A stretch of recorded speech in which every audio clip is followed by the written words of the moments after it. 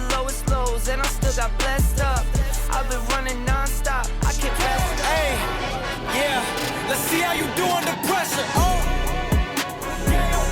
Hey, let's see how you do under pressure. Give them a name to remember. Hey, a moment can live on forever.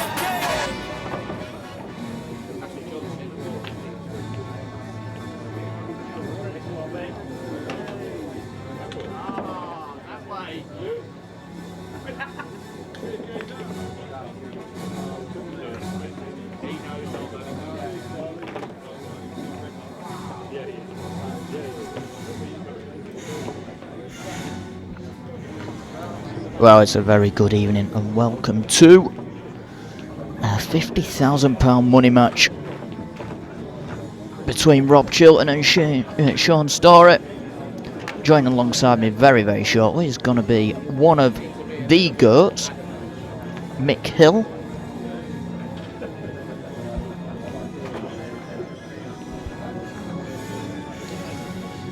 Seen at the minute, it's just a bit of practice. I'll certainly be wanting to hope that Orridge is going to be racking the balls up better than that one.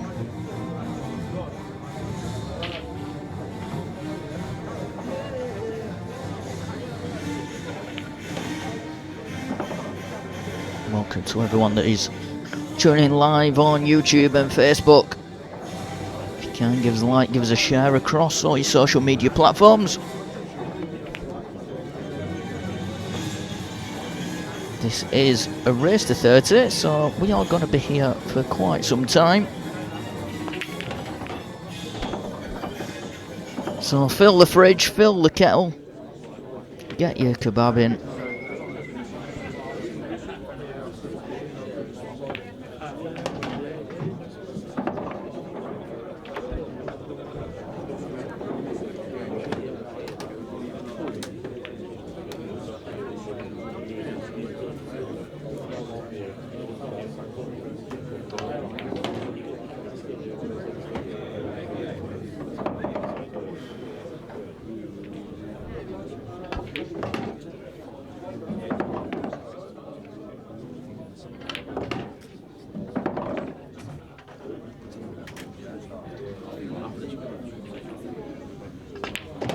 And as Rob plays out this practice frame, just want to thank Q Sport Hub for partnering up with us on this broadcast.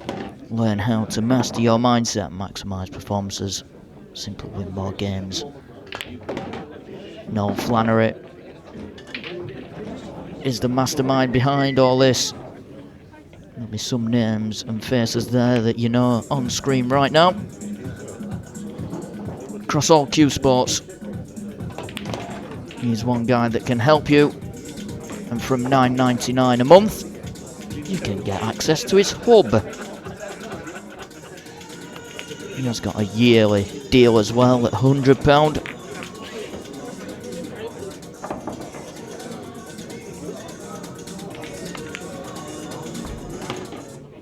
And I'm on the journey too with Noel.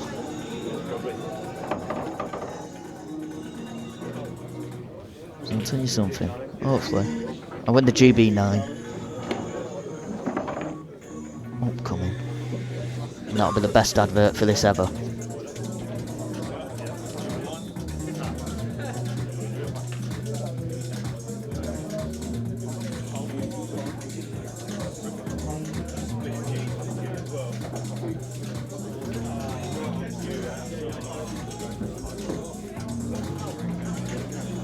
Just so you know that you don't have to listen to my dulcet tones all night. As I mentioned, Mick Hill will be joining in commentary, so will Jaden Billingham. And someone from the Spots and Stripes family that has come up to watch this match, Joe Nolte, is around and said that he will join us in the booth.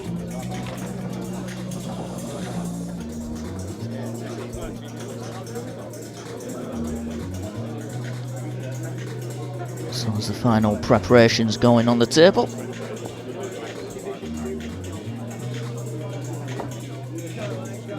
And Chris who's turned in from owner to DJ, preps his iPad. Hopefully remembers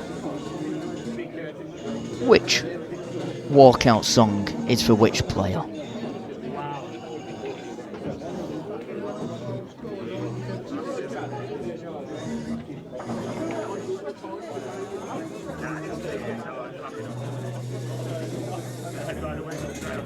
I'll wait for all this. Put your comments. Who you think's going to take home the £50,000? Rob Chilton, Shaun Storry. We are live from Paco's Sports Bar in Blackheath, just outside Birmingham.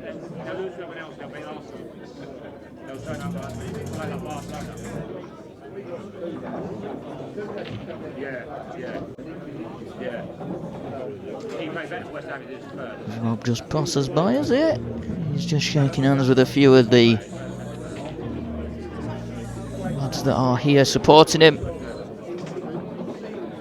A few have travelled up for Shaun as well. It's always nice to see a healthy crowd in the venue.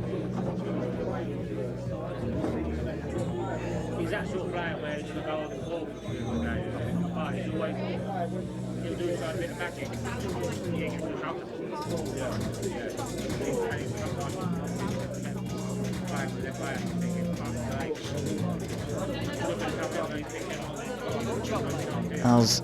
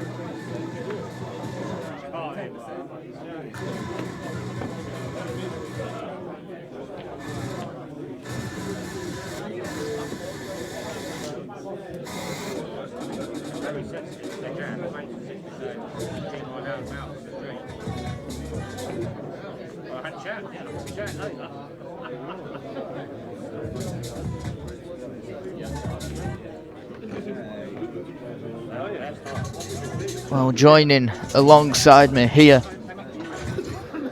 is a GOAT of the game, as I mentioned earlier. Michael Hill is in the building. and he's joining straight into the hot seat on the commentary box. Alright, welcome guys. Just put it up to the actual look. There we go. Okay. Don't worry about the Guinness getting onto It's all a the. bit new to me, this.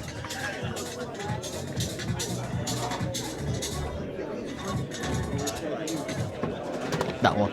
That's the live screen. That's the preview.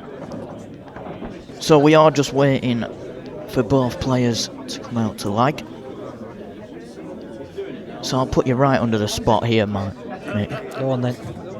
Score prediction from the get-go. I do think the start is important.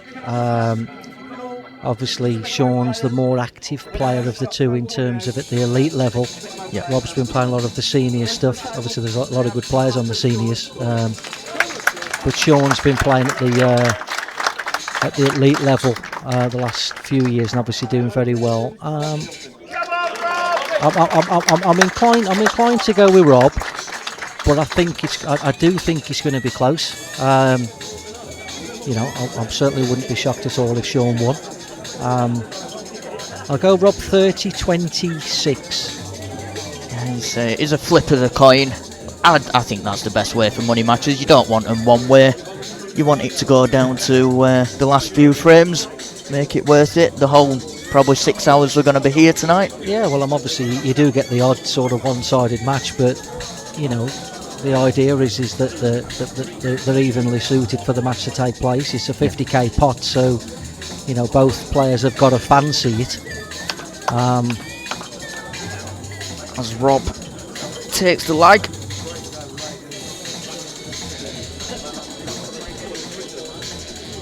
But first time I've done the commentary on the cloth. First time I've done the commentary with the balls. So I'm told that the cloth's beautiful. Rob's been telling me that he likes the new balls and stuff. So yeah, so the equipment in use here at Paco's in Blackheath. We are playing on a Supreme winner. It's the Ultimate Pool CPBA teal cloth, and we are using the new Ultimate Pool Dynaspheres,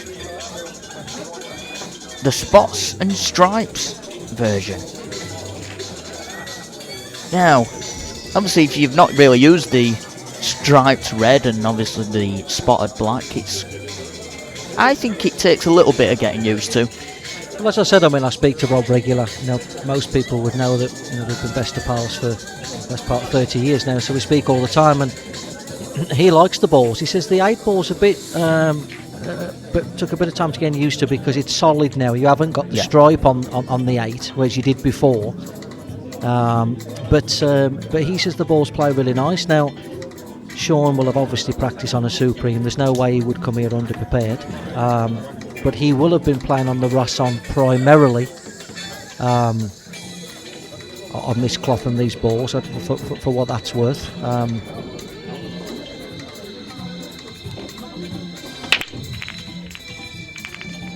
Alright, good strike.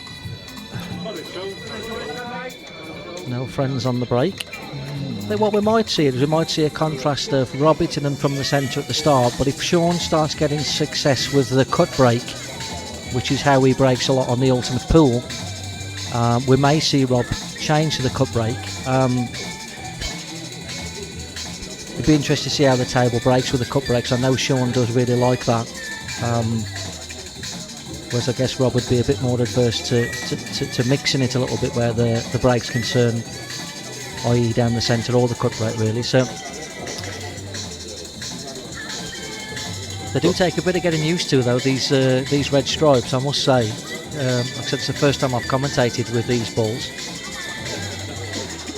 I think it's one of them when we've used Pro Cups for maybe decades now, you used to seeing a stripe, but seeing it on the red, and I think it's quite a thin stripe really for the red. Yeah, I see what you're saying. So Shaun's played the red.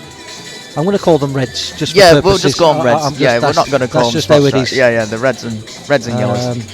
So Shaun was trying to hit the 8 ball there, I think. Not 100% sure, but just going back to the breaks that you mentioned, Nick, Shaun's Shaun was been in here for a few hours now, and probably for the first hour or so, it was the cut break that he was just practicing. It's just got a bit quiet in here, hasn't it? Yeah. Charlotte didn't Yeah, couldn't hear us at the table. You had a pin drop now. So he had been practicing for a while now. Mixed success. There was absolutely some went, some didn't. Trying them from different positions on the break line. And I thought it's quite nice to see a player take his time practicing a break. Oh yeah, I mean, look, if ever you're around the American pool scene, those top guys, all they do is practice their break. They understand how important it is. At 8-ball, or English 8-ball as we like to call it, I don't think it's practiced enough, to be honest. But just back to the game here, so Shaun could have dropped that in and then played the plant and developed the awkward one. I think he still can, but it's more of a stun shot now as opposed to a natural, so he could lose the ball that he's playing. Now played it nicely. Nicely played shot. Big key now does the 8-ball pass bottom left, otherwise he's just got to mind his work with the 2 in the middle to come across for the 8-ball in the bottom right. A good shot, good start here from Shaun. Looks very confident, looks very kind of assured around the table.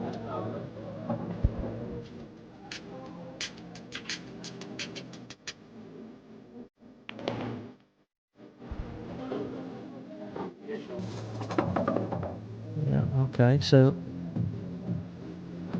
drop the one in nearest to the pocket, looks to be the plan. And then pop the one into the top left and stun over, is it? That's what he's looking at. Not sure if that was his intention originally, or whether he was going to play both balls in the middle and just stun over, but good enough. So in coaching terms here, it's everything for too far, nothing for short. Yep. Impressive start here.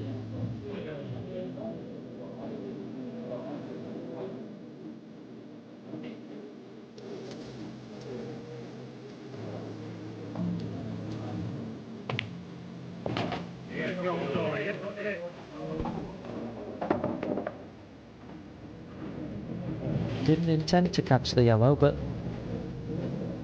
good enough.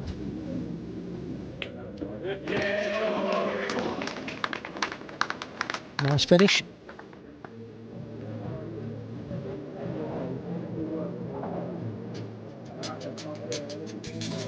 So first frame on the board for Shaun. We have got one prediction in. 30-28 to Shaun on YouTube. So anyone else wants to throw in their predictions? I am going to zoom that in. That's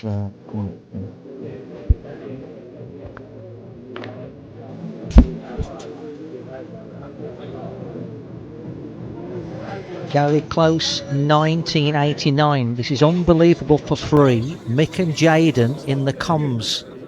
Well, you can always throw a donation in, Gary. We're having a few Guinnesses today. So if you'd like to ring through to the club, Mr. Chris Southall will put a few Guinnesses on the tab for me. Just ring up and quote Hill 20. Hill Guinness. Hill Guinness 20. And we'll see if we can get through 20 of them. Okay, so Shaun's lining up down the centre. I said predominantly known for his cut break, so as you say, that hour or so just having a sort of a break in practice done him some good. It's funny that red that went bottom right. That was what was happening in the practice. It was always one to the bottom right. Yeah. if he can't see the yellow bottom right, which I don't think he can count himself a touch unfortunate there, because all the reds was tracking towards the top and they looked like they were going to be, well, for want of a better word, drop-ins, but I don't know whether the red in the middle of the back rail as we look, can make a plant onto the one near the pocket.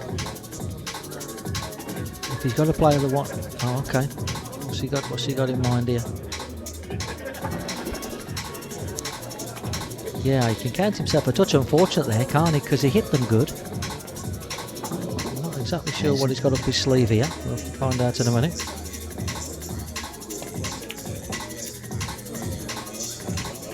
Right, okay. Good shot. That tells me that those two top right are very awkward then, because he wouldn't have played that otherwise.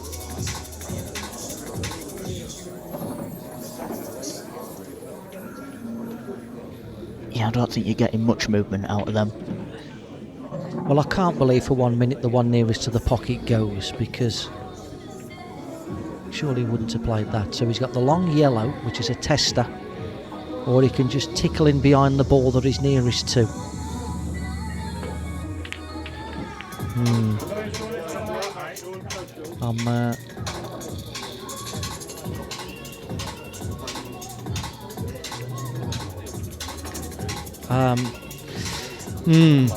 Okay. I'm not disagreeing with the shot, but if that was me after 1-0 down, not quite settled, I would have been tucking in behind the red at the top there and just worked my way into the frame. But he felt like he wanted to have a dip, and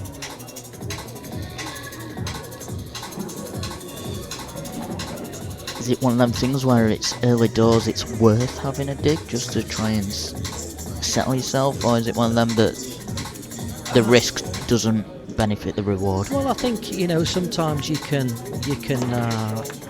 certainly from the commentary box you can make a call of a shot, but you don't know how the player's feeling. Only the player knows how he's feeling. As I said, personally, I do feel like if it was me, I would have just trundled in and just played my way in. But he obviously liked it. He obviously fancied it. Otherwise, he wouldn't have played it. So I have to say though, at first glance, the cloth looks beautiful. I haven't. I may have played exhibition on the cloth, but certainly not new. Certainly not brand new like this, or as good as new. And the cloth looks beautiful. It's only been on for a few weeks apparently, so it's going to be as close to new as possible. I think it's nice having it on for a few weeks. It lets that original slide come out a bit. Yeah, especially the cushions. Yeah, especially the cushions. The cloth you can deal with, because we're used to playing on responsive cloth all the time. But sometimes the cushions can play a little bit sort of funky, like skiddy and a bit dead. You'd have to say it's a good start. He's come out the blocks here. He's come out sharp, and just got to mind his work a little bit. He doesn't really want to be short here.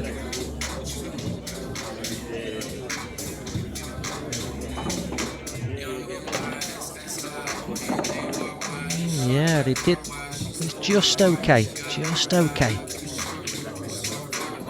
I mean, in all honesty, he could have overhit that.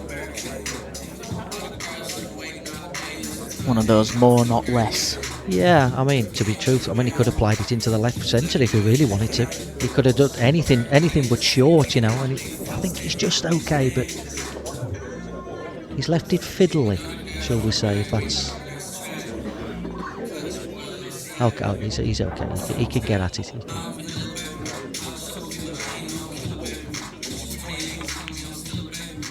Well, there you go. There you go. That's one for the error category. Well, if he had that line, why has he not played into the red?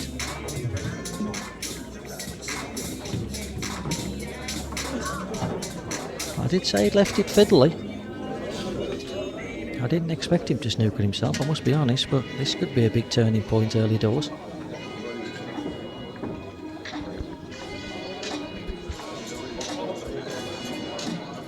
Looks like we've got some of your fans in the house. Big Mickey Hill in comms, let's go. And that ain't no problem for 203. What a username that is. Beautiful. We've made it. There it is. Good shot.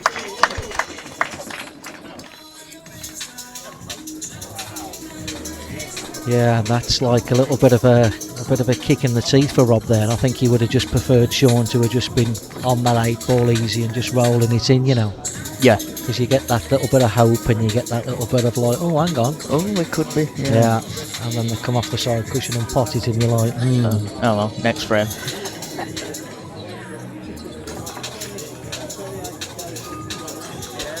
Now, I've just noticed Rob's got AirPods in. I wonder what he's listening to. Yeah, I have no idea what he's listening to. He did say to me a few days ago though he felt like he'd had not earache, but like, you know, like when you go on an aeroplane and your ears don't pop. Yes. Yeah. And he said he felt like he had a little bit of that going on, so he was going to play with the AirPods. But so if it's any of the new Gen AirPods, then probably playing with noise cancelling, and well, he's took one out there. I know I'm focusing too much on his AirPods, but it's... he took an out. Okay. Yeah. But I find it fascinating when people do bring in things like this, you know. Well, I've known him for 29 years, and I've never seen him play with AirPods in. So it's new for you then. So no answer for it. I don't know what you want to make of that. Andy Bell, Mick was in Carlisle a few weeks ago. I was actually, yeah, it was November. I had a really good night up there. It was a great turnout. Got made to make very welcome. Me and Phil Kirkman.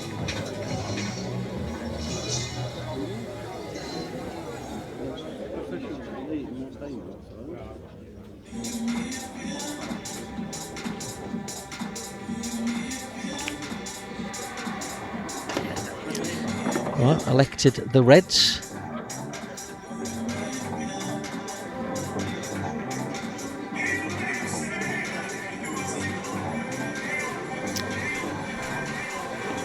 So, a couple of ways he could play this. He's going to play the red in the left centre, of course. He could play full ball into the yellow and bump the red, or he could bypass the yellow and nudge straight into the red.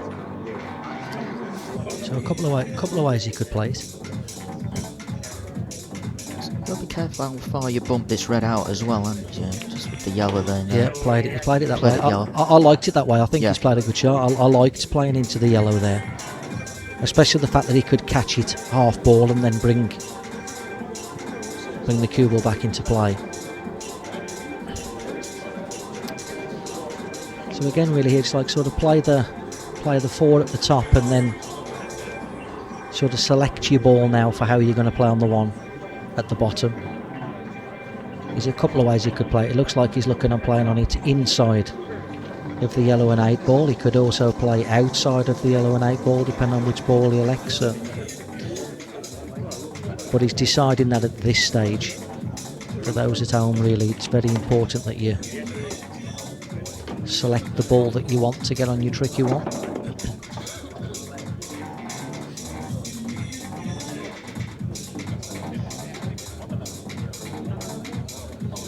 It looks very sharp.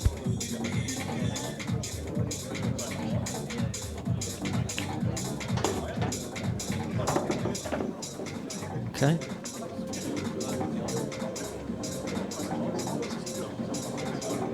So he's looking to play high on the bottom one after playing this one. Probably play it with just a little flick of left hand side.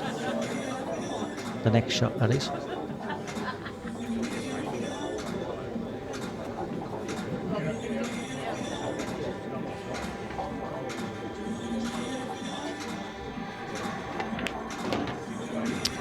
He's a hair short there. Yes, he can still get there, but he's got to stun this now, which is a little bit more fiddly than if he was a bit higher on this. He could have just played it with a flick with side. He's still trying to play with a flick with side. Looks like he's got enough angle. Yeah, he could get there. Wants to watch out for the side. Nice shot. And he's left a nice angle Yeah, here just to roll it through. The cloth is so responsive that you can get so much out the cue ball. Because it looked like he was a hair sort of flat on that, to be quite honest, and he got so much out the cue ball.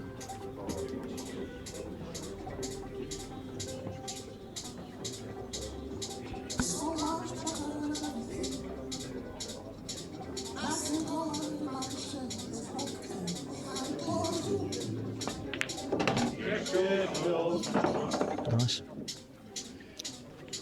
You'd have to say it's a fabulous start. A simple black into the middle for 3. For 3 quick fire frames on the board. Very good.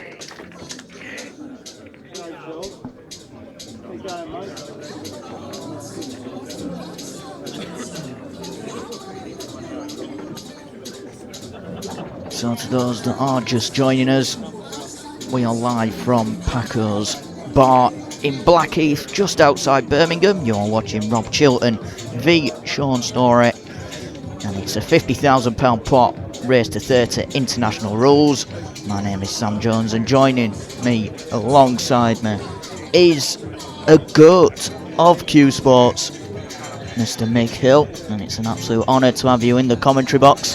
Thank you very much, sir. Firepool 999. Mick, get yourselves down to Legends in Braintree, Essex on a Thursday night. 24 runners and a chance of a break and dish prize. Not a bad way to get some advertisement there for Legends in Braintree. I'll see you next Thursday.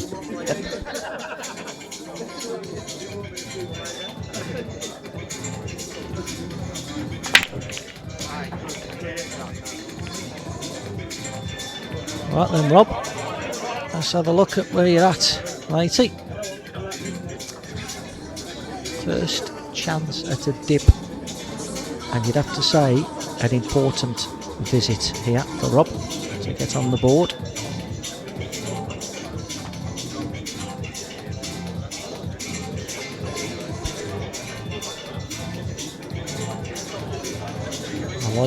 I like the reds here. Can you get to the one below the 8 ball first? Well, there's your answer. Yes.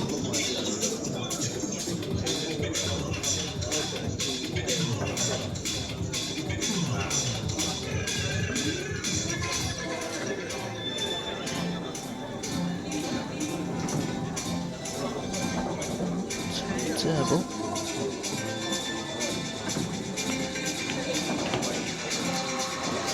Right, and I think that's the first ball he's potted, is it? In fourth frame. Unless I've missed something.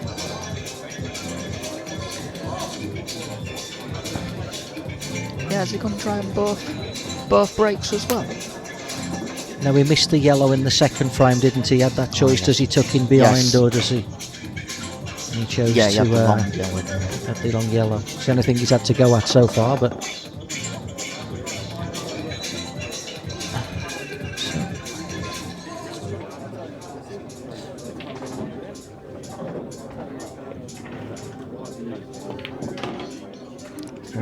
Easy. Pierce. Now, Satnav. Quite what he was looking for.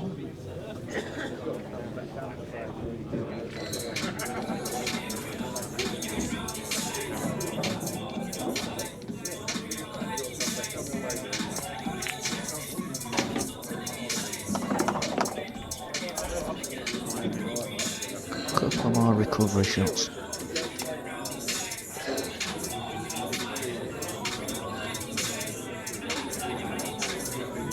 Yeah, just.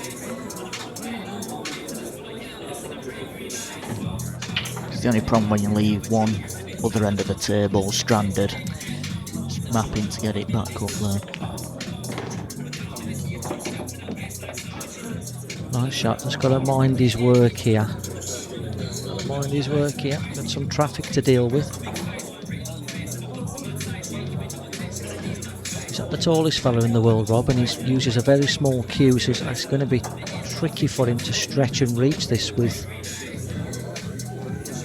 the control he would have liked, I feel.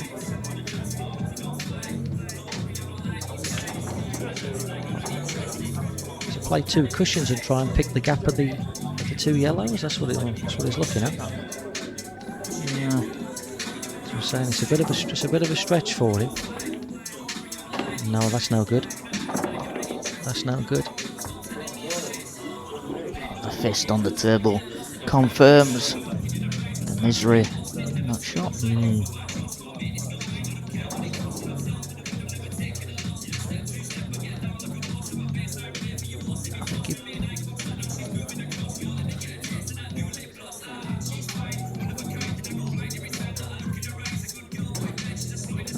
I think he chose a bit of a kind of a tricky way to execute that, though. I understand he wanted to play like a nice, precise precision shot, but I feel like if he comes round the table there with a bit more speed, he's almost cursed to hit one of those yellows full ball and snooker himself. Yep. Like, I'd like to have seen him play with a bit more pace to get a bit closer. That's a foul. International rules are in play here. So cushion needs to be in contact after every shot.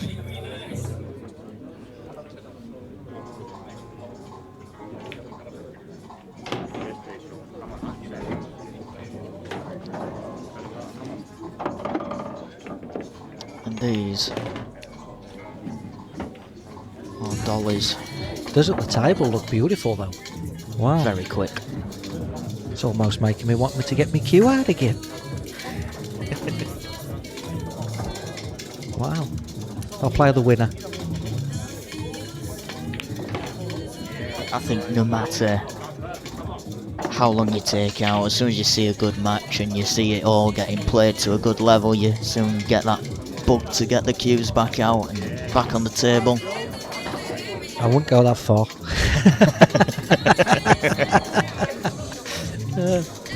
I enjoy the commentary though. If there's any commentary jobs going, bit better than your hourly rate though, I must add.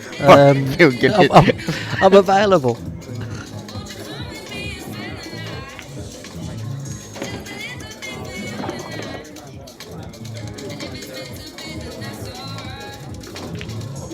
Yeah, as expected, he's taken them out for a 4-0 lead. Credit to Shaun Storry.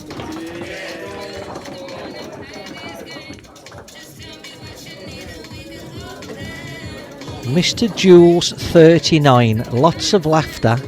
That's actually Mick's old table. Well, yes and no. It was actually my brother's table, but I was actually playing on it a lot at the time because I was playing the Ultimate Pool. So I was going around there a couple of times a week and giving my brother a knock in Wolverhampton. He had it in his flat. So yeah, my brother actually owned the table, but yet I was using it to play while I was playing the Ultimate Pool. And he was going overseas, so I helped him sell it, and Chris bought it. There's a story with that. Is it your signature that's on the table? I saw a little scribble, bottom left, top left. That is my scribble. Yeah, I did an exhibition at the other club before he moved premises. Yeah. So yeah, that is my scribble. Bottom left on the screen as well. We'll get a little close up of it at some point. Just behind the Rob Chilton 50k pot sign. Is that me? Is it? 19th of the 10th. Oh, it is for people at home to see. 2000 I think that's 2024. It's rubbed off.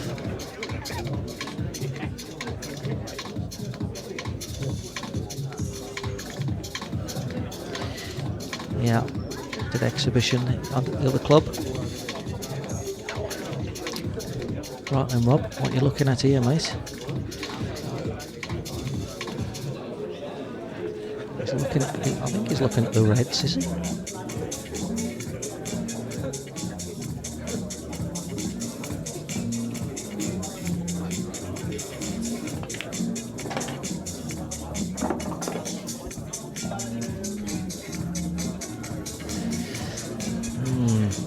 Just a little bit of a sigh there from Rob, a little bit careless.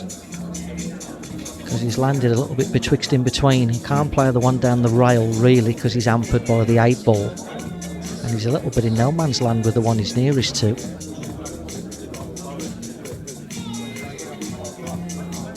He's not settled yet because his cue ball's a bit loose. And a shot like this is not one where you're going to be wanting that. Yeah. The white ball's just lap at God's really. Yeah, and truth be told, the one that he's nearest to wasn't really the ball to be playing on. It was the one up the side rail next. It was the one next to the 8 ball's your friend. It's a ball that can be used. So playing that one and then the one up the rail next, you had to play a shot to get from the one by the yellow across the table. So I don't, he didn't really sort of commit to playing a positional shot there, really, in all honesty. Yeah, you see he's in no man's land now.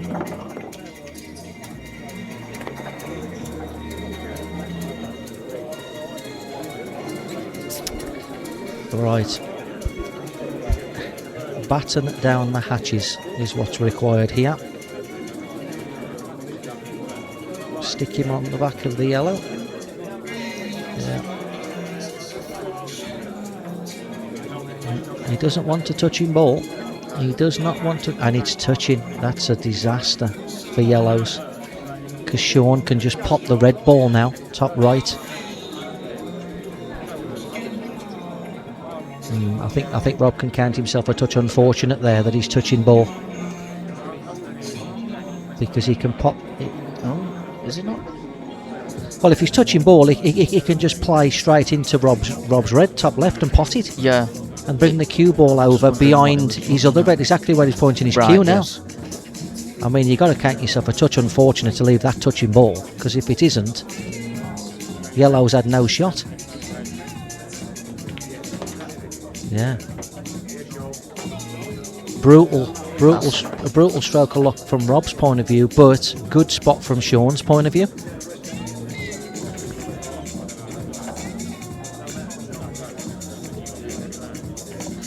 Andy Bell 6-4-5-2. What's the point of the numbers on these balls? Well, Andy, I was thinking that myself. I did think from a commentary point of view it would be a big help, but to be quite honest, you can't really see them. So we're back to the gibberish of top left, top right, one over the middle, one down the bottom left caper, unfortunately. Well, I do have a telestrator, so if you want to start drawing on the table, you but I did think the numbers would be such a big help because yes. I was a big advocate for having the numbers on the balls from a commentary point of view, so we can actually state the number, obviously, as opposed to. But yeah, kind of see where you're going with that, Andy, to be honest. Well, a red rolled around the right middle, didn't drop. Right, we're staring 5-0 in the face here. Now, at what point does the scoreline start playing into heads? Oh, it's already started. Yeah. Oh, without a doubt, it's already started. You know, in Rob's defence, he hasn't had much to go at. No, he certainly hasn't. He had something to go at there, but he's had something to go at 4-0 down. You know.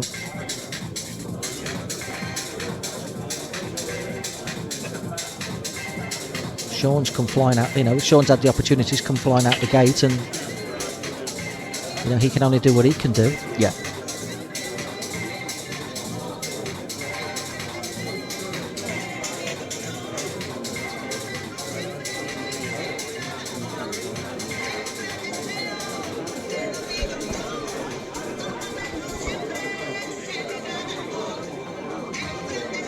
One thing I'll say about Shaun, and it's not a big criticism. I don't like to sit in the commentary box and criticise people or anything, but if he could just get his patterns just a hair tighter and his cue ball a hair tighter. You see, like this situation here, it's Look at this fresh delivery. you know, you often see with Shaun that he's got the intelligence and he's very smart in terms of rerouting. You know, but if the cue ball was a hair tighter in the first place, you wouldn't have to do it. You know, we've got a little bit of a situation here where there's going to be again, you know, in truth, like that ball that's at the top there, it's okay, but he will have known himself it should have gone. Yes, it so should still be on the like table. I said, I'm not here to criticise people or anything like that, but if I did have something to add value, if he was ever interested, I do think his cue ball could be a little bit tighter and his patterns a little bit tighter. Because of course he's the type of player that's played at the ultimate pool and he's looking to improve and kick on. Yeah. You know, so it doesn't always highlight in a match, but it highlights over a season or a couple of seasons, you know.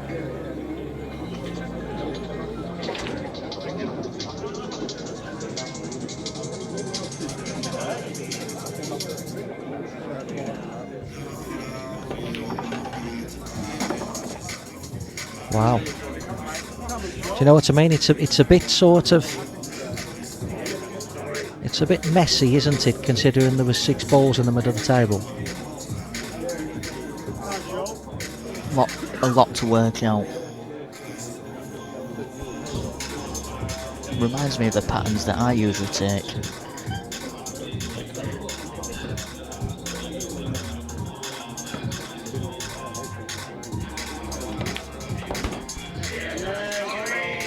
But as long as you pot them all.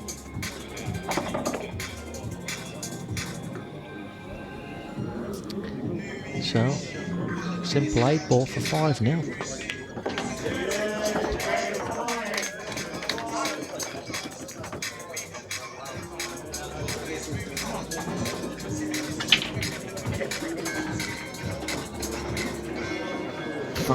On the board. There was a couple of comments on Facebook about another match that's ongoing currently.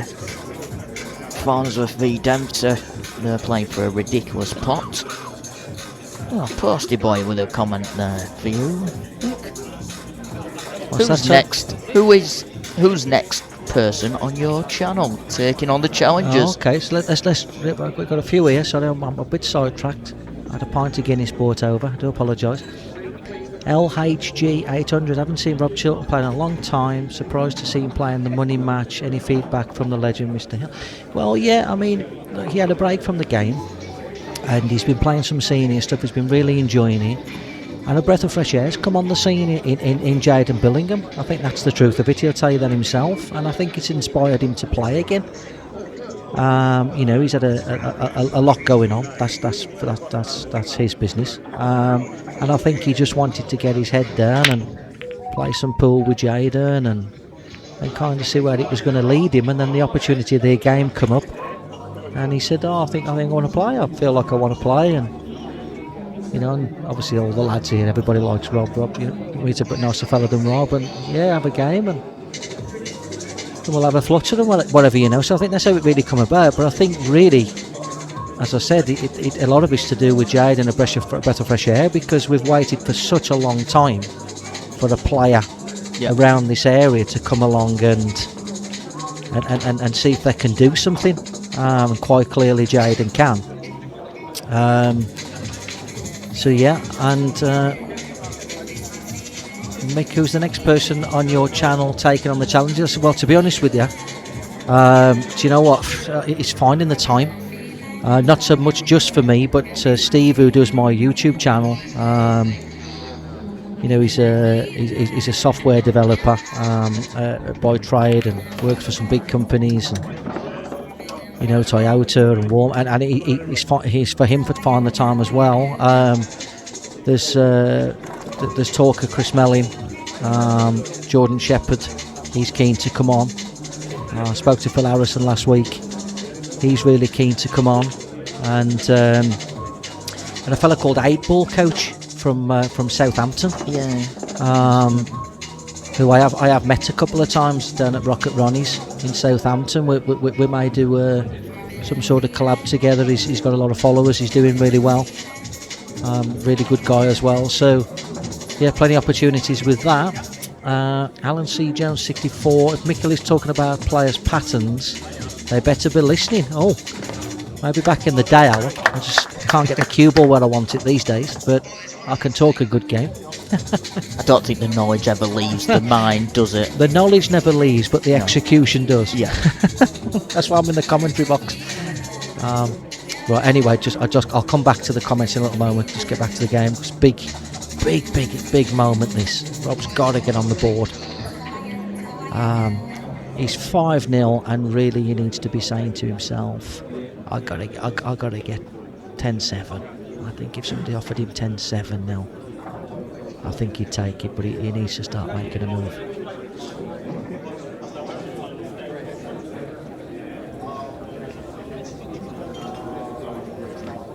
So he could really do a winning 7-5 from here, really, to get back in the match.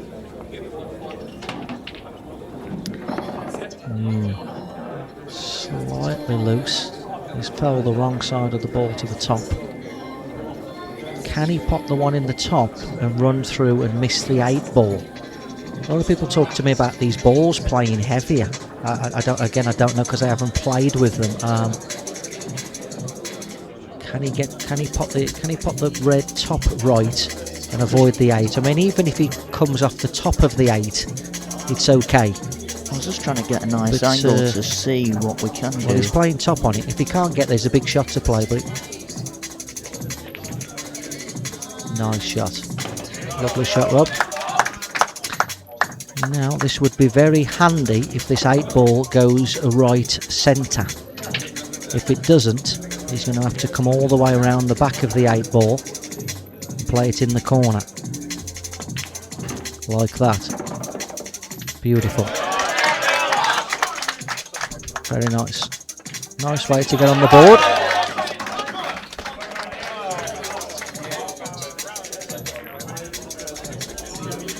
It's a bit more like it. So, as I said, if I was in Rob's corner here, I would be saying aim for 10-7. If there's a break after 15 frames, I'd be aiming for sort of a 9-6 and go to the bathroom and wash your face. I was going to ask Orridge, see where we're playing a break to. I'll have to find out again. Beaver Boy, I have a set of these balls and they're superb, but the red dots on the Pro Cup show the spin a lot better. Okay. Aidan Britton, let's go Shaun. Phil, VK5VI, evening Michael, evening mate. Arfan Dad Pool, who is currently in Qingquan-do, ready for the Duya Chinese 9 ball. Trust Michael's process. That's a bit of an in-running joke there, guys. I won't bore you with it. Anyway, Arfan, get to sleep because it's after midnight there. Sack this first to third. Money matches with the 2 cue ball challenge. Oh, did you like that one, Post? Did you like it? Yeah. Steve actually come up with that. I can't take credit for that.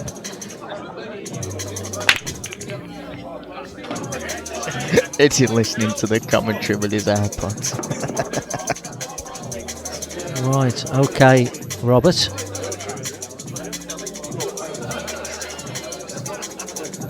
Yellows look rather inviting.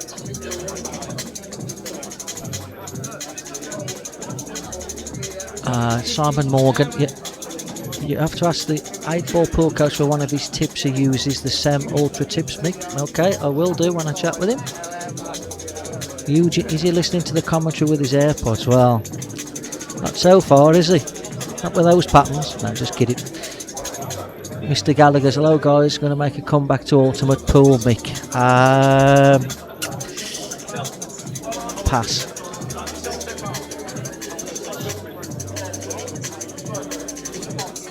They should be gone at this level. Yeah, I agree. They should.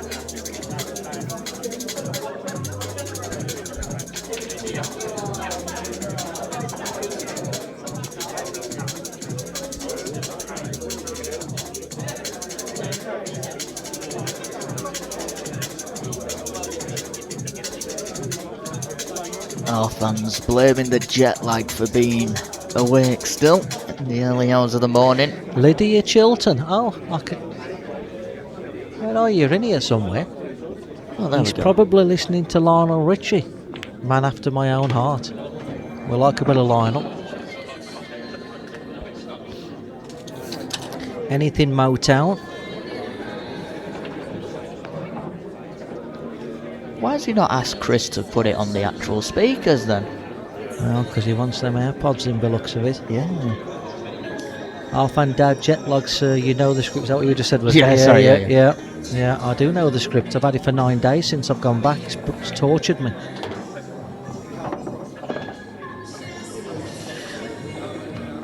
Right, okay. What's the plan here for the yellow that's next to the red ball? Can he pop the one top right now and come across and just nudge it? You want the red here though, really, Rob. You want to nudge the red here, not the yellow, really. Just like that old fruit. Nice shot.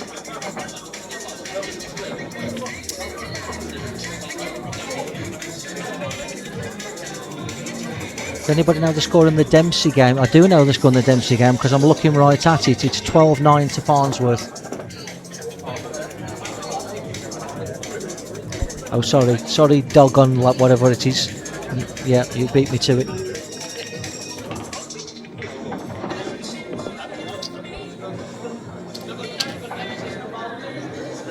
Beaver Boy 58, Michael VJ and Billingham. Come on, don't be getting the youngster into games like that. Not if you're his friend. Oh dear.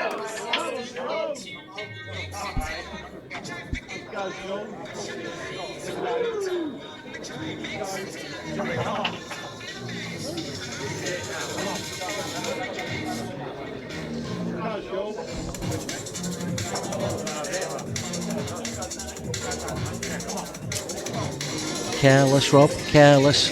Took it for granted.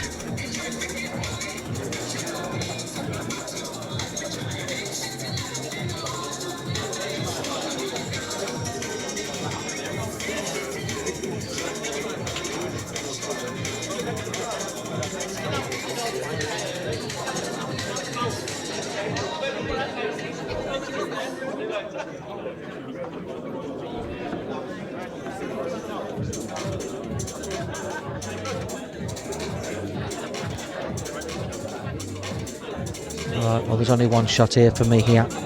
Top right hand corner. Just run the ball through. I think Shaun's having a dip.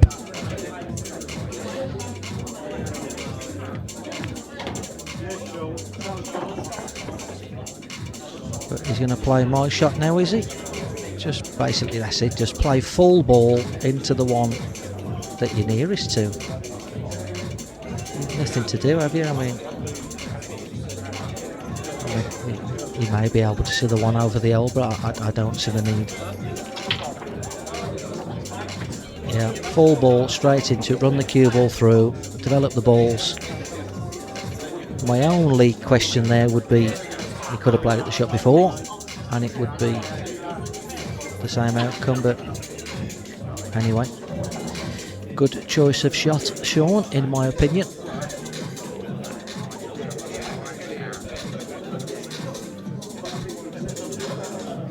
How you doing, Mick lad? Don't seem like 5 minutes I was picking you up to go league pull. Have I rubbed the Ace? Why aren't you here? We're having a couple of Guinnesses, Ace. Get Sally to drop it off. Come on.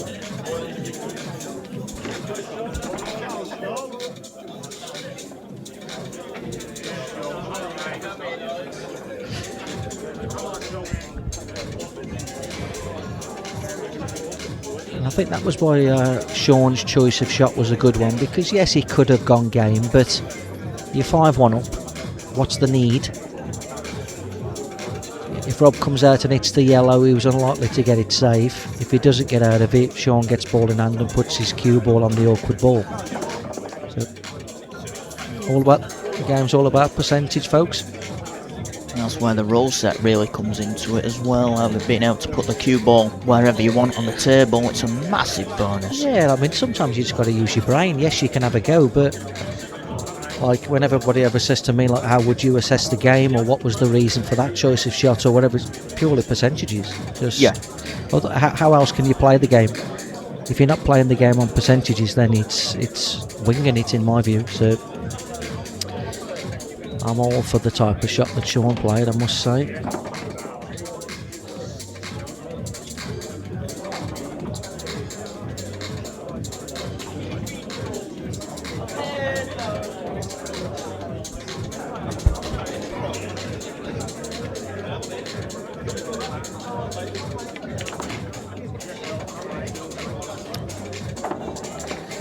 Well, this is 6-1, I can assure you of that. I'll go back to the YouTube, try and entertain you a little bit while Shaun rolls these in. Last money game I seen Rob play was v Sheppey, not overall finish, ready crowd. Yeah, but that's money matches, you know. It's like, you know, like I've been best friends with Rob for 30 years. I'm very, very good friends with Jordan these days, and Rob wouldn't begrudge Jordan the result. He gets what's going on. It is what it is. Mr. Jules 39. It was a great night when you came down to Paco's meet. Chris was telling me he virtually had to kick you out at about 4 a.m. You were enjoying reminiscing. I was, yeah. There was a few lads turned up. Used to play in the snooker leagues when I was a kid before I moved up to Leeds. And yeah, I was enjoying it. Yeah, I did enjoy it. Maria turned up. Maria Catalano, famously Ronnie O'Sullivan's cousin, and we were reminiscing about the old days when we used to practice some snooker and that in Dudley when I was in my mid-teens. That was a good night. Yeah, I enjoyed it. Trips down memory lane, you can't beat them at times. Yeah, and to be honest, a lot of these nights are like this for me. You know, obviously I want to come and see Rob win. You know, that goes without saying, but I wouldn't be unfair to Shaun either if I'm commentating. But you know, I'm looking around and there's a lot of old faces in here for me that I haven't seen for a long time, because I moved up to Leeds in 2001. I was up there till 2020. Then we had COVID. And then I started playing Chinese 8-ball, and I don't get to see a lot of these guys, and it's nice to catch up, and you know. So a dry break from Shaun. I'm wondering, I know he's winning the match 6-1, I get it, but I wonder how long Shaun's going to stay with the cut break.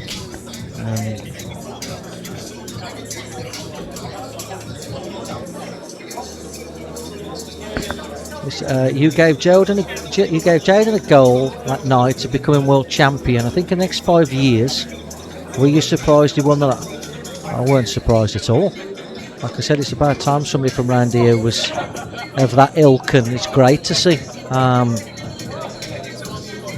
hope he goes on to he can have 5. He's not allowed to win 6.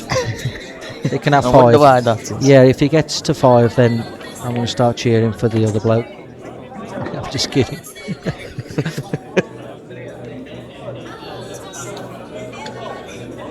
Max Bullock, I remember when you came down to Wellingham with Q Sports. Yeah, well, I've been down there a few times.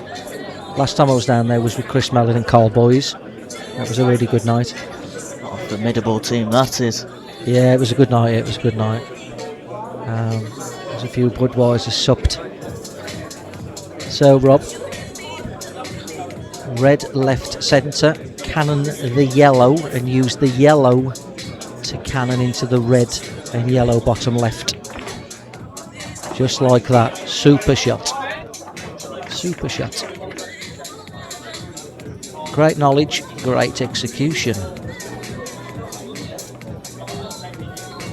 Alright, now you must mind your work, because they're all there for you.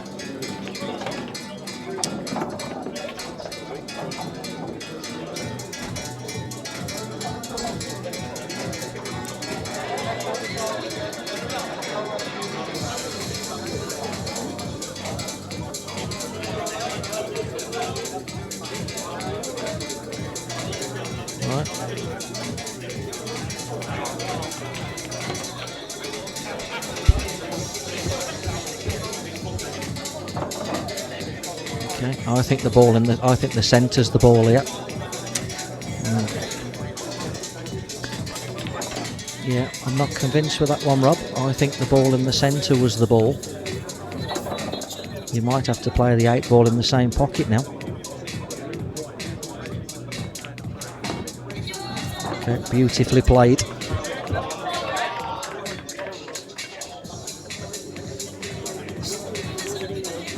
Nice. Okay. Yeah, I still believe the last 2 balls I would have gone the other way, but it's in the tray, so we're 6-2. I've no idea what break we're looking at here. Did you know how many frames we're playing here? I'll try find out. Orange was going to tell me at the start, but I think we just cracked on with it a little bit quicker than we thought. Anyone know how it finished between Mark and Steve? It's still playing. It's still on. Oh yeah, it's well and truly still on. It's 13-9. They're playing first to 30. Yeah, it started at 2 o'clock this afternoon. Yeah, and not the fastest players in the world. No.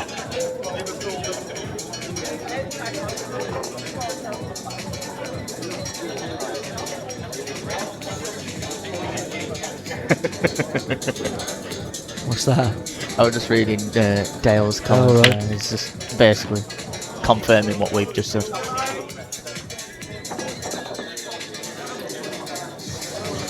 Scratch into the top pocket. International rules is it is behind the line if you scratch on the break as opposed to ball in hand. I think if you jump the cue ball off the table on the break, it's ball in hand. Yep, correct in that one. So, what about ball in hand, cue ball to the right hand side on the bulk line, pop the yellow in the middle, run down and find the gap between the bad yellow and the red. It's an absolute natural angle. You know the interesting, Not the sure. angle that we have here, you see that. Would you actually see that in person? Good question. Don't know. So I often find it, you know, when you're looking at a TV angle, You're right. you see you're right. angles every day But of the week. that yellow left centre with Yeah. the cue ball on the right hand side on the bulk rail is a dead natural to pot and come down and hit the bad yellow and bad red and yellow together. Yeah. And then he's out. But like you say, it's difficult to know whether he sees that at table level. Yeah. I mean, he might be looking to play the yellow in off the yellow. Tough shot, tricky, but it's an option. He might be looking to just pop the yellow into the bottom corner pocket and leave an angle to then play the one near the racking spot to make the breakout. It looks perfect on our screen to pop that in the middle. Doesn't have the natural, but Yeah. it must be a bit lower than the middle to do that.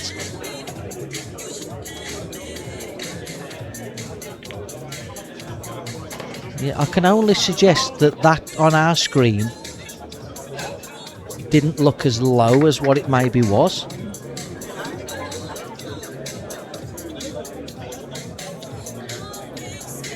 I think Shaun's looking to play this through and play the 3-ball plant. Wow.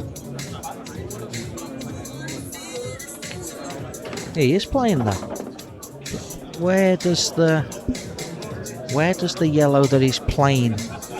Where does that end? What's the guarantee of where that finishes up? Again, we could be. So you're trapping it behind. Well, it is. I mean, he could punch it.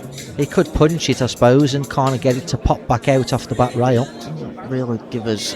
But It looks dead set. Does the red yellow plant? So can you be a bit more forceful? yeah, with I'm looking. Maybe the one that he's playing, he can kind of like punch it, Yeah. kind of off the back cushion and back out again.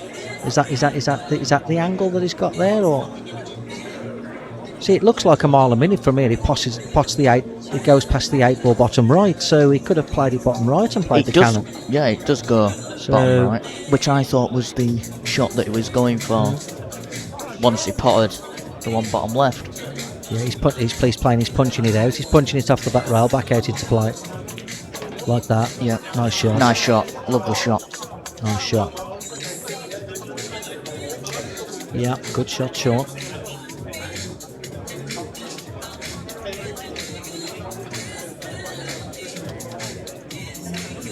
No, guesswork there, Phil. He played it well, didn't he? Is that why you've just retracted your message?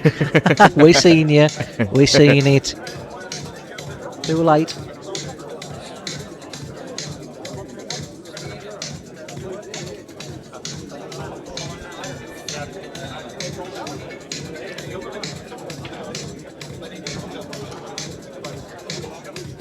So, does he drop this in, play the one down the rail and screw back, or does he go higher than that and does he play the other one and come back over? It's a screw back. Okay. In this instance, it was a bit more of a preference thing, really. Yeah.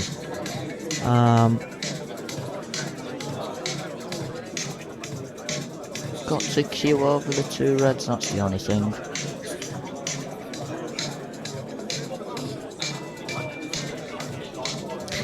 Nothing for short, everything for too far.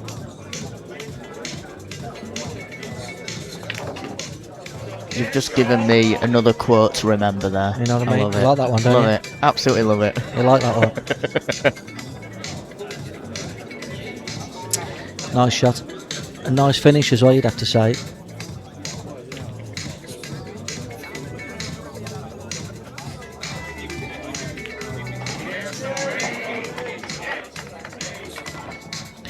(7-2) incoming.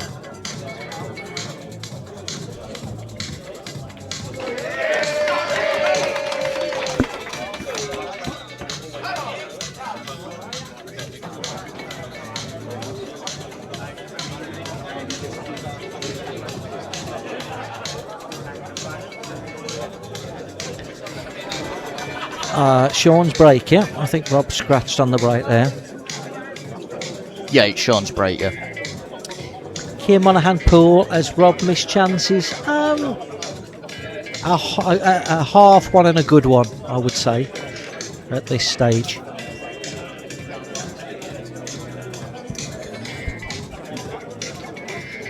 So I thought for the quotes in the commentary world, Phil Yates was one to bring them all out, but you may be bringing a few more out to beat him. We'll see how the nights go. I'll tell you a little story. Phil Yates is from about 2 miles from here. Oh, is it? Phil Yates is from Cradley Heath. Yes, we're in Blackheath. I know you always said that he wasn't far, because when I cover the World Billiards Championships and he comes and commentates at Landywood Snooker Centre for he that. used to live by, I don't know if he still does, Cradley Heath Speedway, which is a couple of miles from him. Another little stat as well was this club was once owned by the 1996 World Champion Greg Farron. This very club. Hands up in the comments if you knew that one. In the 80s, yeah. Maybe the locals might have known. One of the greatest players of all time, Greg. Yeah. So, Shaun has decided he's had enough and he's back to what he knows with the break. And not the worst split in the world.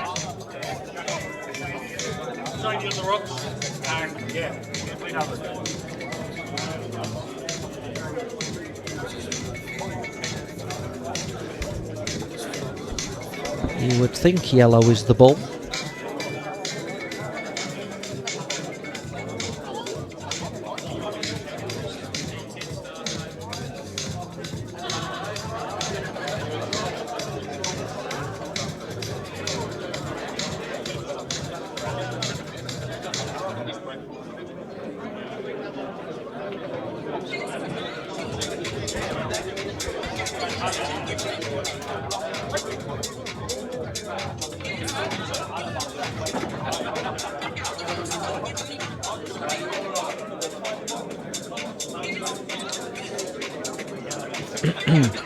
Okay.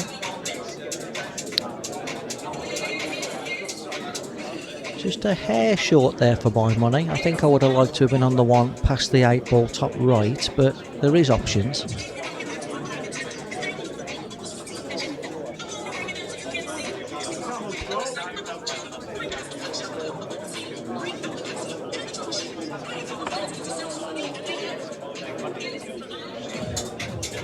Question over on Facebook for yourself, Mick. What do you all think of these new cloths? As I said, mate, you know, I played an exhibition on one, and that's the only real time I've played on it. I mean, on the eye, from what I can see, the way the balls are running, it looks beautiful. And Rob said the same. I mean, usually you can tell the way that the ball runs whether the cloth's good or not. Yeah. Like I said, on the eye, from a commentating point of view, the cloth looks really nice the way the ball's running. But I haven't had the pleasure of playing on it. Is he straight enough on this ball to get through?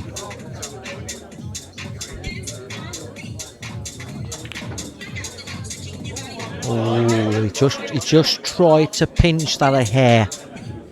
So the reason he missed that wasn't really because he missed it. I know he did miss it, but he was actually trying to pinch it, potting it into the left-hand side of the pocket a hair, I feel.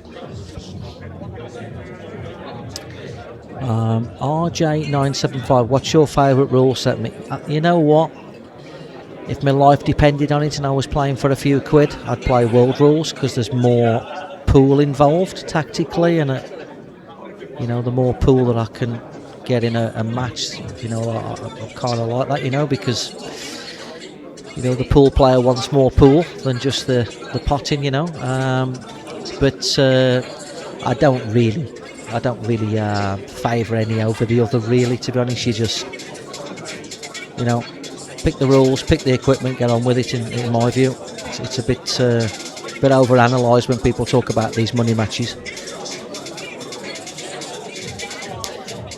Right, Rob, so you've a couple of options here, mate. You've got pop the one in the centre, see if you can make something happen.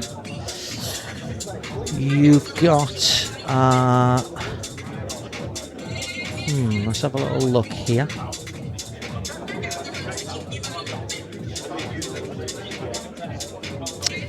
You could play the turnover shot. You could play the red ball on the right hand side as we look, double it onto the yellow over the pocket, and screw the cue ball up towards the yellow pocket. That would be a very nice shot.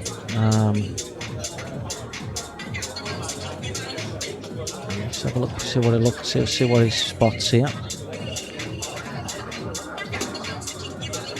Okay, so elected to pot it. I like that. I thought he was a bit thinner on that than it looked. So this is definitely the turnover, and stop the cue ball on the left hand side where the red ball is. I'd be very surprised if he didn't play it. For those that I call it the turnover shot, passover shot, I don't know, whatever you want to call it, but that's what he's playing anyway. There you go.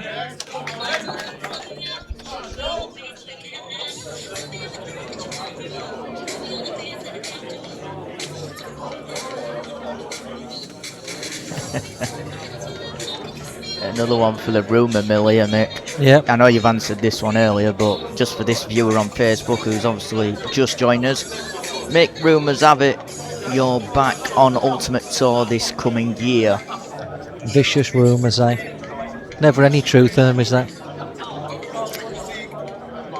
It feels like we're repeating ourselves with a couple of these questions. No, it's okay, because people come in at social media. Yeah, people come in at different stages. I understand that. Oh wow! Down again. Wow, you'd have to. And that yellow goes not to be top left. Not to be hypercritical, but Rob will tell you himself he would be disappointed to have left him even the swerve, really. Would you still consider the Cousins games, Mick, even the form he's in right now? Well, to be honest with you, it wouldn't be so much about the form that he's in right now. It'd be the fact that I haven't played a competitive English pool match for 2.5 years. 3 years come May. Obviously, he's an awesome player, and I would have to put myself back in the thick of it to be playing somebody of his calibre. So, you know, it would be it would be. I'll just go back to the pool. Excellent shot, Shaun. It would really be whether I could commit myself enough to put myself in the thick of it to be playing somebody of his calibre. To be quite honest with you, I've got a lot of respect for him. Mark Berryman, what's your favourite mic, Sapphire or Windmill? Trust you. Not answering that. That's a bar in Thailand, by the way, for those that don't know. Now, can he get this yellow clean? Well, he can certainly flick it in with a bit of right hand side. It's what the other red is doing would be the concern here. He can definitely flick it in with a bit of right. Ooh, he didn't get hold of it though. He didn't get hold of it. So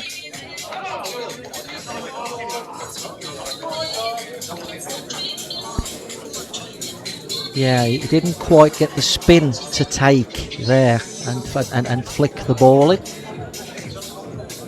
So back to Rob here to see what he can do.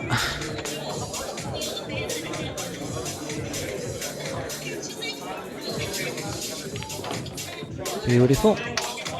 Nicely played. So again, mind your work. You've done the hard work, so you've just got to kind of not do anything silly.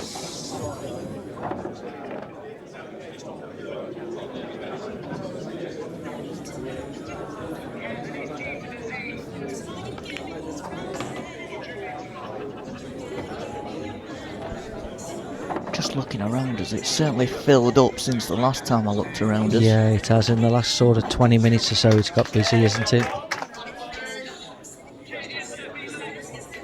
Good shot. So we're 7-3 here.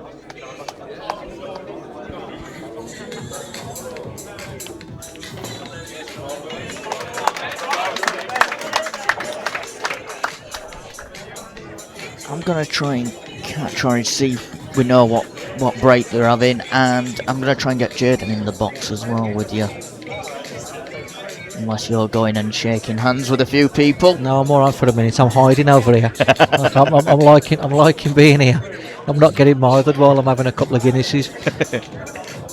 Martin McCarver, the former Darwin Open champion.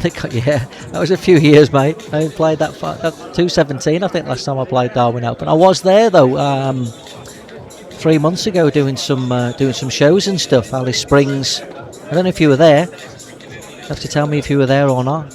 I was in Alice Springs, Tennant, Catherine. I was in Darwin for 3 nights. Yeah. Matt McLean, do you see yourself doing more Q Sports commentary? I'd love to do it. I got offered a job with the Matchroom a few years back, but I was a ambassador for Ultimate Pool, so there was a bit of a conflict of interest. It would have been interesting to see how that would have gone if I'd have done some commentary for Matchroom, because yeah.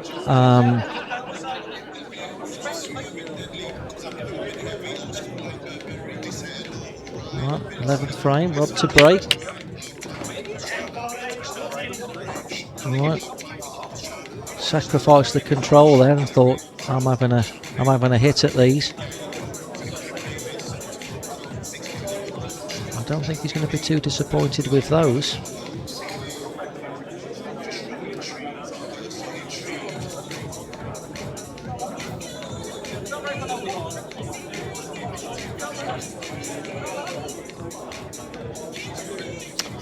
Q Sport Hub, Mick, I see Rob has 2 AirPods. Mate, I'll be honest with you.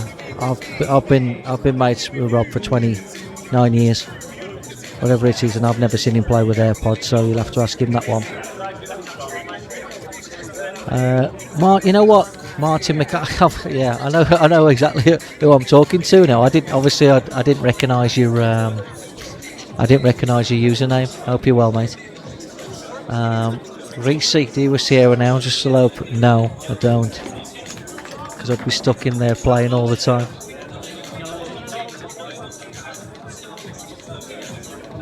I have no idea who Ben Nash and Sam Taverner is, so I'll leave that with you.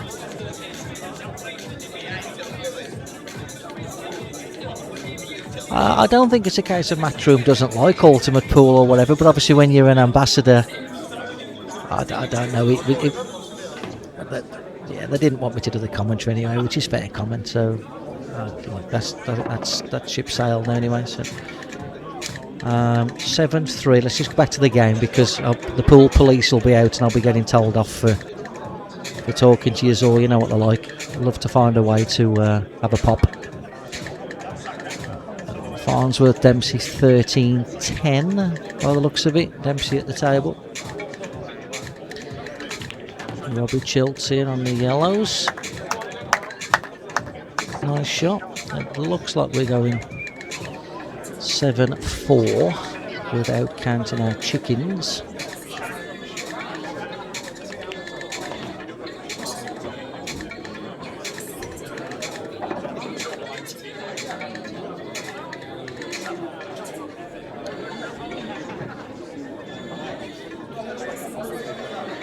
Mick, what year were you at your peak of your powers? Probably 210, I would say. 2010, I guess. When I played Gareth in the final, there was nothing really left for me to kind of want to achieve after that. So I probably switched off a little bit. I've had my moments since then, but probably not really been as sort of into it as such, if that's the right word.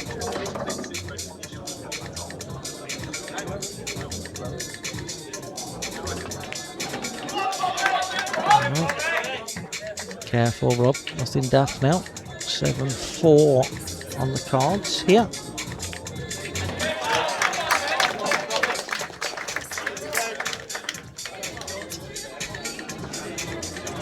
So Mick Hill keeps saying he'd had a few Guinness. Question is, who's buying them? Craig Prince, you little devil.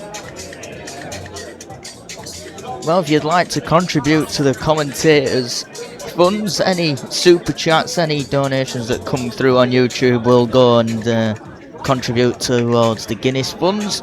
Put Craig Prince down for a tenner. There is a little super chat button where you type. If you press that, it comes up with a few different things. Can you imagine that? Imagine like all the Q&A that they're getting, free coaching and everything else. Imagine if there was a few Guinnesses in the super chat. Surely not. Pool players, never. Well, I have known it when I've covered American Q Sports. Yeah, well, the super chats come flying through. The Americans appreciate, don't they? Yeah, so 15. Sorry. Oh, it's 15. Is it the break? That's what I was about to say a minute 15. ago. We've been told is the break.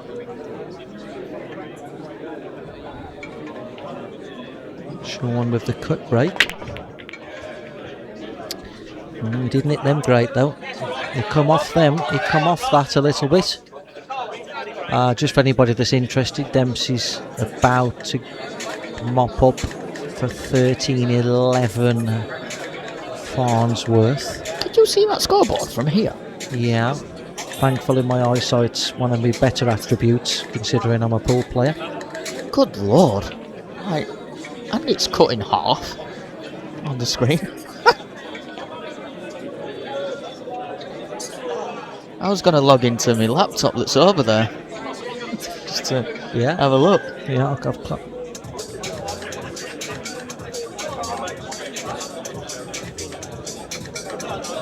So, does the yellow on the left-hand side as we look past the red? So there's a little camera view for you. Simon Morgan. Thank you, buddy. Simon, fair play to you.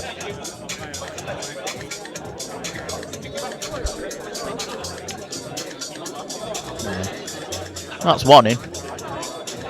Doing well. Yeah, a few more of them super chats, we can make a living out of this. Call us Mr. Beast. Beautiful. Keep them coming. So does the yellow pass? Well, Rob doesn't think it does. He's going reds here. Can we get that camera back up again? Yep, once he's moved out of the way. There you go.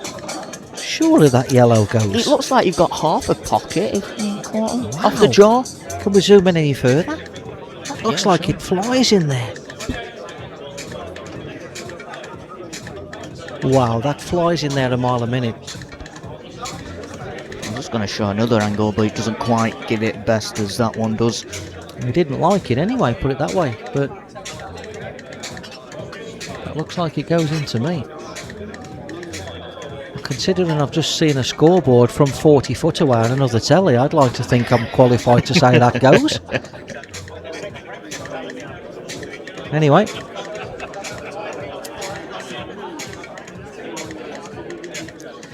Big frame this. Big frame.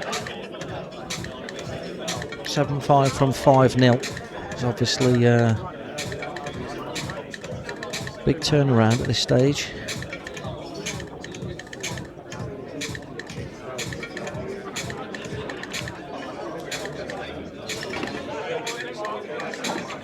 Right, okay, so he's going to play well, there's no numbers on it, but he's going to play the red sort of in the middle of the table and bump the red to the left of it. Wants to catch top side really. Like that, but he caught a bit too top side of it. He did want to catch the top side, but a bit fuller. It's kind of okay, but not.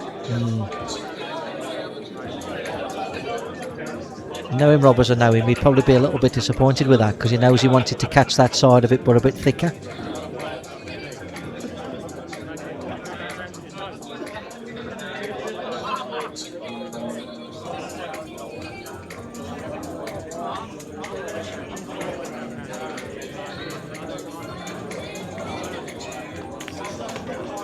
Needs to get off the rail.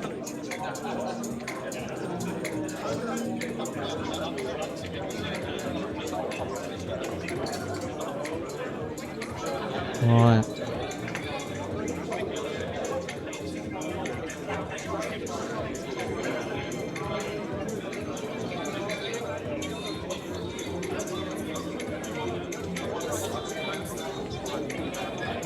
The big question here is not potting the ball. Can he get the correct cannon on the yellow to stay on the other ball?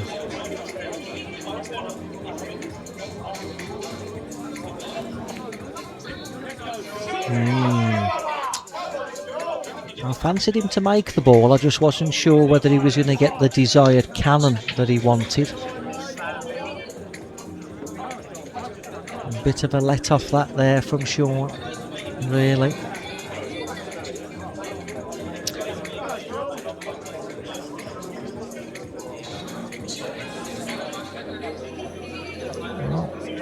Well, in my opinion here, the yellow above the centre pocket on the right hand side, you come off the edge of it and back in behind it again. So you have a yellow on the right hand side just above the centre, off the edge of it and back in behind it. Would be my choice of shot here.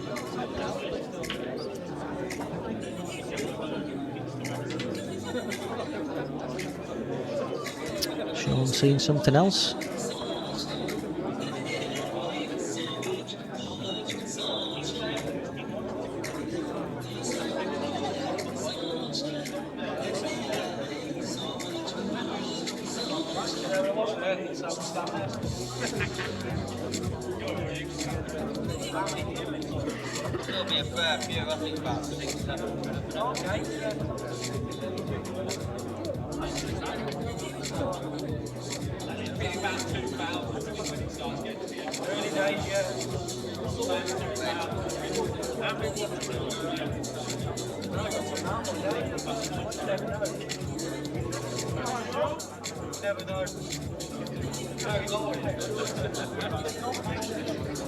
Needs to avoid the. Okay. The shot looked a little bit thinner on the screen, that did. I was just sorting some bits out with the internet and just seeing my friend Daniel Oxtoby. I saw that. Comment. So if he's not attacking here, play the yellow that is nearest to and stun the cue ball in behind the 8 ball is the shot here.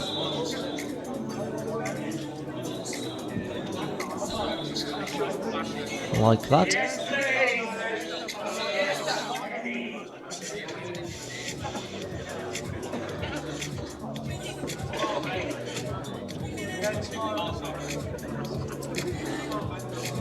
So Robbie gotta make a hit and make something happen here. Just a hit isn't good enough.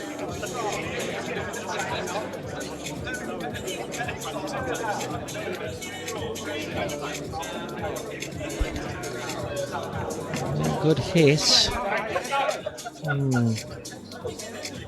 Not bad. Not bad.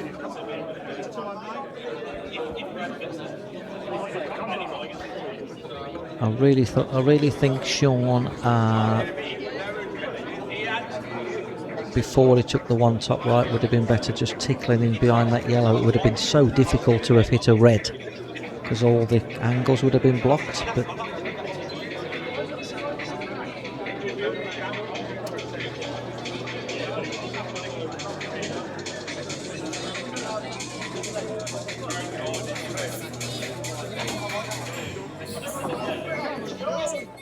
okay, caught that a hair thin because he was definitely playing on the yellow top right, no question. So he's caught that a little bit thin. So it's a reroute or re-route, depending on where you're from.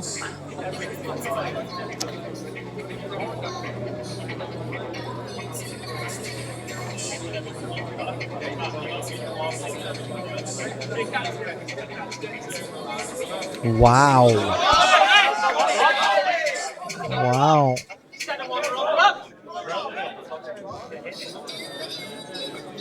Interesting. Big let off here for Reds.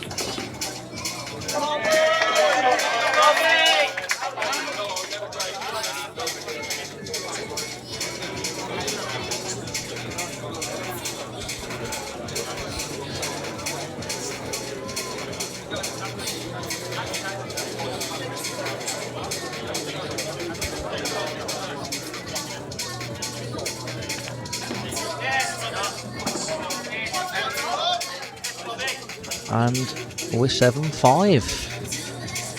Big frame.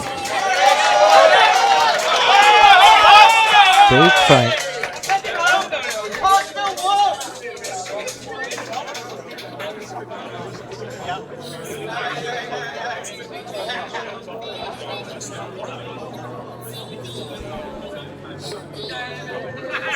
So for those that are joining in right about now, just a reminder, this is Rob Chilton v Shaun, Storry live from Paco's bar in Blackheath, just outside Birmingham.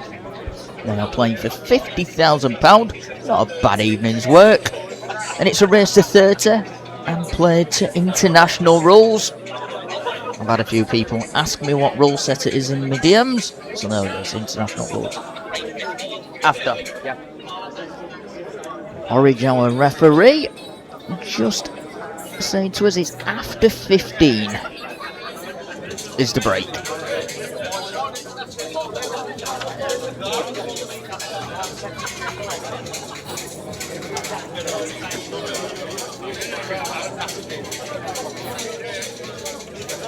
So I'm just doing some mental maths here just to work out when it's going to be.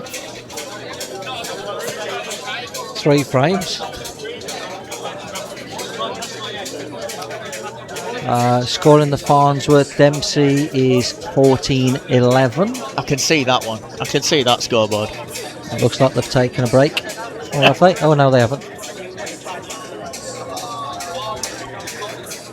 7-5. Rob Chilton to break.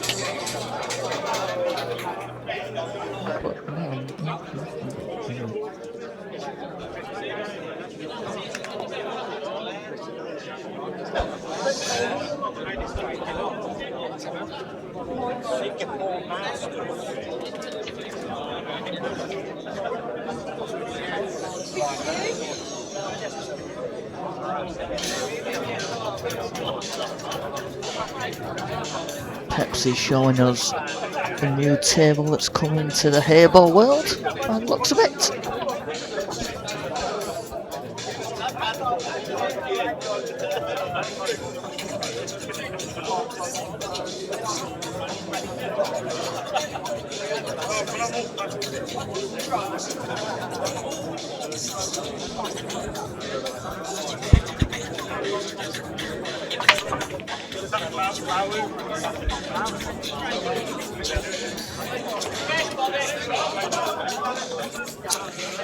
Right, back to the action. Cues, tips and chalk are the boys using. Oh, Simon Morgan, we know the balls, we know the cloth. What cues, tips, chalk are the boys using? Do you know what, Simon? Normally that would get a real, like, no comment. However,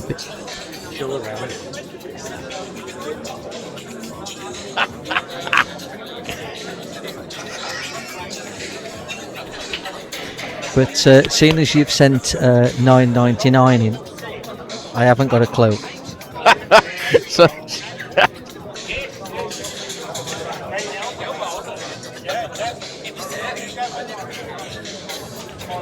I'll try grab them in the break, possibly. So That's one thing I've never really thought about asking the players. yeah, I wonder why. Only kidding, Simon. Right, tactical frame. Well, you don't see this very often at these rules. I would probably tend to favour Rob in a tactical battle, I must say.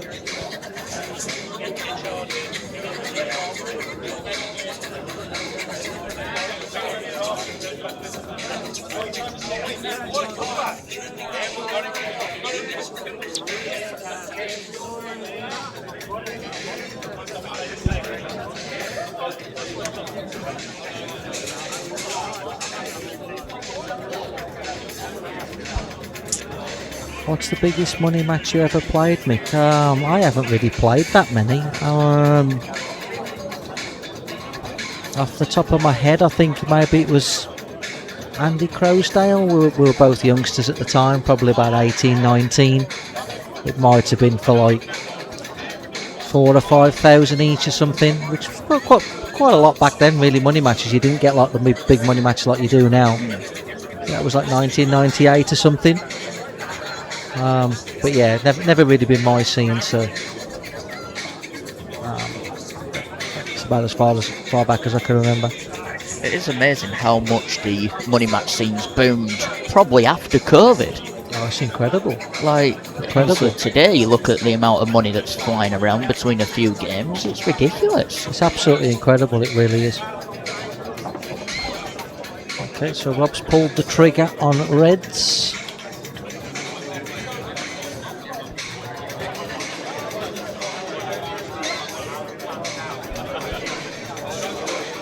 Like you say, I know for the actual amount, the amount that you just said, 2 low-end players would play for that amount, but I would say you just for the so-called inflation of how it's gone.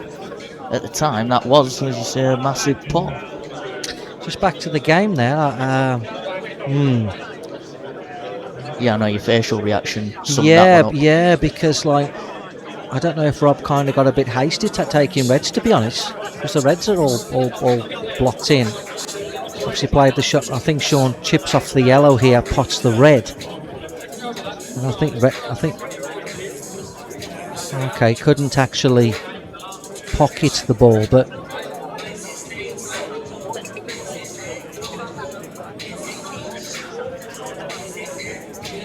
I got to be quite honest. I like yellows here. So I suppose it depends what he does.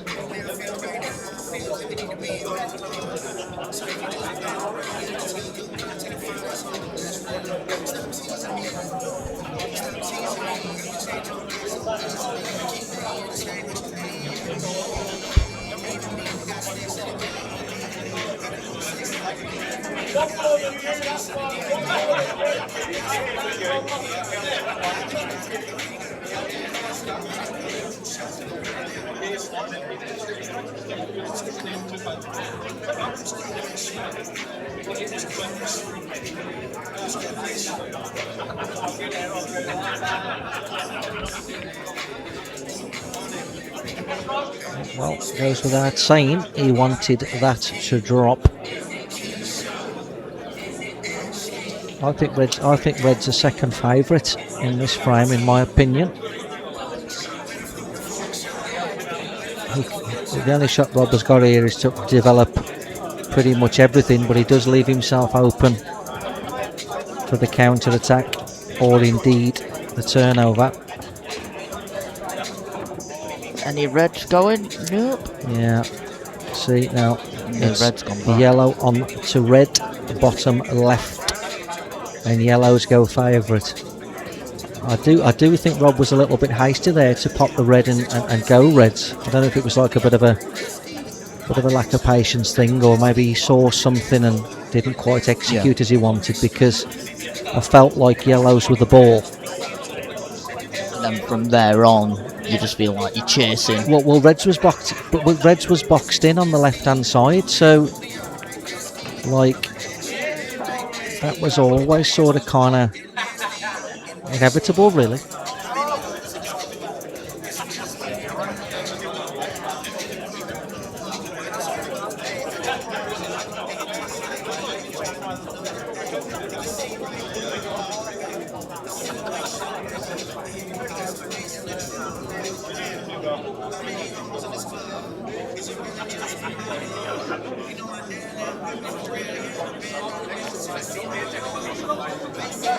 Oh, it's held.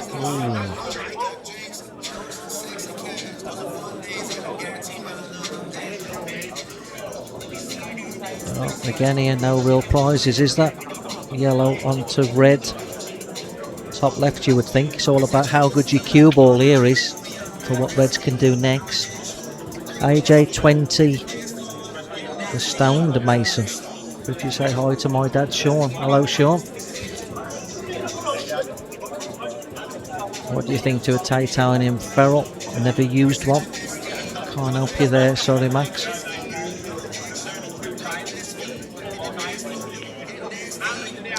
How good is the cue ball? And that is excellent. Another cracking loss of turn shot from Shaun. Very well executed shot.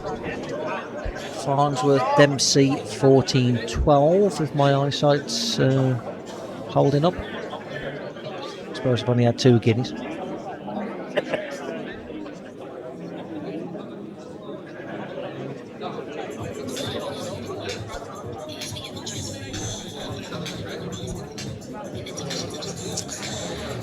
Well, what does Reds play here?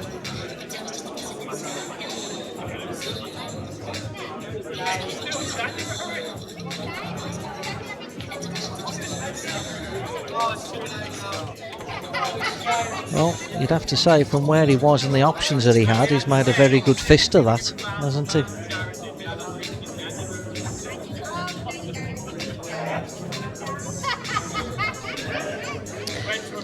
I'll go with one of my outlandish shot choices. Cross double. Plant. Yeah, I think you can keep that one. I mean, it could come... yeah, that's what I like. I like the one on the right-hand side, quarter ball, to try and get in behind the yellow ball, bottom left.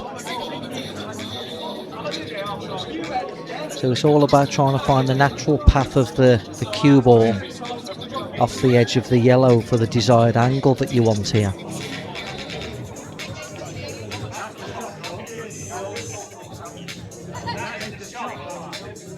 Not bad, not bad.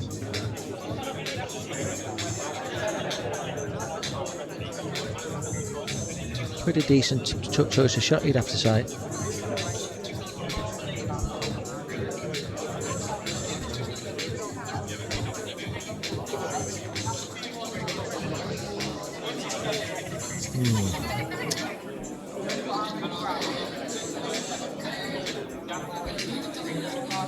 Rob might be forced to have a dip here. He might have to try and get to the left-hand side of the table.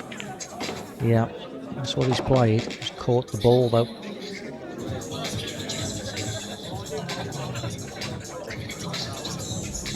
can't do a whole lot from there really, because even if he plays the turnover shot, it's not really much use to him, is it? Because surely he just gets tucked back in. Yeah, that's no use. He just gets tucked in behind it. He knows that, but he knows he didn't really have much of a choice.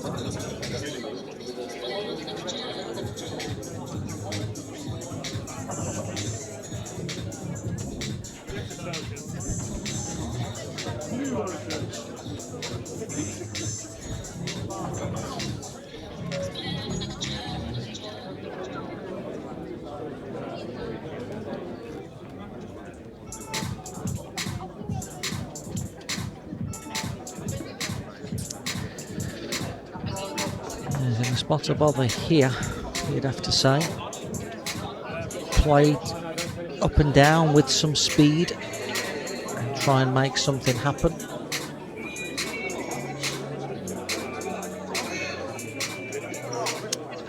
Yeah, we better. And opened up the yellow. Not the result that Rob was looking for there, that's for sure. 8-5 you would think incoming.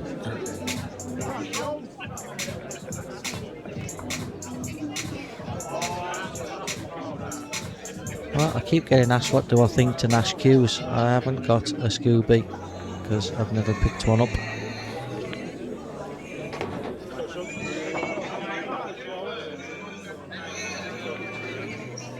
What do I think of Nash Q tips? Can't help you there, sorry. Never used one. 15-12 Farnsworth in the other game for anybody that's bothered.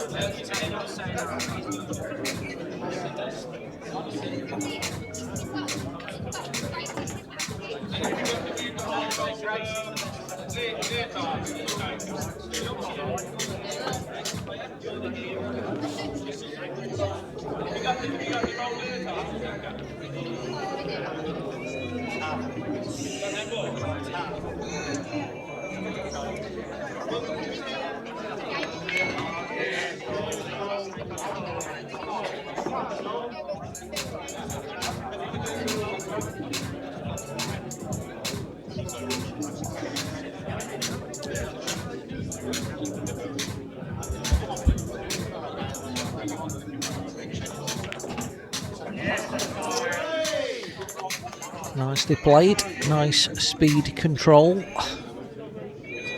for 8-5. 2 to be played before the interval. 9-6 I did say I felt would be Rob's target from 5-0. If Shaun gets out of here 10-5 from 5-0, it was then shared, which Shaun will be pretty happy about, from 7-5. I think both players would take 9-6 at this point.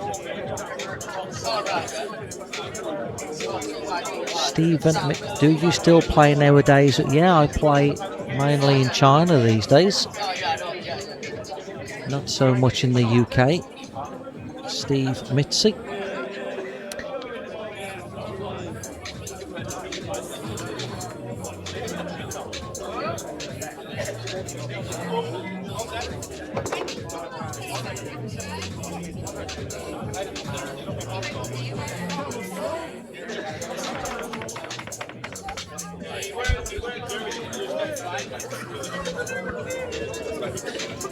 Right, so Shaun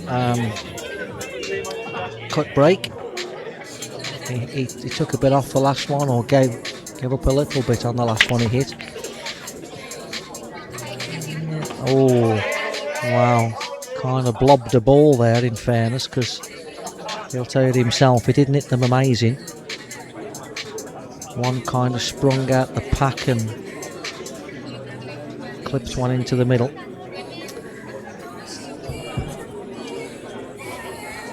Mick, what's your highest snooker break? So I guess in a match, if we're talking, 145 in a match situation.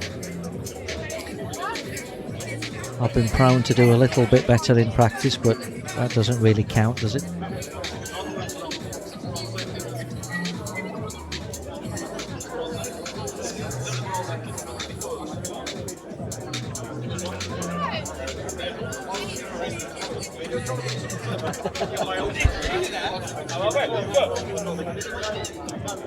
So electing to play the yellows, the one that he's nearest to.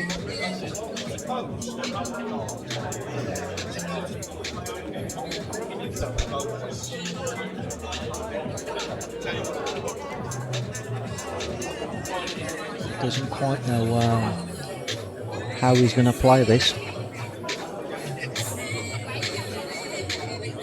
If the balls are close together, you actually play the shot the opposite way to what you would think. So it would be interesting to know how close these balls are together, of whether he could actually play across this ball the other way, strangely enough. And the referee's got to be on his toes here. We don't want no discrepancies here at this stage. Doesn't like it. It looks on the screen like you can get past the 8 ball to play the other. Yeah, this is what I'm saying. Sometimes you can play the ball the opposite way. Does he want to? Can we see if that cue ball? Surely, if it went past the 8 ball to play the yellow in the other centre, he'd be playing it. Sorry, what are you trying to look at? Yeah. Is it? Wow. So he's not playing that, surely. I'll get a right zoom in on it. See what? Maybe not. Is it tied to it? What I'm saying is, when the balls are really close together like that, you play the opposite way. This is going to be a quick. Okay. You can sometimes play the opposite way, but that actually. It didn't look as difficult as. I think Rob's looking a bit perplexed there. Like, was Shaun looking for a trophy for that one? If it was good gamesmanship, I get it. Noddy badge.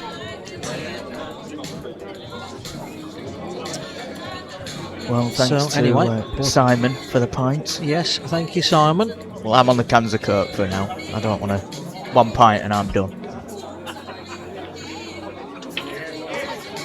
Oh, so that $9.99 covers my 2 pints then? Is that what you mean? At the minute, yeah. Oh right, fantastic. No worries. So any more super chats? It fuels Mikhail to stay on the comms for the duration, doesn't it? Oh, you don't want me involved in this one then, Chris? No worries. I'll go get Sammy. Oh, he's ruined. He's got it on night mode, so that'll be a big blur. Anyway. Dave Stockton, hello mate. Evening Mick, what is your preferred table and cloth combination?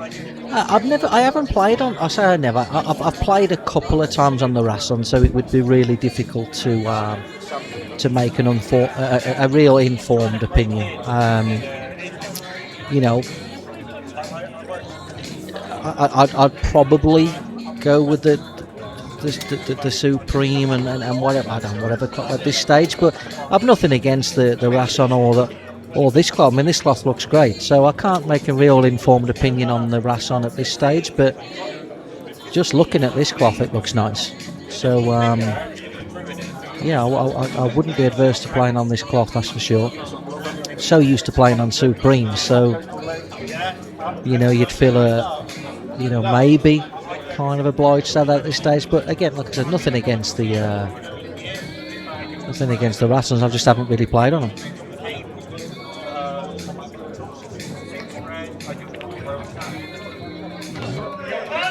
Stroked it nicely. 15-13. Anybody bothered about the Farnsworth Dempsey game?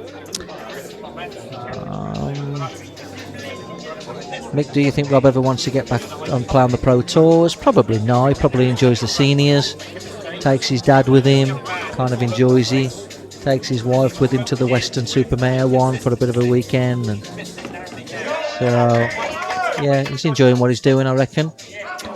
What do you think of highball, Mick? Well, yeah, different class, isn't it? Obviously, prize money, setup, everything else.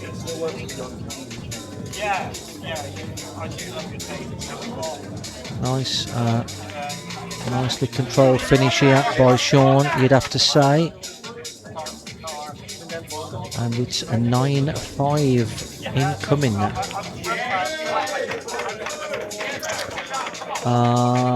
Mick, what match of yours on YouTube would you say is you at your best? Probably me against Gareth Potts 2010 World Final would be one of my best performances, I would think, just because of the standard of player I'm playing against. A couple on there against Cousins, a couple of World Semis, 215 and 217, where I played well. Yeah, probably something like that. Mick, are you likely to play in any Ultimate Pool tournaments in the near future? I wouldn't rule it out. Don't plan to play regularly, but the odd event here and there could be a possible. But I'm actually looking for the commentator's job on the Ultimate Pool, if I'm being honest with you. But that's for them to decide, not me. 9-5, Rob to break. One to the top left, is it? Wow. Just what the doctor ordered to go 9-6. Red balls, you would think. Now, is he brave to play the yellow, the red ball up the rail first, even though he's not on reds until he pots one? Well, you'd have to say it is the shot, but I would understand if he didn't play it.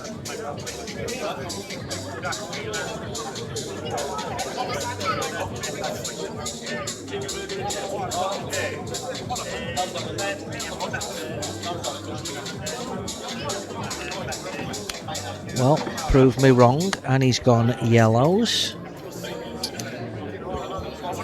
Actually, don't disagree with that on second glance.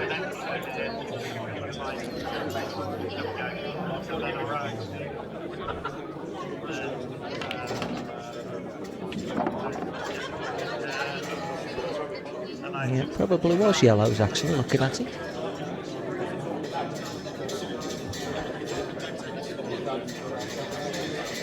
Craig Lakin, does this table play as tight as the old mids? And absolutely nowhere near. How tight was that, by the way? That really did separate the men from the boys, didn't it?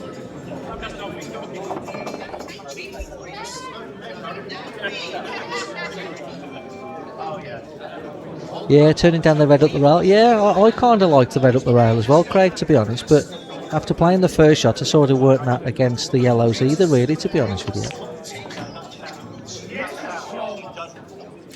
He's ended up making a bit of a mess of these.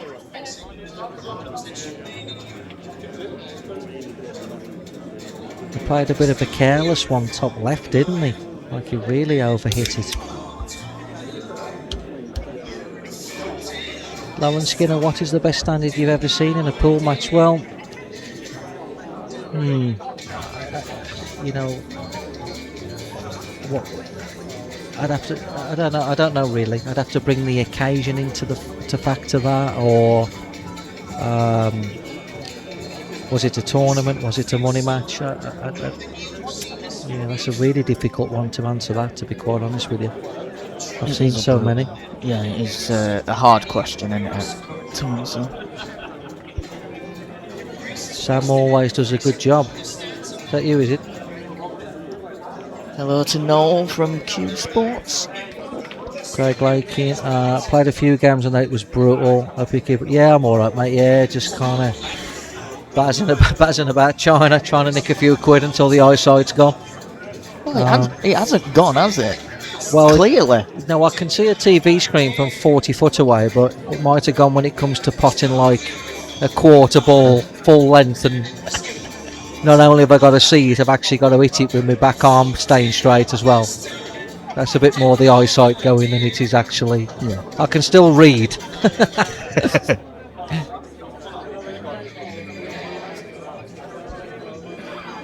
Okay, so it's come off the side cushion and bumped it over. Decent shot, really, you'd have to say.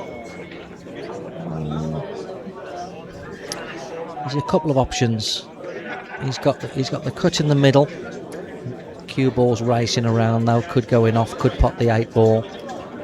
He's got the pot bottom right. He's certainly got that, I can see that. The one in from that on the left hand side, he could play that sort of as full as he can and bump the one over the hole and try and cover the 8 ball with the one he's playing. Yeah, like that. Yeah, that's a good shot, that. That's a good, yeah. It's a good shot, not just the cue ball, but look at where the object ball has gone that he's played to block the 8 ball bottom left. That was not just a good choice, it was well executed as well. Chris Patient, are you at Apple's 50? Maybe, mate, maybe. Got so much going on around that time. If he'd have had it the week before when it was his actual birthday, then yeah, for sure. But with it being the weekend after, maybe, but no guarantees. Kind of makes too much sense having your birthday bash on your birthday.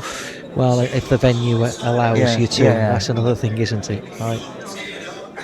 For anybody bothered, Dempsey, Farnsworth 15-14. A bit of a comeback there from Dempsey. I think it was 12-8 at one stage. So what has Robert got here? You see, when you talk about like the rules and stuff like that, this is a little bit of me gripe about it because you've nothing to defend. You can't defend. You can't, like, what's he supposed to do? He can't come cushion first and just bump the yellow over the hole because Shaun pots his ball and then plays the turnover shot. So sometimes you find yourself having a bit of a wing and a prayer when you don't really, like, when you know you've got no hope, you know. So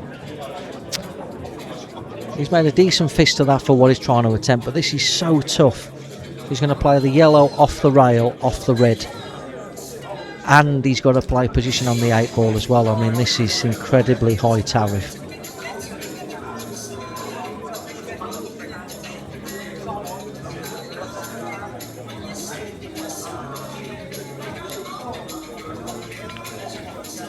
Yeah, nothing easy about that, but it's in play. It's better there than being over the hole, because if he's over the hole, he's dead. You know what I mean? Yeah. It's better that it's not over the hole because now Shaun can't just, pot it effectively.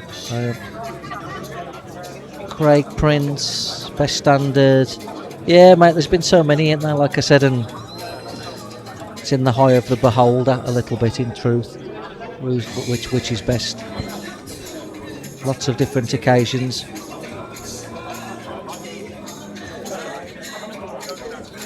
So what does Shaun play here then? What does Shaun play here? Does he play this? Is he potting this? Is he playing it into the yellow to bump the yellow to the middle of the back rail? No, he's... Okay, yeah, not a bad choice of shot, in fairness.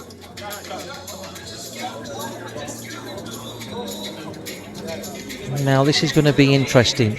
Does he play on the one on the side rail and does he go, or does he play some sort of defensive shot?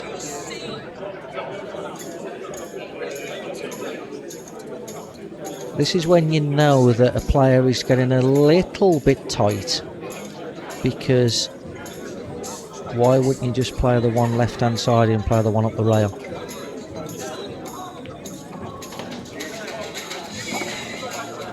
Like he's having a dip here, but he really wants to get on the one on the side rail. Do you know what I mean? That's because it's 9-5.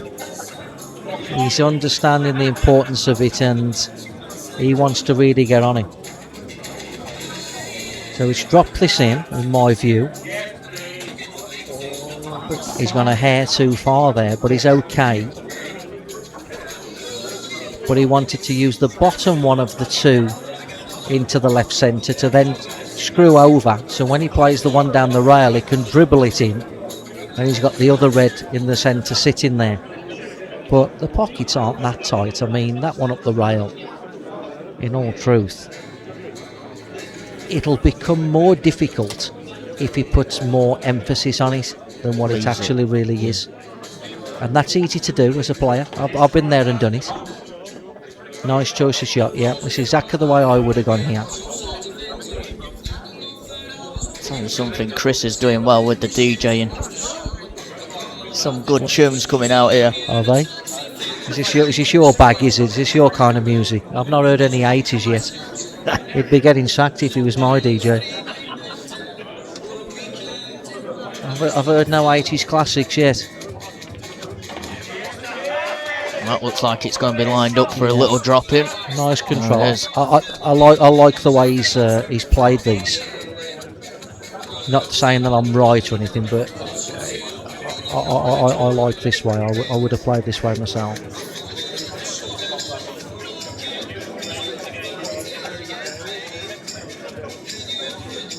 Did you play much against Adam Davies? If so, how did you rate him? Sarah Mart, fantastic player, Adam. Yeah, played him dozens of times in a lot of big matches, and won some, lost some. Yeah, no, always thought Adam was a fantastic player. You won't find many players in my era that wouldn't say any different, to be honest. So nice finish, Shaun, clinically, in fairness to him. 10-5 steadied the ship from his point of view. We will be back shortly after a 5-minute break, and you'll have to listen to me a bit longer. We shall be back soon, folks. In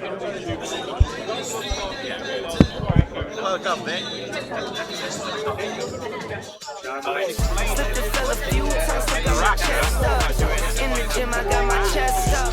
New covers on my toes, I had to check up. Giddy up.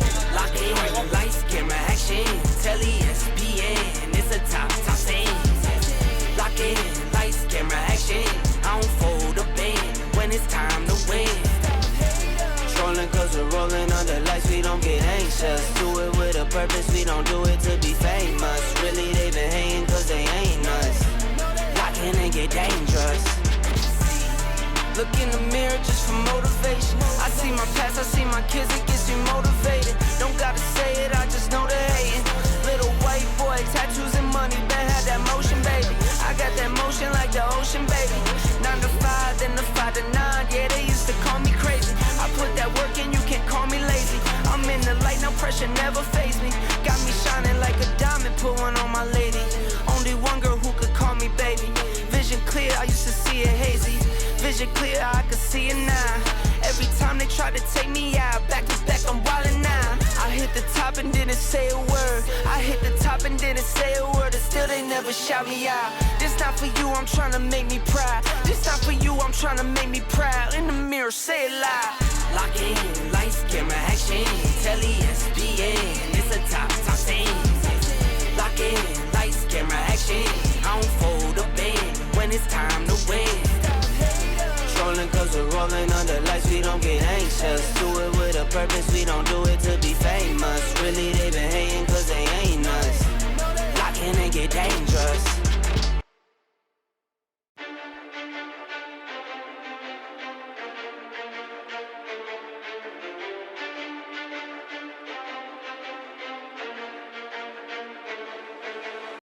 Lock in, lights, camera, action.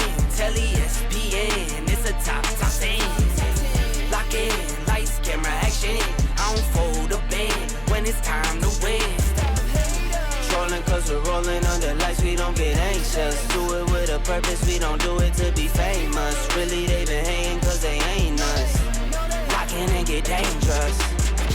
What you get, you see, I'll always be me. What you get, you see, I need no ID. I need nothing, no, something wrong. I like Kim Rose, I need money rolls, flip it go, see you when I'm old. In a Tesla, still would ride a diesel, I'm not green, no, but the checks was. Now they coming wires, I'm retired off the best months. I was in the creek, then in the dirt, I lived on both sides. Still was always me, no double life, can't pick the best ones. Friends, they come and go, still are the best ones. Through the lowest lows, and I still got blessed up. I've been running non-stop, I can't rest up. I'll just keep on working till I'm the best up. I've been trying to do right, but getting left much. Slipped and fell a few times, still got my chest up. In the gym, I got my chest up. New Takovas on my toes, now that the check's up. Giddy up! Lock in, lights, camera, action. Telly, ESPN, it's a top scene. Lock in, lights, camera, action. I don't fold a band when it's time to win. Trolling cause we're rolling under lights, we don't get anxious. Do it with a purpose, we don't do it to be famous. Really, they been hating cause they ain't us. Lock in and get dangerous. Look in the mirror just for motivation. I see my past, I see my kids, it gets me motivated. Don't gotta say it, I just know they're hating. Little white boy, tattoos and money, Ben had that motion, baby. I got that motion like the ocean, baby. 9 to 5, then the 5 to 9, yeah, they used to call me crazy. I put that work in, you can't call me lazy. I'm in the light, no pressure, never face me. Got me shining like a diamond, put one on my lady. Only one girl who could call me baby. Vision clear, I used to see it hazy. Vision clear, I can see it now. Every time they try to take me out, back to back, I'm wildin' now. I hit the top and didn't say a word. I hit the top and didn't say a word, and still they never shout me out. This not for you, I'm trying to make me proud. This not for you, I'm trying to make me proud. In the mirror, say it loud. Lock in, lights, camera, action. Telly, ESPN, it's a top scene. Lock in, lights, camera, action. I don't fold a band when it's time to win. Trolling cause we're rolling under lights, we don't get anxious. Do it with a purpose, we don't do it to be famous. Really, they been hating cause they ain't us. Lock in and get dangerous.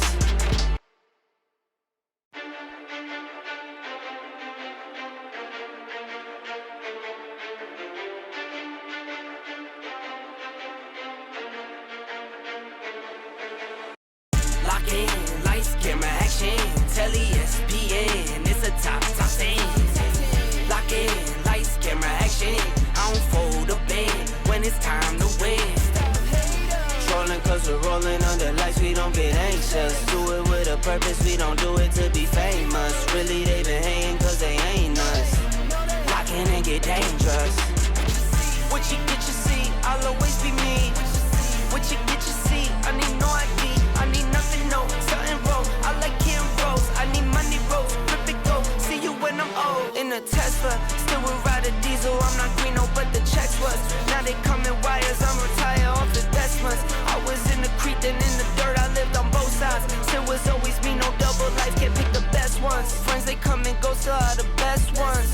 Through the lowest lows, and I still got blessed up. I've been running non-stop, I can't rest up. I'll just keep on working till I'm the best up. I've been trying to do right, but getting left much. Slipped and fell a few times, still got my chest up. In the gym, I got my chest up. New Takovas on my toes, now that the check's up. Giddy up! Lock in, lights, camera, action. Telly, ESPN, it's a top scene. Lock in, lights, camera, action. I don't fold a band when it's time to win. Trolling cause we're rolling under lights, we don't get anxious. Do it with a purpose, we don't do it to be famous. Really, they been hating cause they ain't us. Lock in and get dangerous. Look in the mirror just for motivation. I see my past, I see my kids, it gets me motivated. Don't gotta say it, I just know they're hating. Little white boy, tattoos and money, Ben had that motion, baby. I got that motion like the ocean, baby. 9 to 5, then the 5 to 9, yeah, they used to call me crazy. I put that work in, you can't call me lazy. I'm in the light, no pressure, never face me. Got me shining like a diamond, put one on my lady. Only one girl who could call me baby. Vision clear, I used to see it hazy. Vision clear, I can see it now.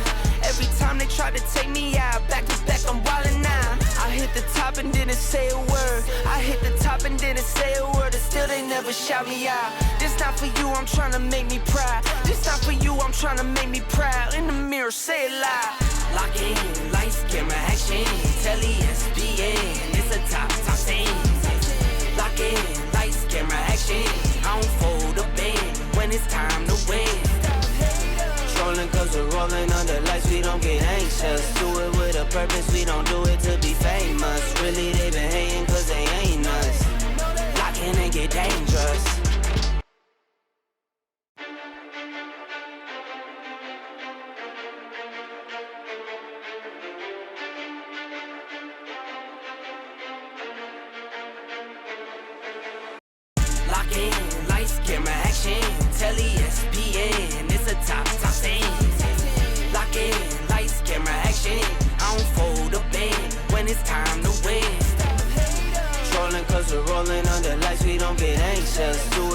purpose, we don't do it to be famous. Really, they been hating cause they ain't us. Lock in and get dangerous. What you get, you see, I'll always be me. What you get, you see, I need no ID. I need nothing, no, something wrong. I like Kim Rose, I need money rolls. Rip it go, see you when I'm old. In a Tesla, still would ride a diesel. I'm not Greeno, but the checks was. Now they come in wires, I'm retired off the Desmonds. I was in the creek, then in the dirt, I lived on both sides. Still was always me, no double life, can't pick the best ones. Friends, they come and go, still are the best ones. Through the lowest lows, and I still got blessed up. I've been running non-stop, I can't rest up. I'll just keep on working till I'm the best up. I've been trying to do right, but getting left much. Slipped and fell a few times, still got my chest up. In the gym, I got my chest up. New Takovas on my toes, now that the check's up. Giddy up! Lock in, lights, camera, action. Telly, ESPN, it's a top scene. Lock in, lights, camera, action. I don't fold a band when it's time to win.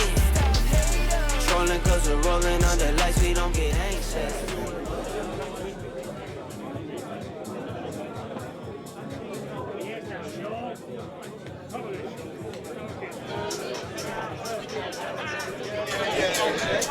Well, that was quicker than expected. Yeah. We're back. 16th frame, Shaun Storry to break, yeah. Yeah, welcome everyone back to a TYPLive broadcast from Blackheath, just outside Birmingham. It's Rob Chilton v Shaun Storry for £50,000 sterling. International rules, race to 30.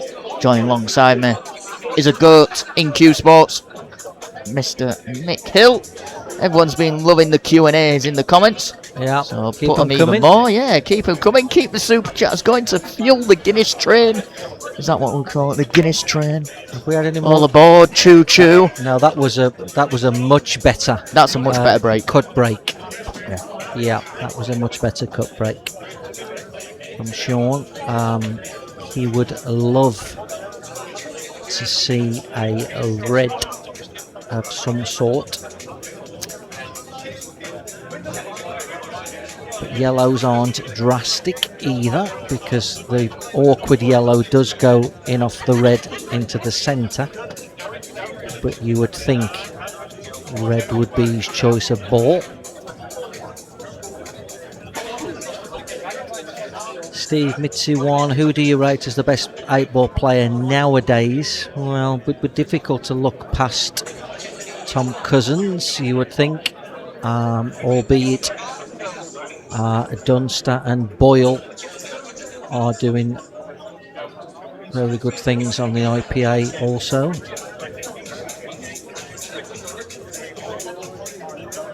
MTV predictions, well, you'd have to have Shaun favourite, wouldn't you, because he's 10-5 in front. Now, where does this land? Could have been better, could have been worse. So the red right centre, you would think effectively is the 8-ball here. If he pots it, he's likely to clear.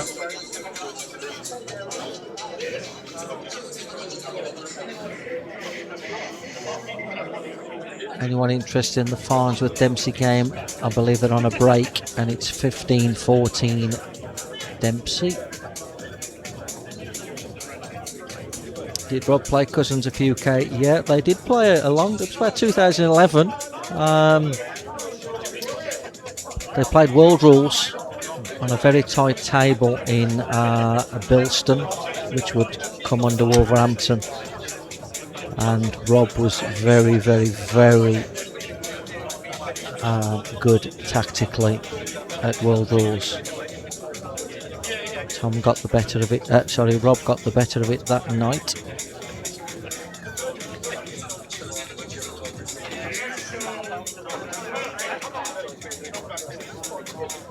You would think that is pretty much frame ball what is potted there, wouldn't you, really? Just a case of which ball do you select to get to the 8-ball.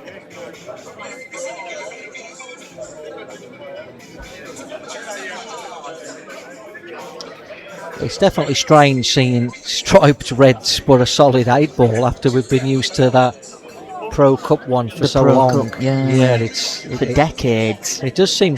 Well, I'm almost like searching for where's the 8 ball. Like where's the? Obviously, Yeah. it's at the top left. I mean, we're not blind, but you know what I mean. It's like you kind of where's the 8 ball?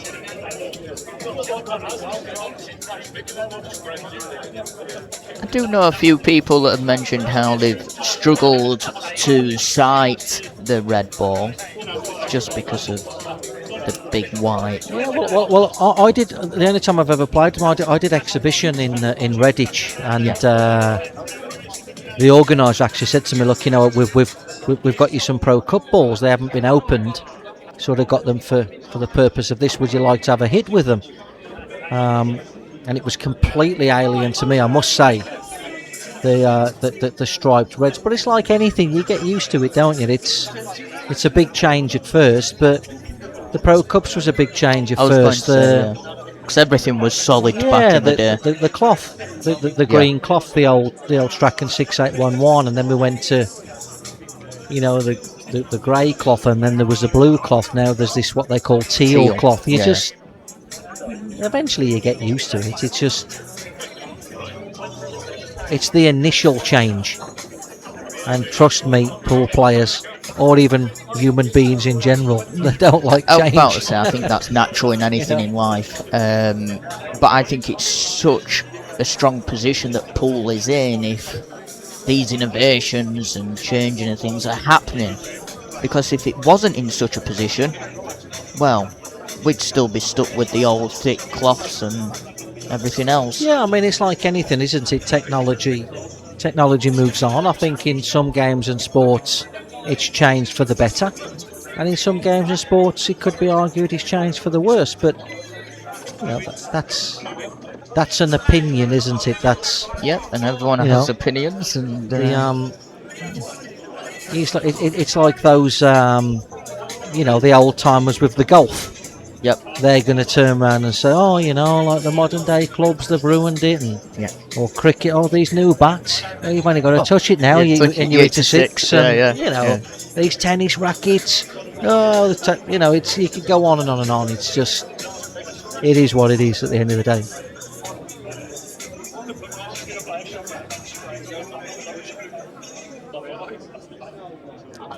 Well, he's landed in such a way that he's going to screw behind the yellow off the side rail, is he? Yeah, and he's caught the knuckle. Wow. This is going to be another huge turning point, you'd say. Because I never thought for 1 minute that Shaun wasn't going to get out there on yellows. On reds, I beg your pardon. Wow.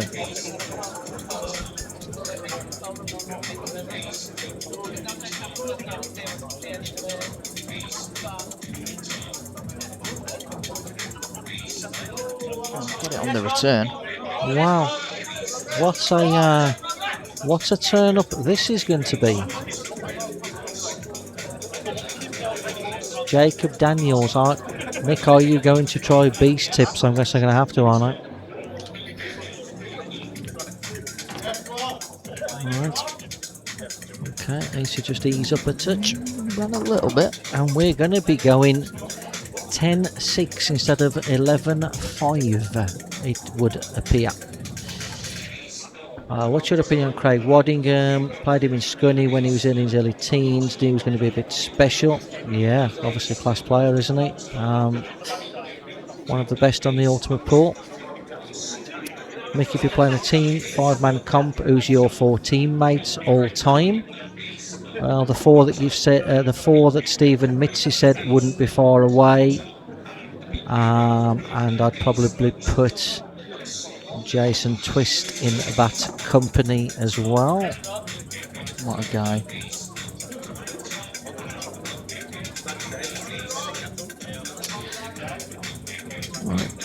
Mind your work, as I like to say, and don't overrun behind the 8.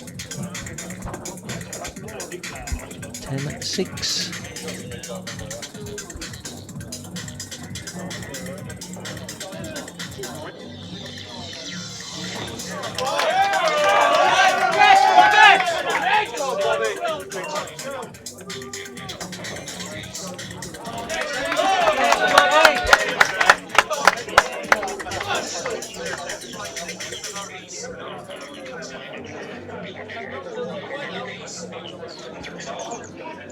So that was a big rack actually, because 6 became 4 in terms of 11-5 or 10-6. Rob to break. I wonder at what point does he go with the Storry break. Well, just before that one, learn how to master your mindset. TubeSport Hub, no Flannery. You'll notice some names, well, you'll notice some faces on there. Online program available at qsporthub.com. I am currently going through the journey myself to maximise my game. Whether it's 8-ball, A-ball, snooker. We'll go a little bit more into that very soon. There is some big names that have worked with Noel. Sticking with the centre break. Okay. Made balls.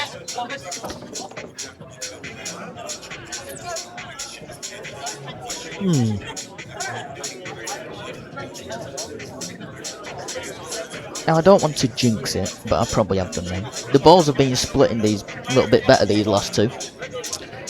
Yeah, A little bit of crunch. I think Shaun's had the slightly better of the split, meaning he's had maybe the choice of after the break, where Rob's almost been a little bit sort of committed to be playing a set. You know, a little bit like this insincere. I'm not saying he wouldn't play the Reds anyway, but you know, it's pretty much all he's got from our camera angle, certainly anyway. You know, I mean, again, I'm not out there. I'm not the one that's under pressure. I'm not the one that's feeling it. But I certainly wouldn't suggest that the pockets are playing tight, in all honesty. But obviously, the pockets are playing tighter for them because they're the ones out there under the cosh, aren't they? So, you know, so... But you would think the ball on the right-hand side wouldn't pose that big of a threat. Like considering that they're playing, you know, the pockets are playing okay, aren't they?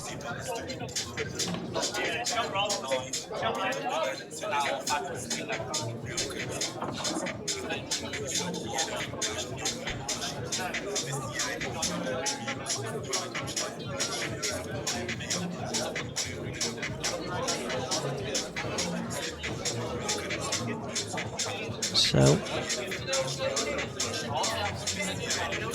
make the ball.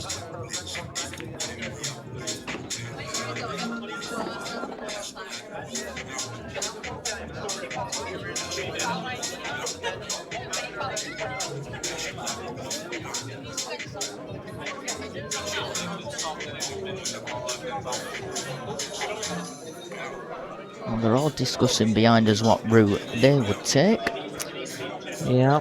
I heard top, middle, bottom called, and bottom. Yeah. Bottom, top, middle. I'm okay with that. I think he would have liked the cue ball closer to the rail, so it was more of a natural to come around. But I don't see it being too big of a drama. That's not ideal. No, that's actually not. Are you playing this bottom left now? Well, he's no real choice, has he? But it's not really ideal. It's okay.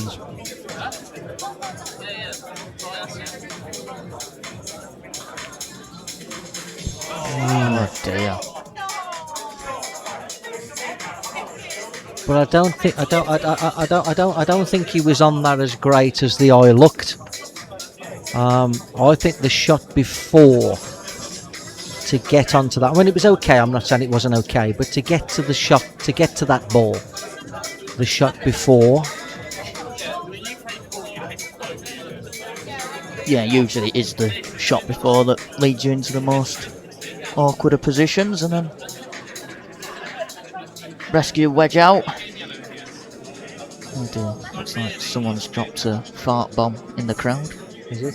Oh, I'm just looking at some faces of. Oh, okay. Sorry. I'm with you.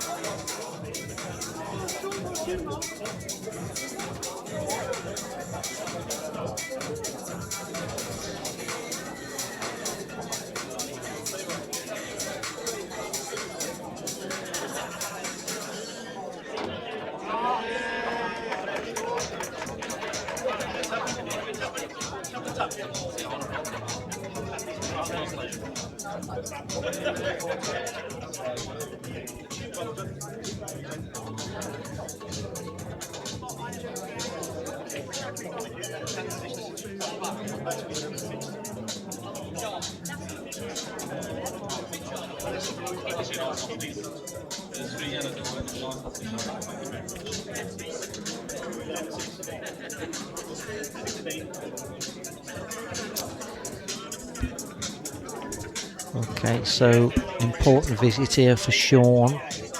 He was supposed to go 11.5 and didn't. So 11.6 incoming, but in fairness, could have been 12.5.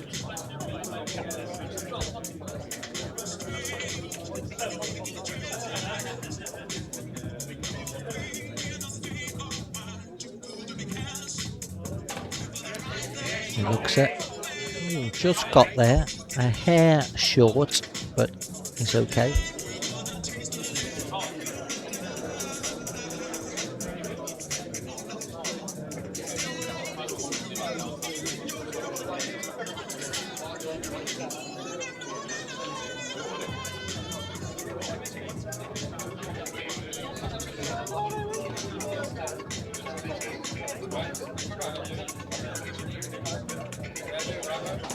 Oh, he's overhit this. He's overhit it.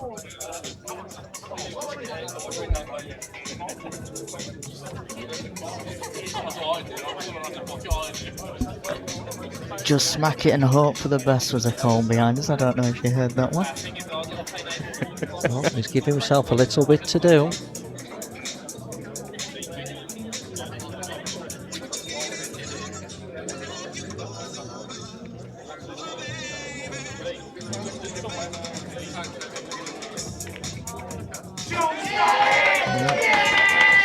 Well, he got there in the end, made a little bit of a meal of it, you'd have to say. It was a lot longer than I thought that would have taken for that route out. Yeah, I guess maybe obviously missing the one before, you subconsciously you're saying like, look, Just double check. Yeah, don't be missing these back to back.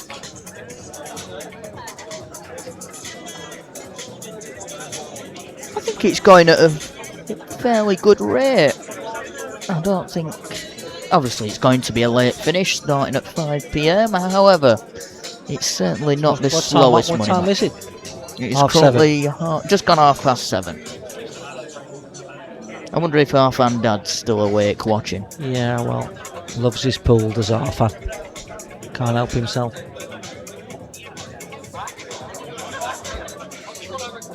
So,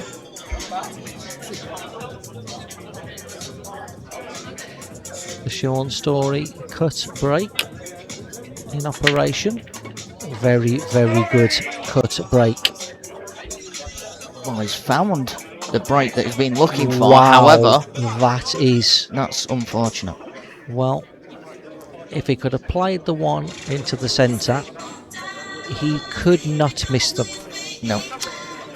Now he's a shot to play. Red, bottom left, you would think is frame ball either way. If he pots it, he wins the frame. If he misses it, you would think he loses the frame. So this is the 8 ball.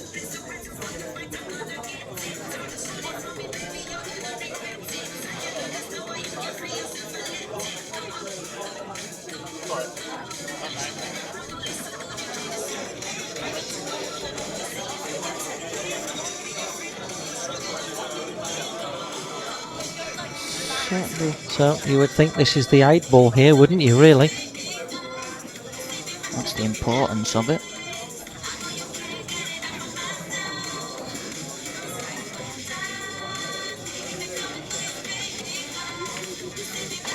Yeah. Storry, stop it! Good pot. Good pot. Solid pot. You're out now, boy, you're out!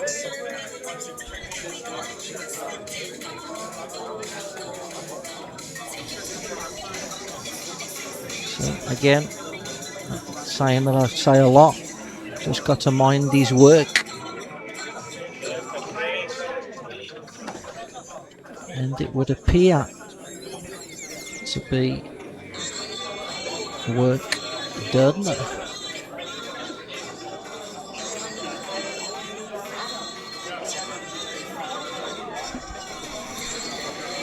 Lee Hart, yes it is. It's Nick Hill in the booth. A pleasure to have him alongside us here at Paco's bar.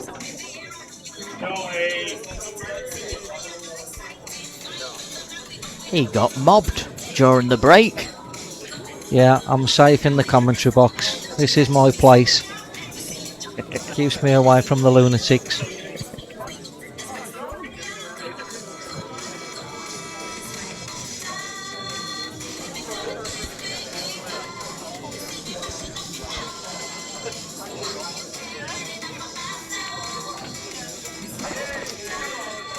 Yeah, it's good enough. He's on the wrong side of it, but it's good enough.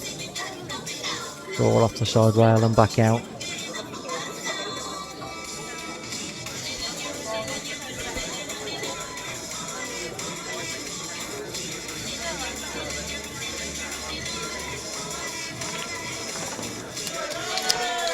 Yep, played it nicely.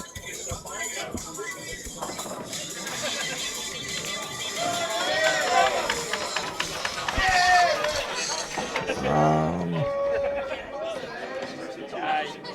12-6, are we? 12-6? Yes. 12-6 to Shaun. For those interested in the Farnsworth and Dempsey game, it's 16-15 Farnsworth. I just answered Craig Lakin's question there. Lee Hart, top 10 Premiership footballers of all time. Wow. Are you really getting me started? So we need some criteria, Lee. Is it to have played in the Premier League or to have performed in the Premier League? The reason I need to know that is because if it's performed in the Premier League, number one, I'm going to go with Thierry Henry. If it's to have played in the Premier League, then of course I'm going to go with Cristiano Ronaldo. So can I have a little bit more criteria, please? Lee Hart, 2518. Nick Finn's in the building. Nick Finn, how are you, Nicholas?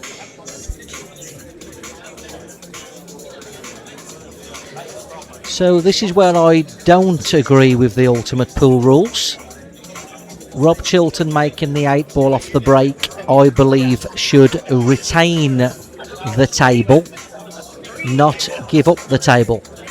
So in Chinese 8 ball rules, American 8 ball rules, it doesn't matter what ball is pocketed, you retain the table. And in this instance, Rob has made the 8 ball and has had to give the table back to Shaun. In my view, Don't you? that is incorrect. Don't you return it though if you do pot though? If you pot, If you pot, yes. But Yeah. effectively, you've potted, haven't you? on a technicality, yes. Well, if you play Chinese 8-ball or Yeah, you it play counts. American 8-ball, it counts. I don't see why it shouldn't here. Shaun wants this to be touching ball, and that's slightly fortunate because he can now come off the rail and roll back in behind it. Whereas if it wasn't touching, he would have to make the red ball move, which would make his execution more difficult. My Gallagher's says it used to be golden break. It is on some certain formats, the ultimate pool play. However, the general international rules, it's not. Like, that is absolutely huge that it was touching ball. However, he hasn't made a great fist of that, in all honesty.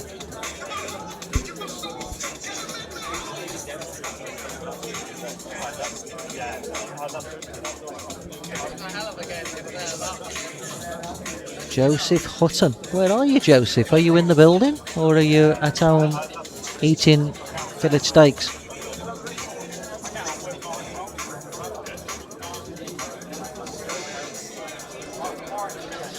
Steve Mitzi, dream money match would be Mick v Boyle, maybe like 15 years ago. My dream matchup now is sat in this commentary box. Can't twitch any balls from here. So, what you got here, Rob?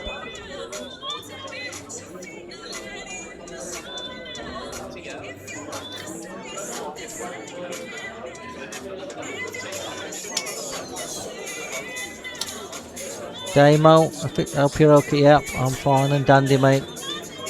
All good, my end. 17-15 Farnsworth.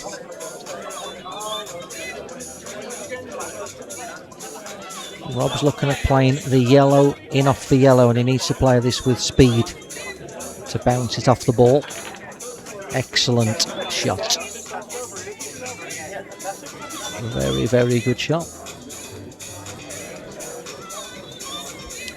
Smithy, 95, who was the best player never to win an 8-ball World Championship? Darren Appleton. Well, that's not even up for debate, is it? Yeah, agreed.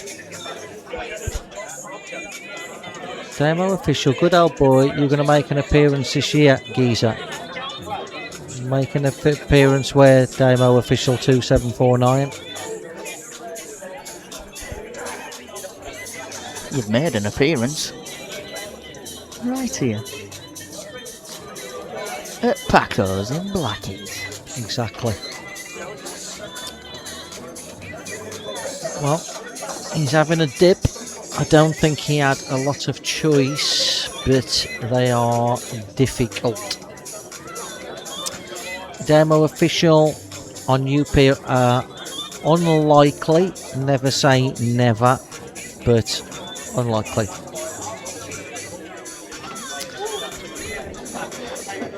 Nice shot, Mr. Gallagher's. What about the Disher Donlan? Little bit before my time. However, what I will say is, because of the way he plays the game, I know he must have been a great player. Just because of the way he plays, you can just see it. So, before my time, but unquestionably class because of his patterns and shot choice and cue ball control. Just as that was that Rob played there. What a fantastic shot that was. Can he beat the red ball? Can he beat the middle knuckle? And can he knock the yellow ball down over the hole?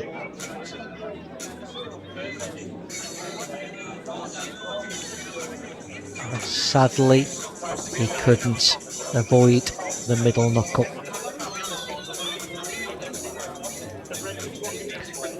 Or could he have avoided the middle knuckle, but he played it a little bit heavy, hence the cue ball throwing out to the right Not sure. Would I enter the national singles and take out Phil? Well, Phil's my doubles partner. I can't be taking Phil out of anything. Phil's my doubles partner, isn't he? Dave Arnold, what do you think of the new CBA cloth, Mick? Yeah, Dave, you know what? Like all the cloth, really. I just think you put it on, prepare with it.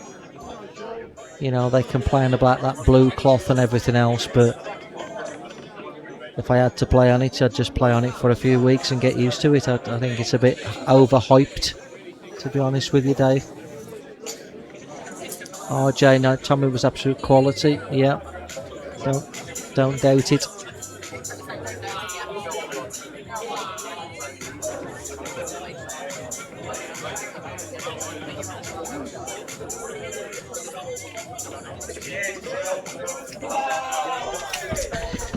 Nicely played shot.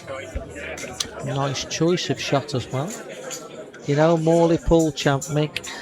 Jay. What's happening, Jay? Julian Wild, how was your recent trip to Thailand, Mick? Like your surname, Julian.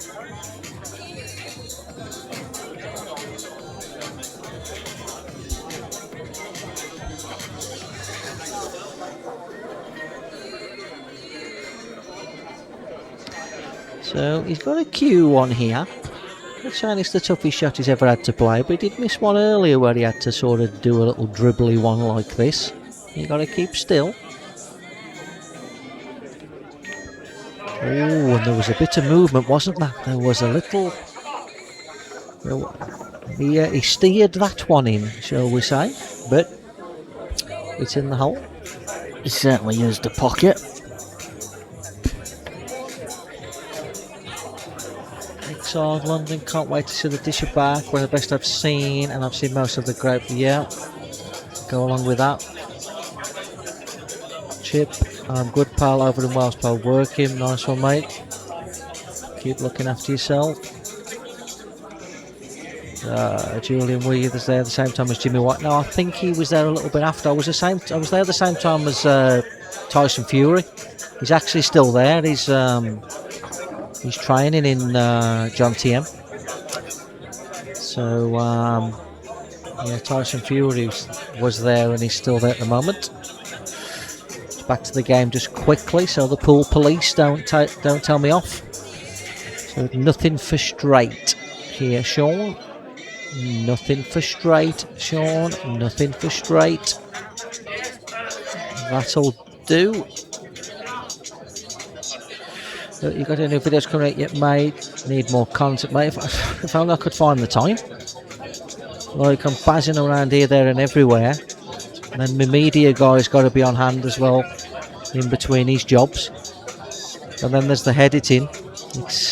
Yeah, I do enjoy the channel, but I don't have enough time really to do as much on it as I would like.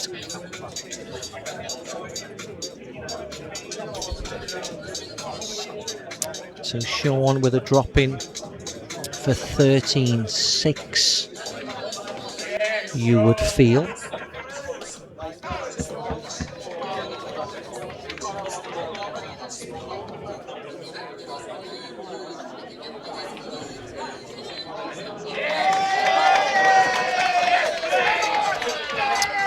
And you'd have to consider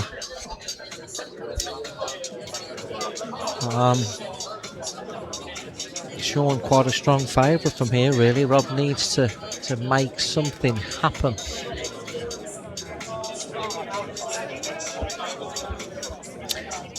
$13-6, I beg your pardon, not 12-6. In the other game, it's 17-15 Farnsworth, and Farnsworth is at the table. It's been a very high standard, that match, that one, I must say. Pretty much going with who can make a ball and, you know, have some sort of opportunity. Health Pilot Pro. Yeah, we sort of spoke about the balls. No real opinion. Haven't played with them enough.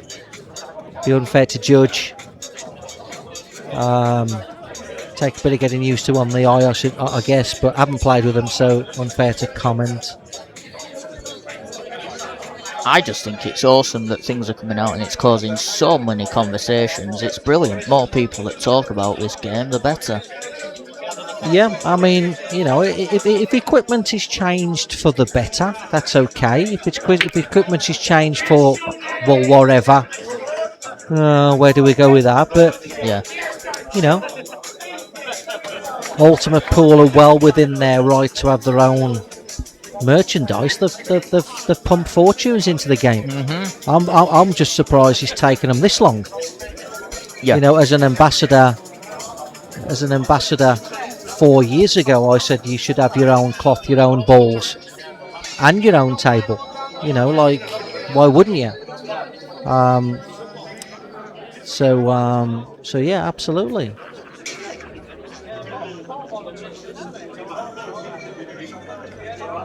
Again, an excellent break by Shaun. He started to crank it up in terms of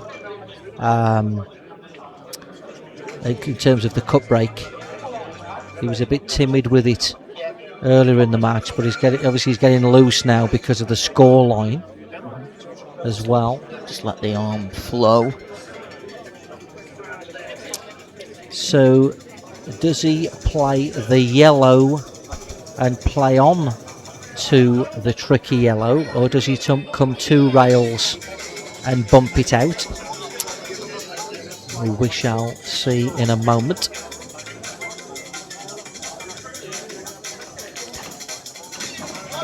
Oh, now. Okay. Didn't like that choice of shot, I must say. But that doesn't mean he wasn't a tad unfortunate to follow it in. Surely for all the money in the world, Rob, you're playing the one on the right-hand side rail here, are you? Well, I should hope so. Otherwise, I'm going to call the police.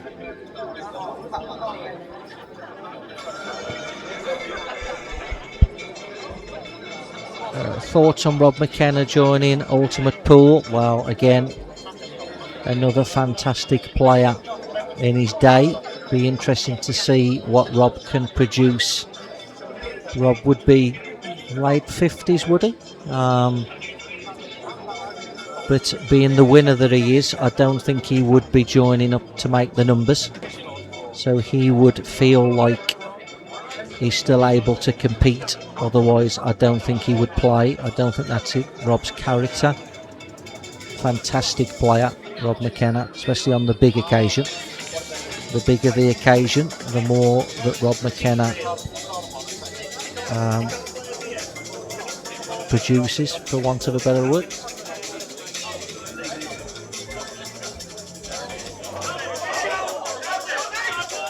Rob's just starting to struggle a little here. Starting to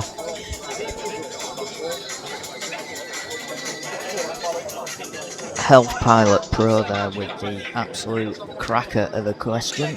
Best question ever. Oh no, yeah. Mick, you have to play a 5-man team match, including yourself. Who are you picking, past or present? I would be substitute. And I would pick Gareth Potts, Chris Melling, Darren Appleton, Phil Harrison and Jason Twist. And I'd sit on the bench and watch them do all the work. Who is currently the best player of the world across the board, not just rule set? I would go Tom, but I wouldn't disagree with Dunster. This is tournament play, and I wouldn't disagree with Mark Boyle for money match play.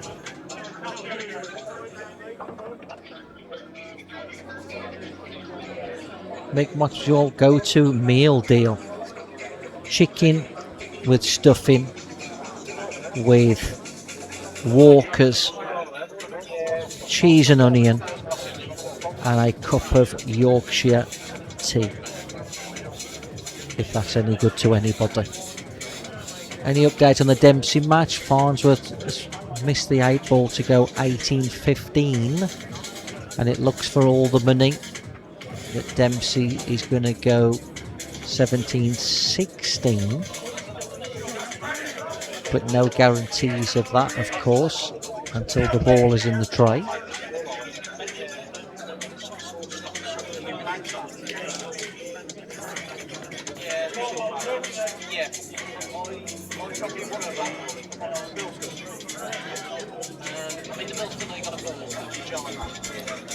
Nice safety shot by Shaun Storry. Who would be the manager of your 5-man team? Who would be the manager? Probably have to be. Oh, I'll come back to that. Who would be the manager? Don't know. But I've got my 5-man team, and I am the sub, and I'm more than happy to let those guys pop the balls on my behalf. Brewer, yeah, well, yeah, he could be in the 5 as well if he wanted to. I wouldn't disagree with that.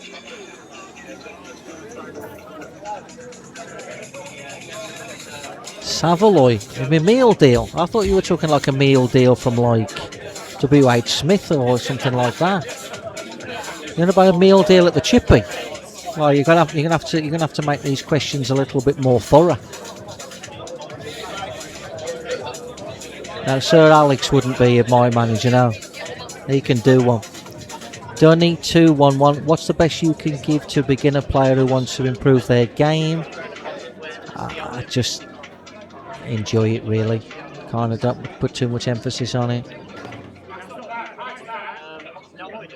I think it's all taken a little bit too serious, really, isn't it? Takes the enjoyment out of it. 17-16 in the Farnsworth Dempsey game. Mark Farnsworth to break. Brad Pearce, Snog, Marry, Avoid, Cousins, Mellin, Potts. Wow. I don't know. I can't imagine the diet of Cousins and Mellin being that great, can you? I think I'd have to avoid the pair of them. Paul Griff, Len York, yeah, bless his cotton socks. West Midlands manager for a long time. What race is the Farnsworth game? I think it's 1st to 30, the same as this, but it's slow going. I think they started at 2 o'clock.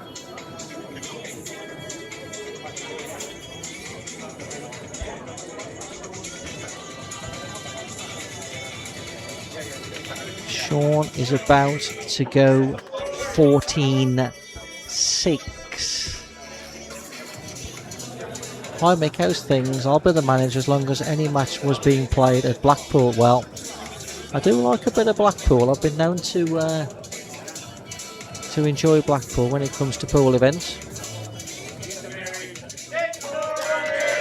Phil Vic, Santa the manager, yeah, he loves it. Santa or Paul Corrigan, eh? He'd be in good hands there. 14-6 Storry, and this is getting very serious from Rob's side, you'd have to say.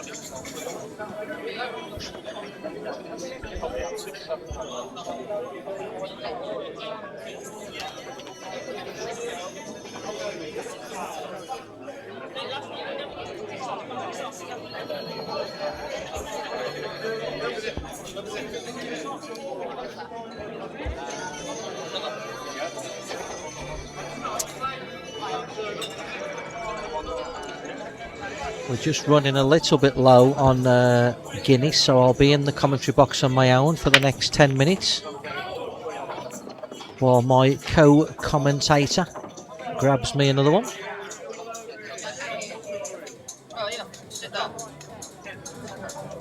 Who do you think in the Jaden v Wacker rematch, especially now Wacker gave up work to play Paul full time? Do you know what? I get asked to these being money matches all the time, and I don't see the guys play enough, in all truth, to make an informed opinion.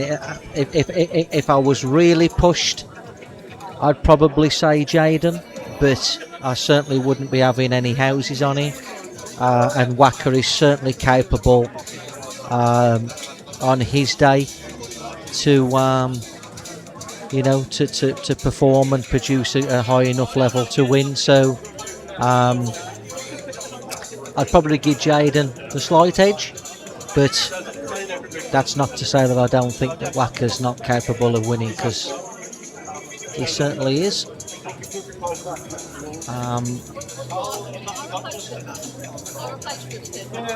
Mick, have you heard of a new kid on the Chinese pool scene for pool snooker? I haven't, no, or the name doesn't ring a bell. But there's so many really good young kids play Chinese 8-ball, it's like, you wouldn't believe how good they are. Wow. Didn't need to play it. With the yellow in the centre of the table where the racking spot is, he didn't need to play that shot, because there was no pressure coming from yellows effectively, and they were going to be really tough. So I think Shaun should have played the top left and just come and just bump that out. I don't think there was the need to play the shot he played. I'm almost certain he wouldn't have played it if it was a lot closer. So that tells you where his mindset is at in terms of shot selection and scoreline. Rob, you really do need to get these. Ever going back to the Ultimate or IPA? I mean, if I was going to go back, it probably would be the Ultimate. That's not to suggest that I've anything against the IPA. I get on really well with Santa and really well with Paul Corrigan. I've got a lot of time for both of them. Trust both of them, which is a good thing in terms of, you know, you're getting your money paid and all these different things. But I'm not sure. It probably would be the Ultimate Pool, but I've certainly nothing against the IPA with Paul and Santa in charge.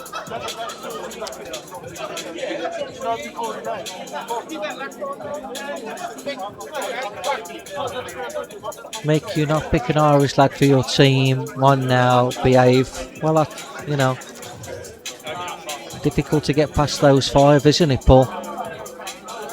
Unless you want to replace one of those 5, I'm struggling.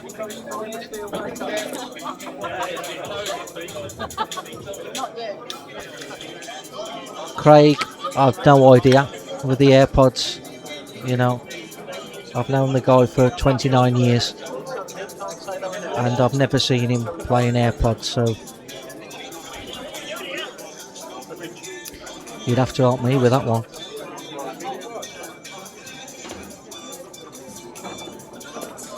The good bit about that passenger player was Phil Gamble telling me that foul snooker is foul snooker, Mick.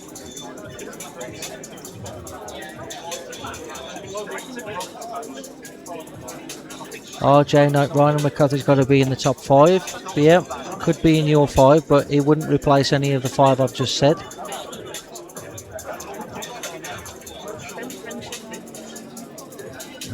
Declan Brennan, Brad McCarthy, Stephen Dempsey, all very good players, all class players.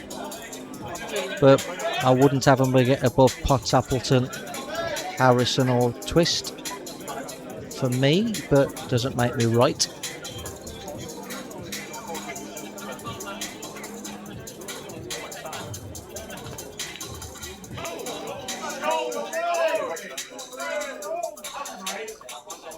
Wasn't really the bad shot, was it, to get onto the 8-ball? It never really was under the control he would have liked. Tara said he's an 80s playlist on Sam Mick. I've never seen him wear headphones. No, neither have I don't know about that one. I could do with him sharing that 80s playlist though to everybody else. Oh, Jenna said different here in my pit. Yeah, of course. Don't disagree with that.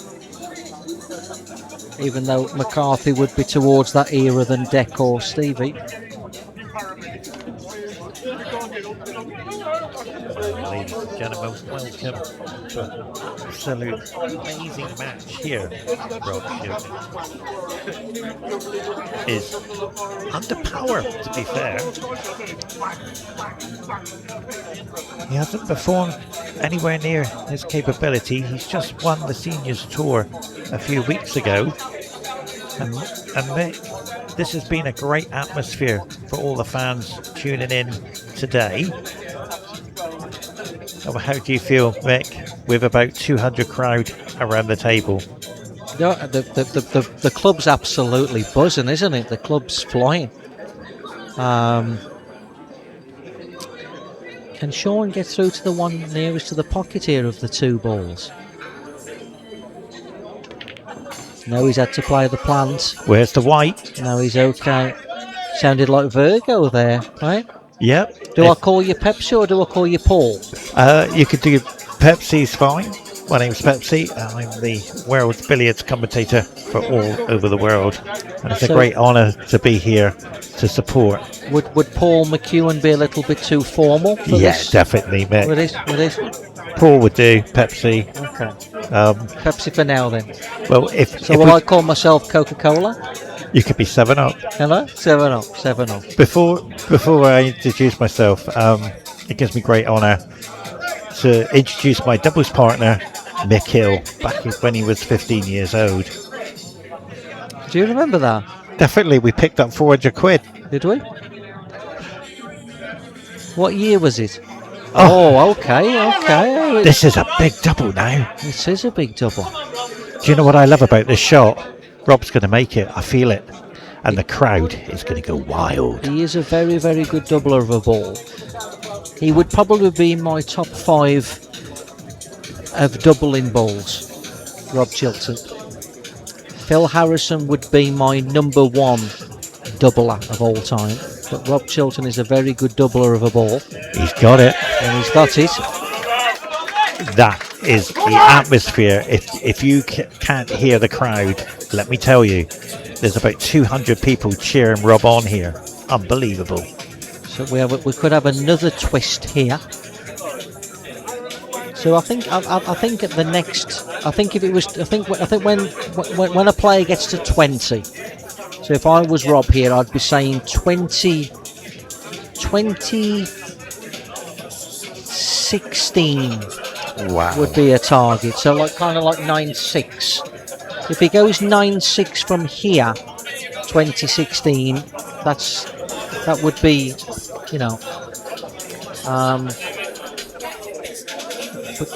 but in all truth, you'd have to say Shaun Storry could be even bigger clear than what he actually is in all the way the game has gone. This is the first time, sorry for interrupting, I've seen Shaun play. His consistency is unbelievable. He's only missed a few, maybe about 3, but his tactical is incredible. He's definitely got the cut break. He's cranked up with the cut break. No real shot though. I think he's going to have to play the yellow into the centre, whereas really he wants reds. What we got here? Nick, I saw a comment on the balls. Why are the balls numbered? No idea. But you would have to ask Lee Kendall that. Oh. Have you got his number? I do contact him many years ago. Hell, Mick, do you remember playing an exhibition at the Old Frank in Lowestoft? I do remember doing an exhibition at the Old Frank in Lowestoft. Wow. Yeah. 2011-12. Not too far away from Carl Sutton's place, the Old Frank. And Dave Sutton. I hope both of them are doing well. I can't quite remember the name of the guy who had the pub. I remember he had an Audi R8. But yes, I do remember doing an exhibition at the Old Frank. Here's a question for you, Mick. Who were the first 2 pool players on the IPA tour to play live around the world? That'd be me and you, would it, in the doubles? No, That was myself playing Rob Uzel in London in 2009. Was it really? There it was me thinking us playing in the doubles together. Unbelievable. I got great memories of you, Mick. It's an honour to be here with Mick. And of course, TYP Productions have got an incredible setup here for you worldwide fans. And it's all free. Do you remember the year that we played in the pairs? I got a feeling it was it was either 1999 in Great Yarmouth. Before that. Wow. Way before that. Way before that. Mick, when were you 15 years old? 1995. That was when we won. That was when we won the The doubles. doubles together. Unbelievable. Great Yarmouth. Mick. Can you believe we won? Yeah, we beat Nicky Pandel in the final. And I said to you, Mick, stop going for everything in sight and just play safe. And that wasn't like you because you went for everything, didn't you? No, I was playing safe and you were going crazy. Oh, okay. You were the best potter. And I remember this little boy with a Teletubby belly.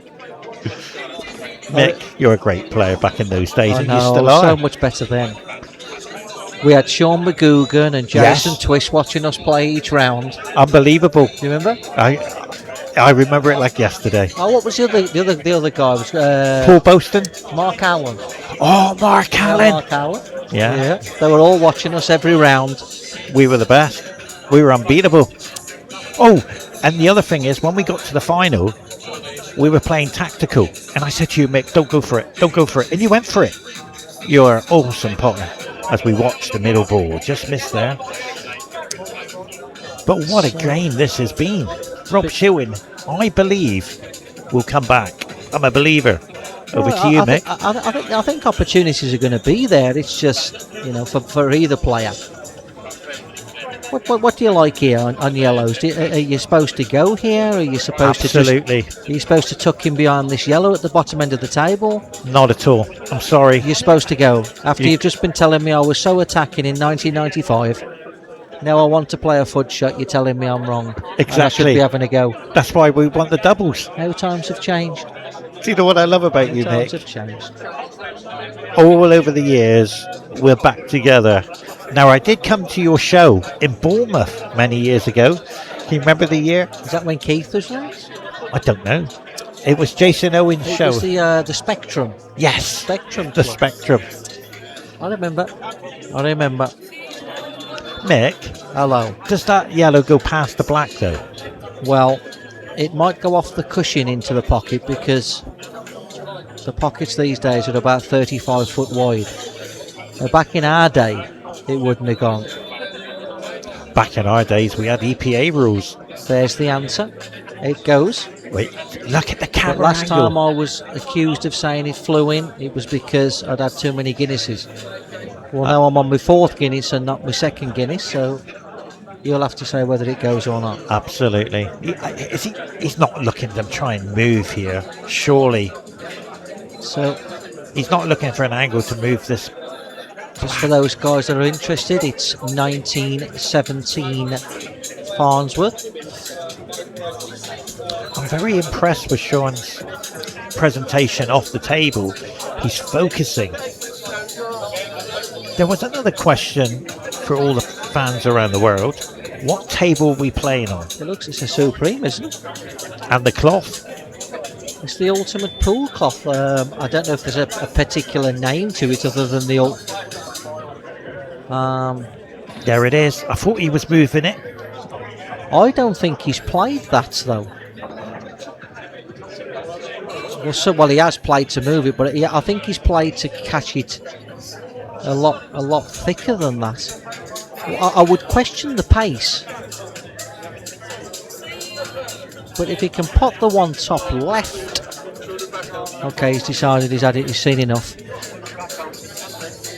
For me, Shaun is going to have a go at anything on the table. Such an incredible tactical battle player. First time I've seen him play. Okay, so Nick Finn has put CBPA is the brand of cloth. Oh, I don't know what that stands for. You might be able to break it down for us, Nick. But I've been told that he plays very nice. It certainly looks very good on the eye as a commentator, the way the ball rolls across it. And I'd just like to say, well done to Sam, who's put... That's the first tactical shot we've seen on the black. First tactical in 21 frames. We have got a little fudge. Do you know what I love about this game? The tactical battle, the chess game has come to the table as we watch Rob now knowing. Treb or draw, make high, may I ask the tip that you use. So if I'm playing what we say English 8 ball, probably a triple crown, but anything that's rock hard, I don't really care what it is as long as it's rock hard. Triple crown, Paul Curran, Northern Ireland, absolutely phenomenal at putting tips on. Shout out to Shane Thompson as well for that, and a shout out to Dean Jones. Chinese 8 ball, I am sponsored by Xiaomai Tips, which is a Chinese branded tip, but I play with a super soft at Chinese 8 ball, and I play with a rock hard tip that we call English 8 ball. Rob was immense at World Draws, a very clever player, but doesn't seem to have the same firepower anymore. Well, Father Time doesn't wait for anyone, does he? Absolutely not. Rob's 54 years of age. He's 55 this year. He's thrown his hat in the ring. He's having a go, and yeah, he was exceptionally good at World Rules. Very, very, very good tactically. But yeah, Phil VK, I remember you coming to a pub in Wales with Ben Davis and your mate. You sold me a cue. Yeah, me and Ben did do a couple of exhibitions together back in 2018, because I'd won the WPF World Championships and he won the IPA World Championships. So we did some exhibitions together. The game has come a long way since the Victoria Club. Yeah, there's a few lads in here actually from the Victoria Club, believe it or not. In Whit Marines, it has, mate. Sorry for interrupting, Mick. This is it. This is it. Very good shot. What a great shot. Come on, Rob. I got to say shot. biased, but what a great performance Rob is putting in. 14-8, surely. London. I remember you at Yarmouth in the mid-90s, Mick. Best young player I had seen back then. Well, you know what, to be honest, I think 99, I think that would be fair to say, but I think before 99, I think there was better juniors than me. Where's that white? That's a great shot. Just made it. Great shot. Really needs this to stay in the game, I feel. And congratulations to the referee who stayed with this match and not missed any of the action. Excellent. Oh! The eye of the tiger, Rob Chilton. Now remember, he used to be a boxer. Great finish. Great finish to keep in the game. 14-8 to Shaun Storry. Do you know what I see it? Remember you at Yarmouth in the mid-90s, Mick? Best young player. So I'll just come back to that again while we're... Yeah, well, I had you as my doubles partner, Pepsi, didn't I, in the mid-90s? Yeah. That's why I excelled so much, because it was your... You know what I mean? Well, your guidance. It was you telling me to cover the pocket and not go game that made me the player that I am in terms of like being smart, you know. And my date of birth is 1966, and how many titles have you won? 6 World Championships. Well, yeah, but at that stage, I felt like there was. So John Sullivan was a good junior. Yeah.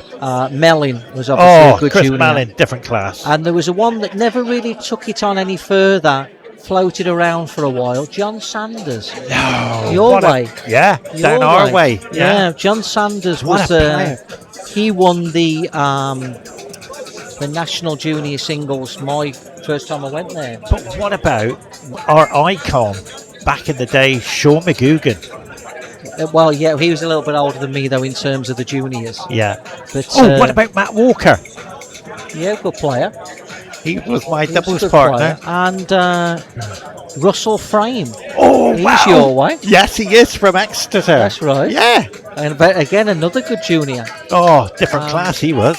I don't know what's happened to him really, but Anyone know the scoreline with Mark Farnsworth? I think it's 1917 with Dempsey in play. So Rob going back down the centre, 14-8. Made his ball. This is it.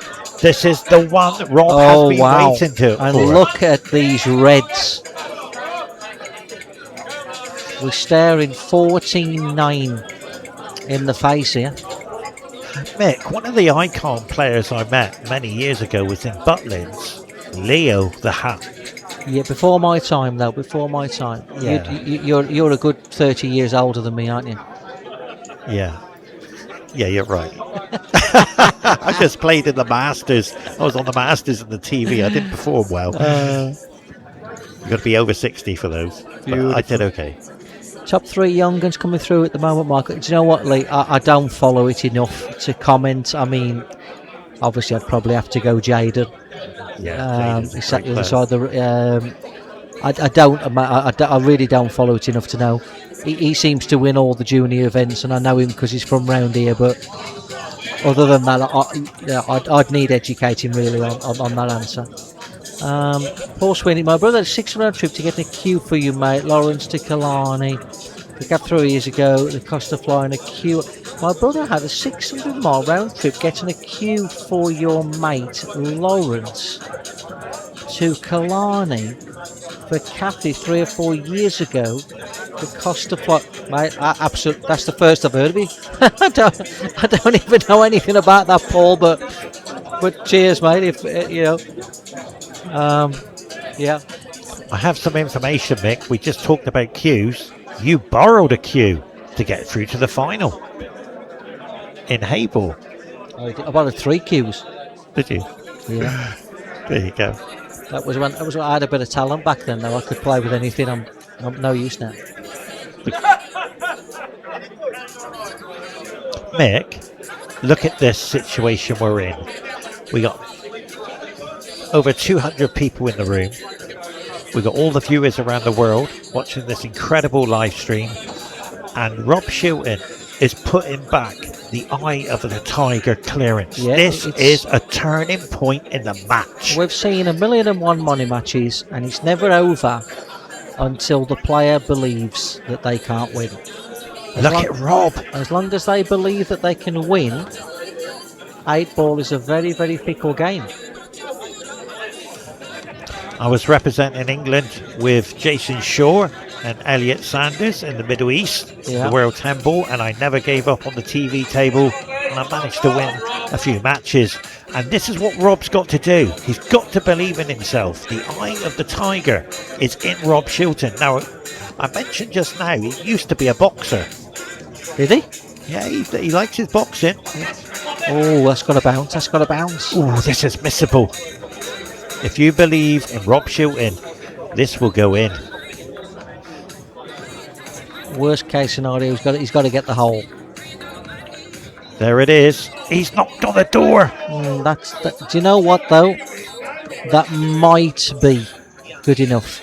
Really? I'm not saying it's what he was looking for, but it might be good enough. But Mick, well, look at the yellows. But why did he miss the black, Mick? Well, he didn't get on it good enough. No, what I mean is, did he roll it? Should he have punched it? No, because if you punch it and you miss it, then you're dead, aren't you?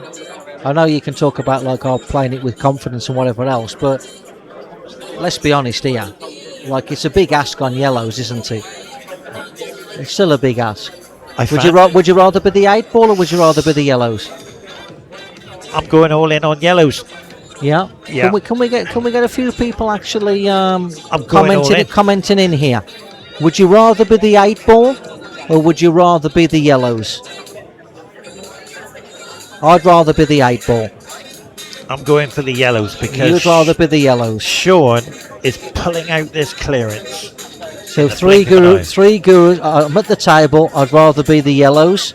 Lee Hart 8-ball. Sweeney 8. Nerdy 8. Pablo 8. Jam 8. Yellow, I'm at the table. 8. Shaun is under tremendous pressure and he's going to put this yellows away. My life depended on it. I'm happy being on the 8. Well done, Mick. That's just brought all the comments through. I think that's worth another Guinness. Oh, that's Sam coming in. Is it? We've got another Guinness coming, have we? But you know what, Sam? On behalf of Depends myself, how easy the plant is, yeah, but you got to get that far first.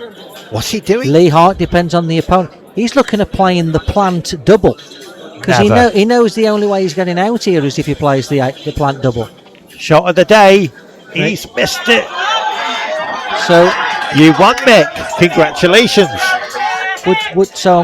would you rather be the yellows or would you rather be the 8 ball? Rob Chilton has just looked at us with the eye of the tiger. I feel, just from a coaching point of view, that there should be a super chat for a Guinness coming in, just for pure 8 ball coaching in that situation. And if we can't get a super chat, Pepsi, you're going to have to put one in. Definitely. Well, the most important thing is Sam TYP have put on a fantastic performance. Look at the camera angles. Look at the setup. This is free to all you fans around the world. Gemmo 6-2. Imagine McKill knowing. Well, you know, the execution isn't quite what it was, but the knowledge doesn't go away. And if you've just seen the photograph there, you got Steve Ellis. We were representing England in the hay ball in Qatar. And look at that. Jordan Shepherd. What a player he is. Yeah. But the biggest star there, you would have to say, is Kelly Fisher. MBE. Let me tell you something. Legend. Like yourself. MBE. Well, I haven't got an MBE, sadly, but I met Kelly over in Qatar on 2 occasions. A lovely person. Pablo 6739 said you should buy us all a Guinness for suggesting yellows. Yeah, that's a fair shout. Fair shout. Come on, Chilton of the comms. Anyone know Mark's score? I think Farnsworth's 18-16, is it? Eyesight's getting a little bit blurry. I'm not surprised after drinking Guinnesses. 1918, somebody said in the comms. There you go. Well, I am on my 4th Guinness. I apologise for that. Mick, what's your future? Joe Hutton, what's the score on the main match at mids? Help us out, Joe. We're 14-9 here. Storry versus Chilton. So what's your future, Mick? David Brooks, 5 us a better commentary We'll here than on Ultimate. Wow. Hang on, David. We've got Nick Finn in the box.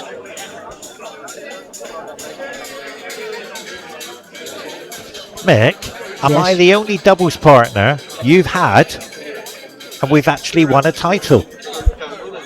Well, I played with Chris Mellon in China, and I'd rather play with you. Wow! Because he is the worst doubles partner I've ever had in my life. Did he tell you to stop going for it? Well, no, he's awesome, but he's like the worst awesome. That makes sense. So, like, really, he's not very good, but he's awesome. But then you had Jack Wheeler. No, Jack's good. Jack's good. I would probably say the best doubles partner I've played with is probably Phil Harrison. Yeah, I was just going to mention Phil Harrison. I've never, or Appleton. Yeah, definitely. Incidentally, Power. I'm off to his birthday party next week. Oh, yeah? Yeah, I got invited. Okay. Are you going? Maybe. Well, we both got to be there for his 50th. Maybe. Yeah.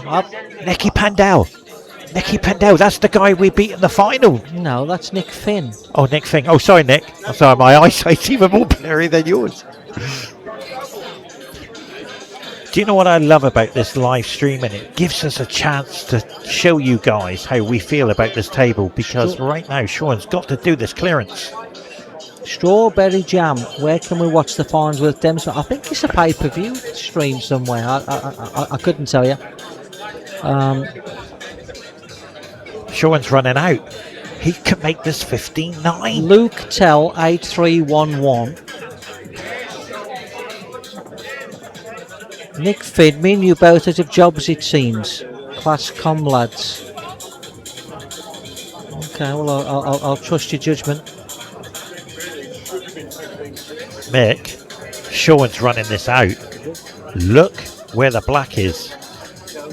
This is a formality. I love his nickname. Whose nickname? Shaun's. What, autopilot? Yeah, because he's flying away with his frame. What's Rob Chilton's nickname? I don't know that one. No. I know you're the machine. You know, don't you? Well, I might change it though to Coca-Cola, just so that we can play pairs together. well, put it that way. Yeah, but if we win, we were on Coke. Beers and gear, anyone know Jordan Sillett? Yeah, Wexford lad. Yep, very good player. Played out of Jimmy Fleming's place. Yep, I know Jordan. Do you and your mate still sell them cues? What mate? I love the comments. Phil, which mate? But have you What did he sell you? If they were any good? But while we're talking, Sam's running the table. He's flying away with this game. He's more consistent now. Mick, as a traditionalist, do you think it's a shame they don't wear waistcoats anymore? Yeah, I kind of get it. I always felt like when you put your waistcoat, and see in China we do wear a waistcoat and a dicky bow, shirt, trousers, the same as like the old-fashioned way. And you feel like when you put your waistcoat on and whatever, you feel like you're going to work. You feel like you're in a match. As soon as you put your work outfit on, for want of a better word, then yeah, you feel like you're going to work. So I would rather play in a waistcoat, bow tie and shirt and whatever, because I feel like that's my going to work. Whereas sometimes when I play in a shirt or like a polo shirt, I don't always feel really sort of up for it. So yeah, I would rather play in a waistcoat from that point of view. Anyway, back to the match. And this is a formality. 15-9 coming in. I know guys do it because it's a challenge. It's like a challenge match and a gamble and whatever else. But I'd rather see a professional player turn up in at worst a pair of trousers and a pair of jeans. I understand why Shaun's playing in shorts because it's comfortable, but I'd sooner, even if you're playing a money match, I'd rather see you in a pair of trousers or a pair of jeans, you know, kind of. Fair comment. You're a professional player, aren't you? Represent yourself and represent the game. Yeah. In my opinion, but you know, Farnsworth and Dempsey are playing money match, Yeah, and they're both wearing shorts that as well. So, but not for me. If it was me, or I'm sure I can talk for Gareth Potts with this. I think he'd have a pair of trousers on or a pair of jeans. I think he'd like, yeah, because you are representing the game and you're representing yourself. So I'm not a big lover of wearing a pair of shorts, whether it's a money match or not, to be quite honest. But I'm not a clothes guru. It's not for me, is it? And when you're representing England on the world stage, it's a different feeling. And look at the split. That is an unbelievable split. Yeah. Cue ball there. Look at that. It's all in. Which would you go for? Stripes or spots? Mick, I'm going in for stripes. What would you go for? Okay. How are you attacking the stripe on the left-hand side as we look? Just out of curiosity. This one here? Yeah, just out of curiosity. My last ball. It's your last ball? Yeah, it's my last ball. Okay. Takes me to the black, to the right, middle. Take care. That might be why you're in the commentary box, Pepsi, and not out there. I'd rather be out there, you know. Yeah. I'd rather be You out wouldn't there want to on be the out TV. there playing that stripe on the left-hand side last, though. No. Which would you go, Mick? Well, if I was going to go with the stripes, I'd play the stripe left centre. Okay. And find the line between the yellows, and I would play that awkward one that you're saying last. I'd play that second. And So take the black to the corner. Well, I'd have ball in hand. I'd put the ball on the right hand side. I'd play the red into the left hand centre on a natural angle to play for the awkward one second. Okay. Because you can determine exactly what line you want. The other alternative to that would be to play yellows and stop messing around, really. What like that red that we're talking about, what you've said there, Yeah. it's not completely accessible, is it? Well, that's why I left it for the last, because I'm a great believer in taking this out, and you can come down. Sorry, I can't show you guys. He would take that in there, just avoid the black. This is it. Do you know what? He's going exactly the way I'm going. Is it? Yeah. Which actually isn't right. No. But Okay, sometimes this game doesn't allow you to play the game. It's all about feelings, the passion, the glory. Look at it. He's taking it. He's going to move the yellow. He's going your way. I mean, you're right. Thank you very much. You called this. Thank you, mate. That's why I'm your doubles partner. That was a good day, that was. Winning that trophy. National champion He's doubles. playing your way. Yeah, it had to be. I like the way Shaun plays with confidence, consistency and belief. And when Sam caught his angle, he's laughing, he's joking. And when we watch Rob, he's disappointed. As we watch now. Well, he's playing your way. Beautiful shot. Watch the cue ball. There it is. Perfect. Oh, we didn't want that. So not quite as perfect as you thought it was going to be. No, he tried to catch that yellow perfect. So we talked about this being the last ball. He didn't want to be there. But if you watch this shot, this is a beautiful execution shot. He's going to hit the yellow and take the black to the right middle. Watch the cue ball. Yeah. You can do it on an American pool table. Imagine if he'd have just gone on its second and had another million balls to land on when he played this. That's fair comment, Mick. But I don't want to sound pedantic. No. Or a know-it-all. Nor do I. I don't know anything nothing. like that. The viewers know more than we do. Oh, this is a bad shot. He's going off the yellow, Mick. He's never. There. I'll get out of town. This is going to be the shot of the match, surely. You cannot play that. This is ridiculous shot. If he pots the red on a natural angle, he comes round 2/3 cushions and lands on the 8 ball in Exactly. the other centre. This is missable. He's not playing this off the yellow. He is, Mick. If he plays this off the yellow, I'm phoning a Hoover. Come on now. Unbelievable. Wow. Shot of the match. That is a super shot. Unbelievable. Uber for Hill. One way. Stay tuned, guys. Will it be a kick on the black?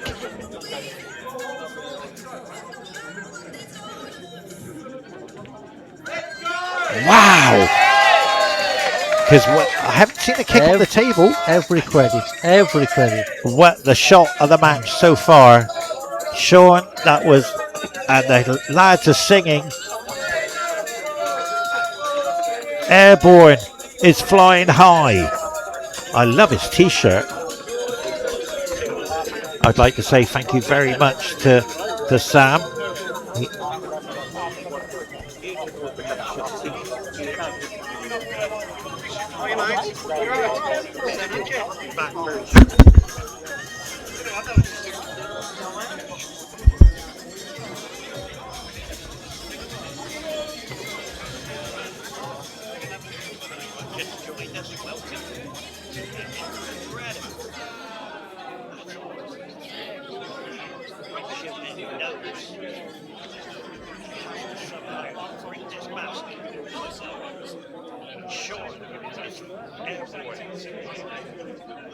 To the finishing line.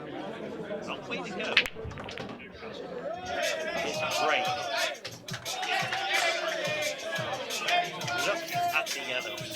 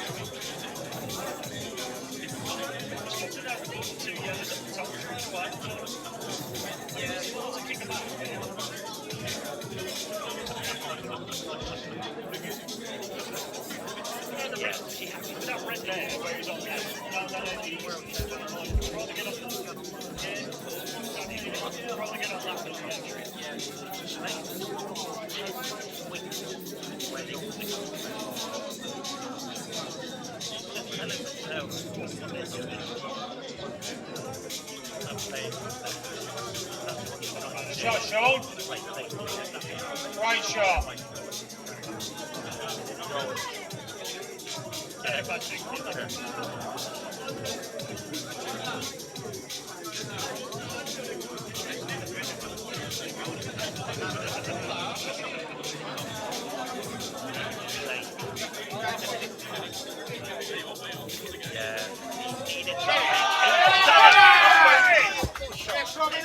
Everything else, Rob?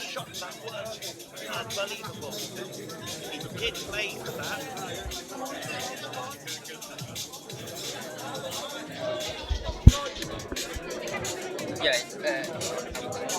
Vic coming back there. Yeah. Incredible. Just need a little toilet break there. Guinness gone through me. What have I missed? Oh, Mick. Shaun's gone the wrong way. He played a tactical safety shot on the yellow. And Rob has pulled out the shot of the match so far for himself. He did a plant onto the stripe into the middle. So he's come off there. Okay. and go that So way. Rob's on reds, is he? Yeah, on stripes. This is a big frame from Rob. Has he made it? Thank you, Sarah. That's a nice comment. You're right. It's free to watch. I'm not saying I'm the goat or I'm not the goat, but it's free to watch, guys. Come on, it's entertaining for nothing. And I'm on the Guinnesses and nothing goes. And I've got the famous Pepsi in the box as well. Come on. And of course, we got Sam, who's put on this incredible performance of live stream for you fans around the world. But Rob is going to do a very special shot here. Now this is a very special one. Wow, Somerset. He's going to come off the yellow. Watch this shot. Are you ready? Aidan Britton 6205. Sorry to interrupt there, That's Pepsi, right.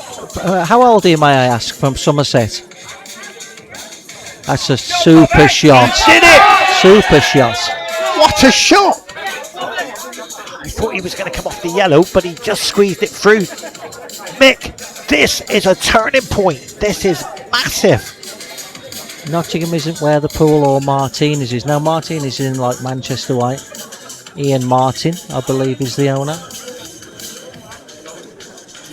He has to be careful. He's done it. He's done it. This is the best clearance from Rob Chilton in the whole day so far. The crowd are going to go crazy, I can assure you.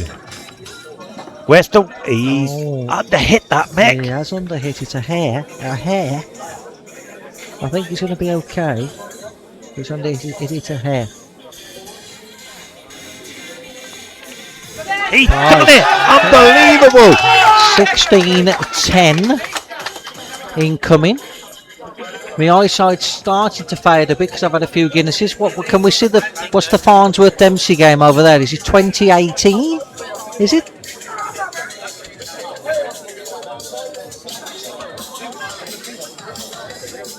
But let me tell you something. What a match this is, Mick. 6 frames trailing. I believe in a comeback. We have to stay biased. But I would like to say well done to Pasco's Bar putting this event on. And Sam, TYP Productions, have put on an amazing show. Well done, Sam and team. As we watch now, Rob Chilton to break rack number 27. And I believe in a breaking run. Stay tuned. Okay, so anyone interested in the Farnsworth Dempsey game? It's just gone 20-20.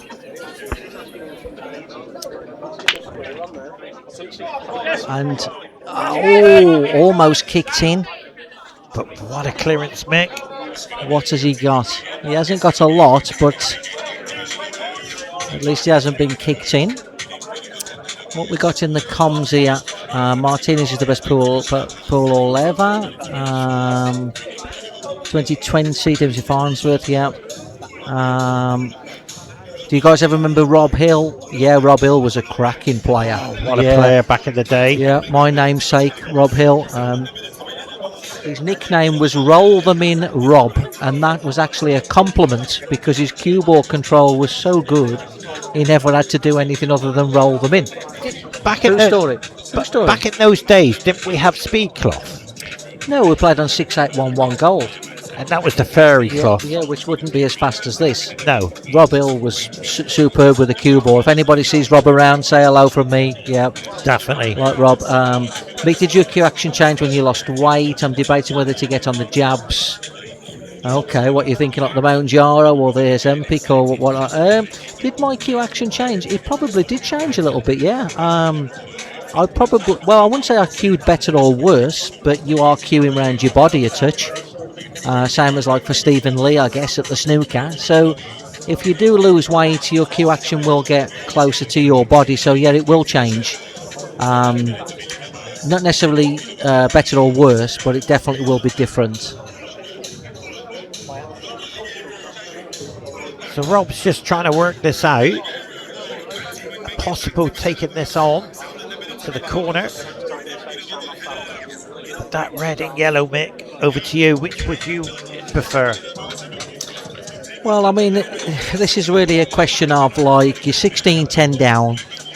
Do you want to have a go or not? If you're having a go, you play the double on the yellow that you're nearest to, with the idea that the red ball is making it a big pocket into the centre. Whether it's the right choice or not remains to be seen, but that's an option. Cue ball needs to get out the way as well so it doesn't kiss. I don't know if it's right or wrong. I can only say that's what I think he's going to play.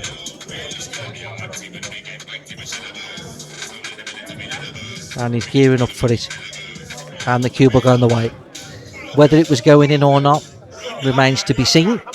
Whether it was the right choice of shot or not remains to be seen, but that was what he elected to play. So Shaun comes. Big frame.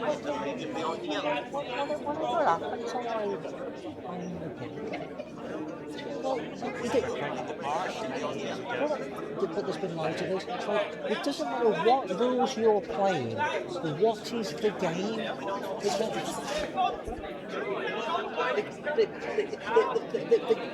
The game hasn't changed. Now, don't get me wrong, whether you cover a pocket or you don't cover a pocket has changed because the rules, like world rules or the whatever. But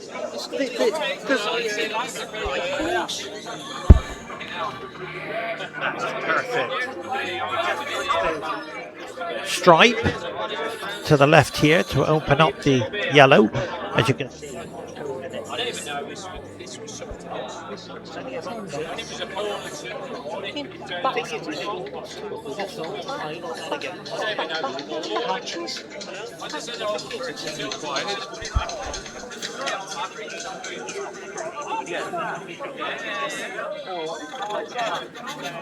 Beautiful cue action.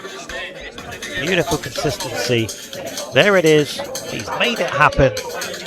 It looks so easy, Michael. Tremendous pressure.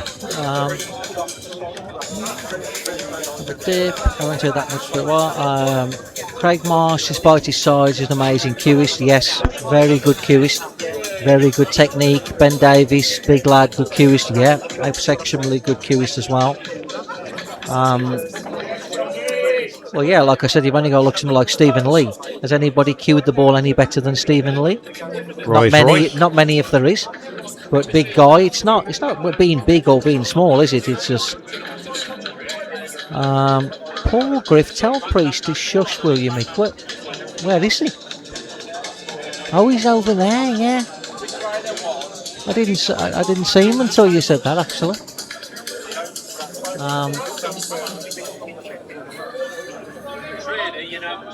So this is a difficult shot now. He has to try and control the cue ball. As you can see, he's indicated with his cue where he wants the cue ball, just below the middle line. I want to bet Mick 30-22 Shaun Storry. I'm not. Leave it out, will you? So he has to make this shot happen. You try and force a bit of angle to avoid the black.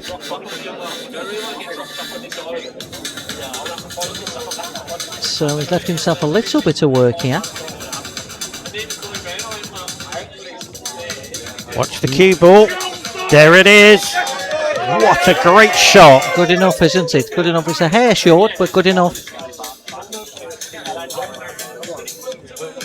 He's looking at the middle pocket. Ball, I never actually clocked it. That's all you just said.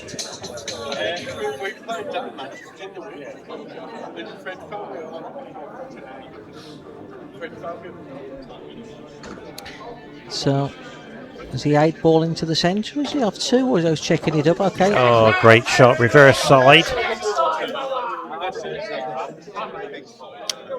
And he's put in a great performance to come back here this game. Well played. Takes the lead. 17-10.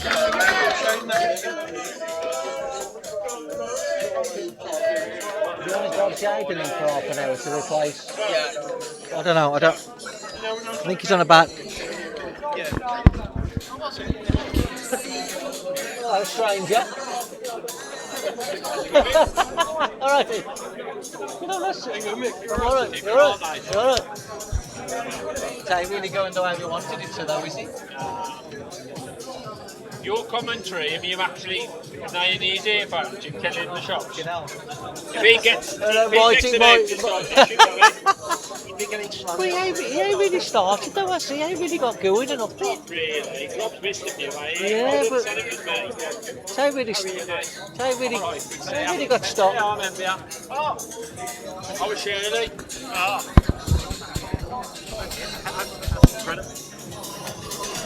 That's incredible, Mick. Everybody's remembering us here many years ago. Because of the doubles. Yeah. Right. Pepsi, not every row is a great Oh, here we go. Yeah, that's fair comment. Thank you for that. But it's just the feelings of the shot. When I commentate on the World Championships, it's just the feelings. I got a feeling this is a run out, but it's more difficult because Rob's trailing 17-10, and it's just a feeling. Controlling that. What we're playing here? Never mind your madness. What we're playing here? We're going all in on stripes, but it's the feelings of the game, Millie. Is it? Yeah. The adrenaline. The easy ones are the hardest ones to pop.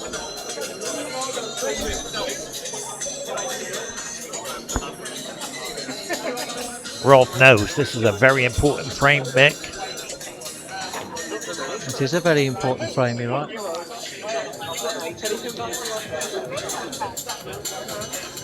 And if you're wondering why I'm called Pepsi? I won the tournament called the Pepsi Challenge. Oh, is that what it was? Yeah, All right, you've educated me now. there you go. That's why I was called Pepsi.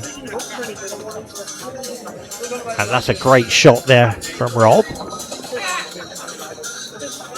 He's in control of this match.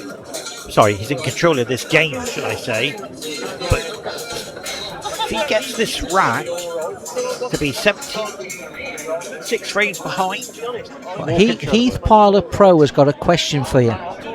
And it's a very, very important one. It could be a career-defining one. Oh my word. Is there any actual advantage to spinning the black while setting them up? Wow. Is it cleaning the black? No, spinning the black to put it like in the middle of the rack. Like, is there any advantage to that I haven't got a clue. when you're setting the balls up? Never heard of that one. No. I wasn't sure. No, I've never heard of that one. Wow. Oh, That dear. just went in and out. What did you win? A life supply of Pepsi. No, it was just actually, it was a can of Pepsi, a trophy. What was that? What was that advertisement?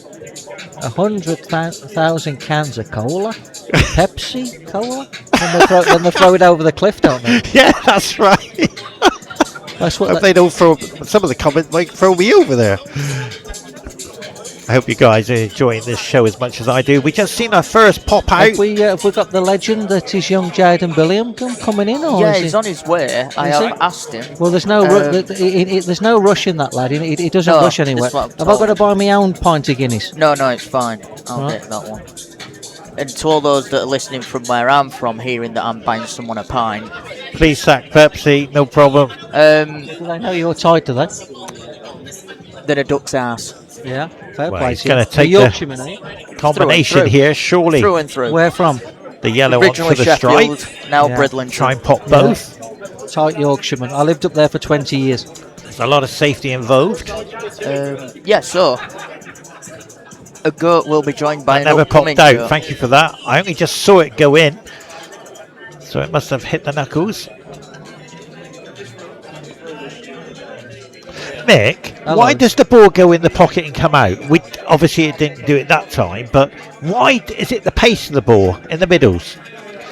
Well, I don't know actually. I mean, there's obviously some sort of flaw in the design, isn't there? But it tends to happen sometimes. I don't know, like with some sort of spin or something, or you know, I don't know why it happens. To be quite honest with you, but.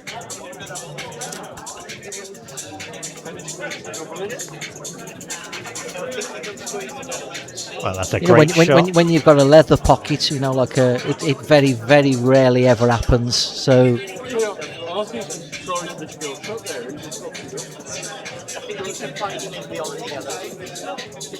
So what's your favourite game, Mick? English 8-ball, hay ball, or 9-ball? if I could be any good at any cue sport, Yes. shot pepper, What a shot. shot!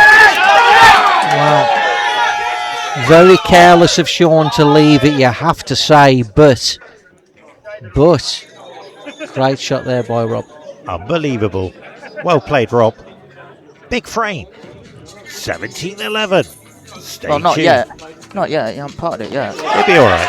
He has now. What a great shot. So what was your sport, Mick, if you could choose any billiard sport? Snooker. I'm surprised, Oh yeah.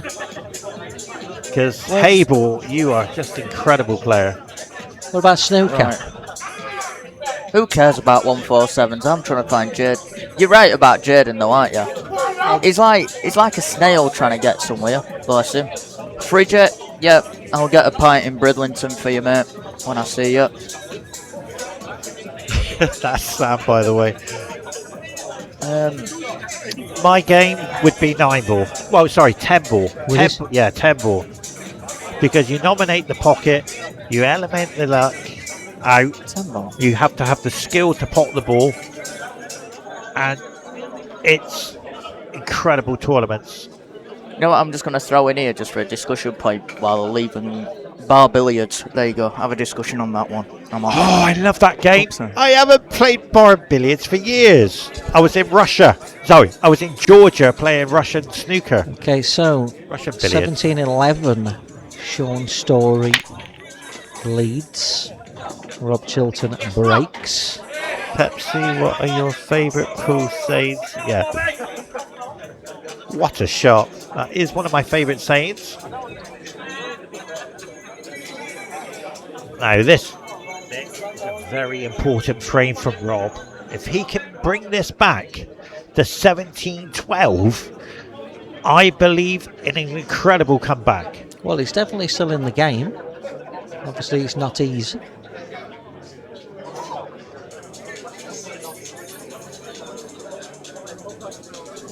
But what these players... You listened to the commentary and rocked up, did you? Did you bring him out? Just felt guilty.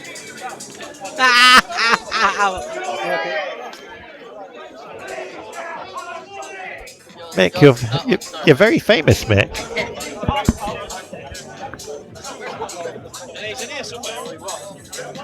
Incidentally, Mick, I'll just tell you something very special. I had my shirt with a Pepsi can logo with Mick Hill in the middle. Did you? Right. When I was on TV. Stop the press here. John's put a super chat of £19.99. Get the Guinnesses in. There we go. John Byrne, thank you very much, sir. What a guy. It's only £5 a pint, so I get 4 of them now. Never mind these lads. No, I'm only kidding. Thanks, John. Do you want to know? Do you want to tell us who those drinks are aimed at, or is it for everybody? Well, it says have a few on. Yeah. Oh, lovely. You don't drink Pepsi, do you? No, I'm allergic to alcohol. Oh, yeah? Are you really? My blood system. Oh, no way. Yeah, there you go. No, I best not. Jokes aside, thank you, John. Oh, we'll have a couple of Guinnesses on you, sir. Thank you. Hope you're enjoying the commentary. All just a bit of fun. Anyway, I think on a technical standpoint, I'm without jinxing myself. The internet seems to be playing a lot better now. So Right. to those at home, enjoy the stream. Okay. That's why camera angle's not changed because I've been in the router. Incidentally, the longest commentary I've ever done is a staggering 15 hours in a row. Where was that at? In Qatar for the World Snooker Championships, the IBSF. Was it really? One match, best of 5, 7 hours. Wow. Who was playing? Oh, it was, I can't remember who was playing, but, oh, yes I can. It was Bashar, representing Qatar. And they stopped the play on the TV table, and then they went off the TV table to the outside arena, and they carried on. I think it was best of 5 frame, and it just carried on. There you go. Best of 5? Best of 5. And it took how long? 7 hours. Really? Over 7 hours. They had to play the next day. Right. I don't know what happened. That was the longest match I've seen. Where's Jordan? Is the kid's behind you? He's hiding. What a clearance here. He might listen to you, Mick. Big game this for Shaun now. He has to make this happen. He can't afford to make a mistake. He knows what Rob can do. And this is going to be 18-11.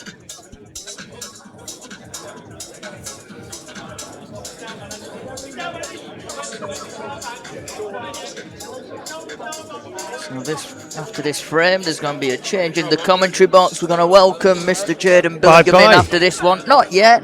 We'll let you finish this one off. We don't want to kick. Call it in, Pepsi. Call it in. Call your Pepsi. final ranking.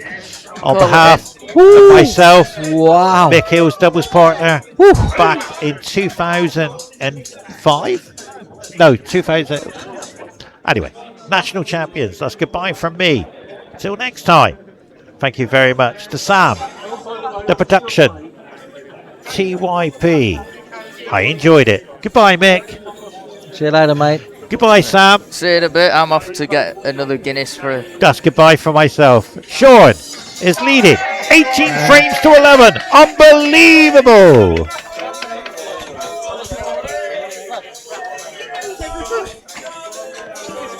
What's his name? No, bed from the dog.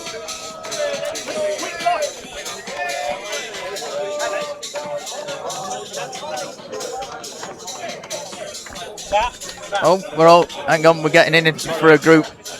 I would turn camera around for this, we're just getting in on a group photo. It's a bit dark here though. Good job flashing on. Dempsey's score, can you see here? So, can't. 2020, isn't it? Well, that's what I thought, but that was a while ago since I'd been over there. Right, here we go. Break after this one. Just in time for Shaun to come in. What? Okay, guys, we've got the pleasure of introducing the two-time World Junior Champion, Jaden Billingham. Jaden, you've obviously watched the match from the start. What's your thoughts on it, or what's your analysis on it?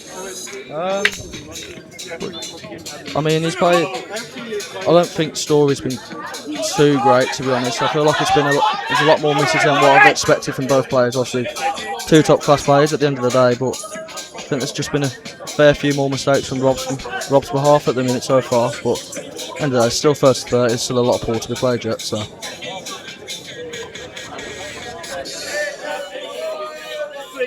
Yeah, I sort of concur with that a little bit. I mean, it's, in all truth, it's been very average, hasn't it? I mean, if we're going to be really brutal, Rob feels. I don't even feel like Rob's got started. Shaun's getting out, but it's not like incredibly convincing, isn't it? Either. Yeah, bit of a strange sort of game, isn't it? It's like. Well, I mean, I've been practicing with Rob for the last 4 or 5 months, and I generally can't even remember the last time Rob played bad. Like, to be honest, he hasn't been great, like you said. Like, if we're going to be brutal, he's not been great at all. But I mean, there's been probably 2 or 3 real bad areas that you would never dream of him making. And again, I think Storry's had the easier patterns and stuff, and I think Rob's maybe chased a little more than what was expected, to be honest. Do you think the yellow ball that Rob took on in the second rack was the correct shot to play, or do you think he should have tucked him behind the red at the top rail? I always said to the lads that I was sitting next to, I think the tuck was definitely the right shot. I think, in my opinion, if you play the tuck, you're forcing him to play a shot and not leave you on a ball. I feel the way he played the long yellow down in the bottom right bag, I thought the white was still on the cushion, and you've got to pot it. It's a tricky shot. Yeah, I felt like Storry come out the blocks, 1-0. Okay, that's fine. And then Storry's decided to play a safety shot. Again, good choice by him. I think Rob should have followed that with a safety shot. I think playing that long ball set the trend for it to go 4 or 5-0. In my opinion, I mean, I'm not saying I'm right, but you don't realise how big those moments are in a match, even though it's so early on. Oh no, 100%. I mean, the shot he's played isn't obviously just to pop the ball. I don't think he's thought about anything else. Just pop the ball and just guarantee you're going to land on something. But if I was in Rob's shoes, I'd definitely put him pushing the boat out and saying, "Look, you have a crack at it." Yeah, took it up. Yeah. Anyway, 8 ball for 18-12. Is he? I mean, you'd have to say, I mean, I got to be honest, I think if I was Rob here, I think the way Rob's played and the way the game has gone, I'd be absolutely over the moon at 18-12. And if I'm Storry here, I'm thinking I'm supposed to be home and gone here. Yeah, 100%. I mean, the amount of errors Rob's has put in, and I think 18-12, you're looking a bit like, oh, is that all that I'm ahead at the minute and stuff? And oh yeah, I think Rob will be pleased going in 18-12 because it's fresh break, obviously restart, go out, get some fresh air and stuff, and who knows, it's another. End of the day, the match is far from over. There's a lot of pool to be played. Yeah, so. yeah. Well, I generally just feel the way the match has gone. I just think this Storry's supposed to be thinking. Thank you, mate. Storry's supposed to be thinking, I'm supposed to be home and gone here, and he is kind of away, but I don't think away as far as what he should be in what's happened on reflection. So if I'm Rob here, I'm basically saying, right, okay, I'm 18-12, I've got 10 frames. If I win 6-4, I'm basically what? I'm 6-4, I'm 22-18, 6-4 from here. And like you say, you're right in the match, and I honestly don't think that, from Storry's point of view, I don't think Rob should even be in the match at all. Well, like you said, there's been a lot of mistakes in the match, and if you want to be brutal, I mean, Rob's put 6, 7, maybe 8 bad errors in, and Shaun's took fully control of it. Like I said, it's not been a pretty match to watch so far, like, but end of the day, it's a fresh break. The more come out the blocks and start firing now. And I think the thing that amazes me more than anything, obviously, like I watch you play now, obviously, young lad from around here, and obviously been waiting a long time for it, is you play with a lot of care, even though that you're young. You play with the care, get on the right side of the ball, make sure you're playing the patterns with care, even though you pop the balls great and whatever else. And I understand there's pressure out there, and I understand you can be nervous. But what I don't understand is that more nervous that you are, the more care that you're supposed to take. Like, Shaun Storry's played a turnover shot there at 16-12 or whatever, and let Rob see the ball.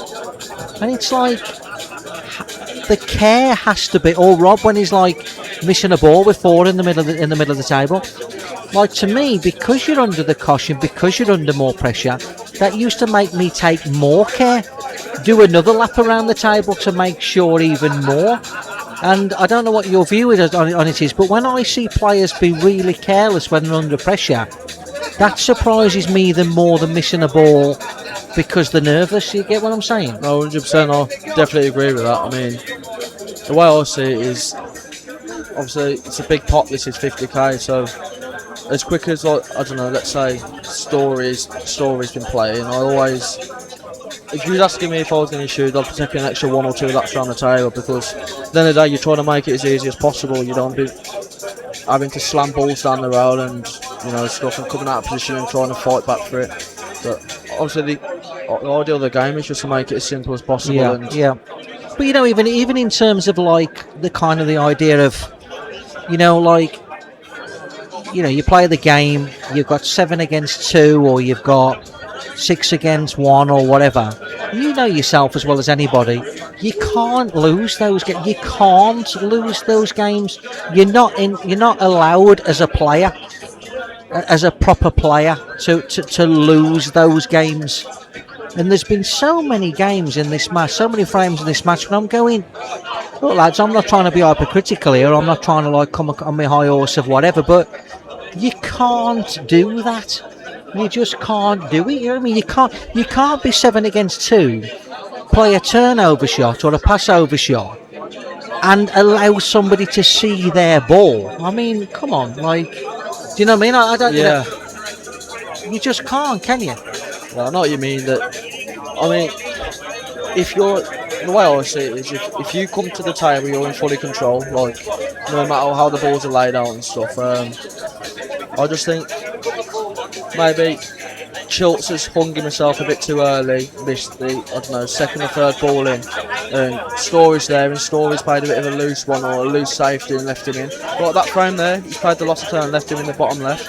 He's left Chilton the thing chopped back into the right bag. I mean, you should never be there really. You should always have cover somewhere. That's what I'm saying. And it's like I think Rob was like 5-1.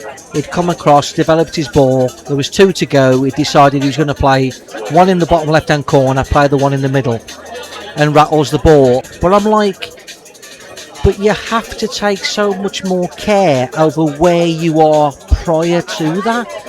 Like, you can't just go like, well, let's land there and then play a shot.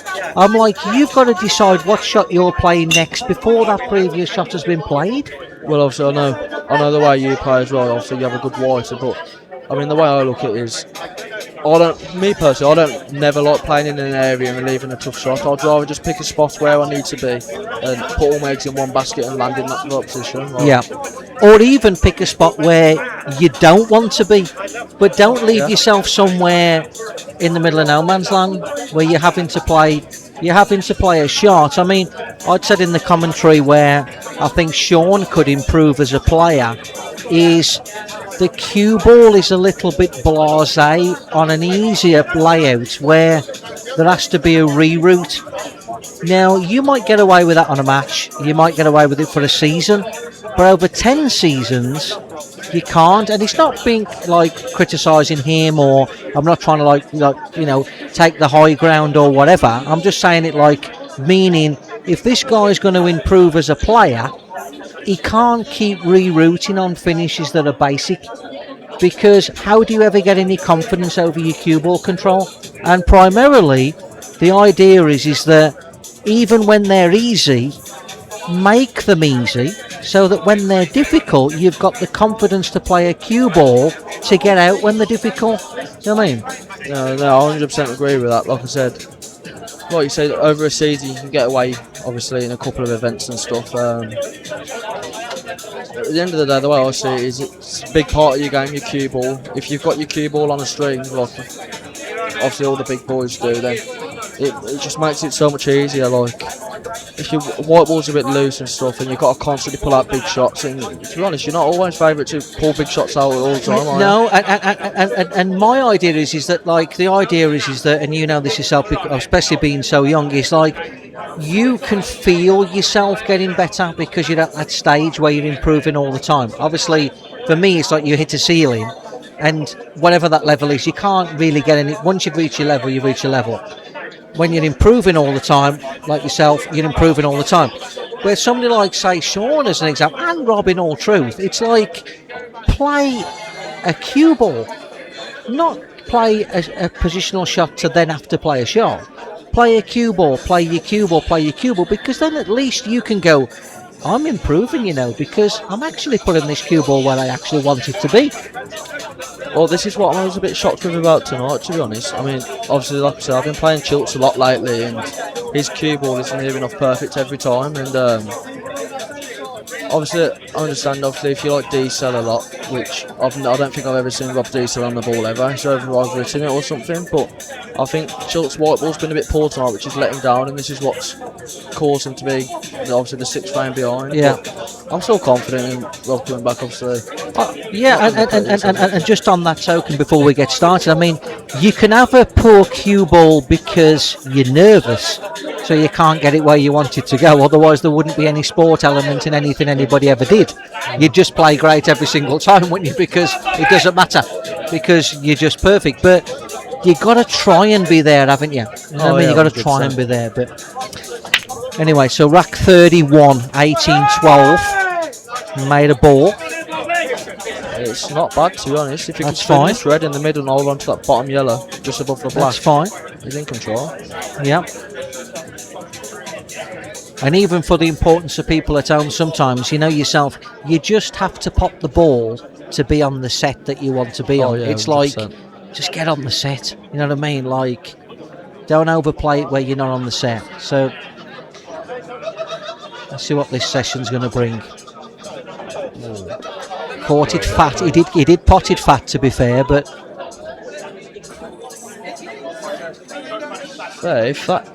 if the yellow near the right, not the one above the red, the one above, just in between the yellow and the red, if that doesn't go bottom right, I think he can play the back double here and just cannon that red. If he gets the double, he's on the rail one straight away.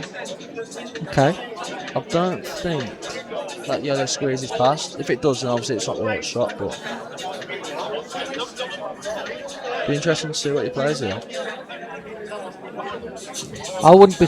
Are you talking about on the right hand side playing the double into the bottom left hand corner here? Yeah, and nudging the red up, Okay. up to the blue spot, Yeah. more or less. Yeah, not a bad choice of shot.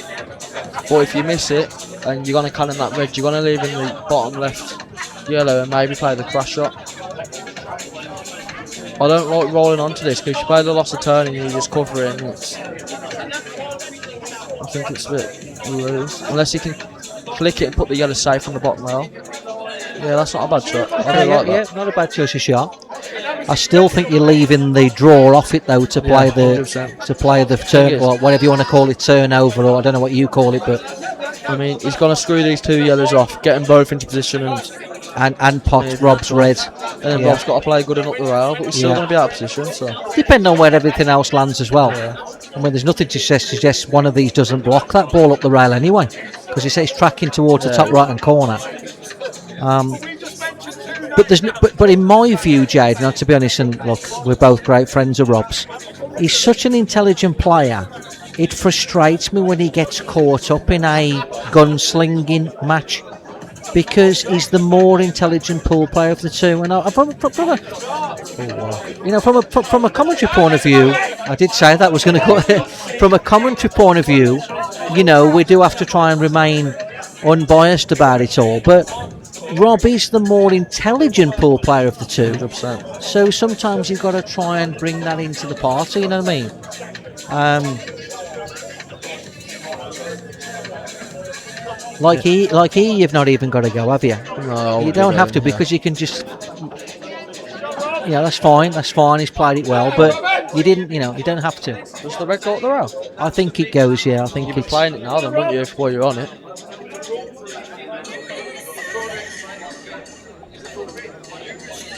You trying to kill it, so even if you miss it sits on the hole. I think. Well, you've been playing on this table long enough. I think it's generous enough. I think the pockets look big to me. I mean, I don't know because I haven't played on it, and you're playing it on it virtually every day, but they do look overly generous to me, to what maybe Rob would have liked before the game started. Yeah, so obviously it's just been a new clock being put on as well, so the back's going to play a little bit bigger.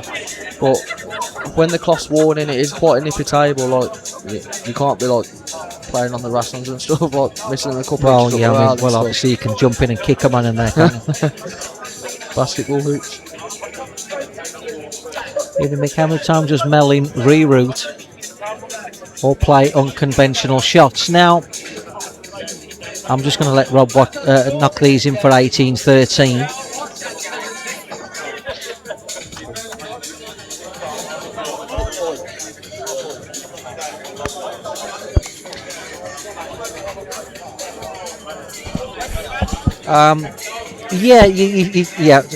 So this is 18-13 written all over it.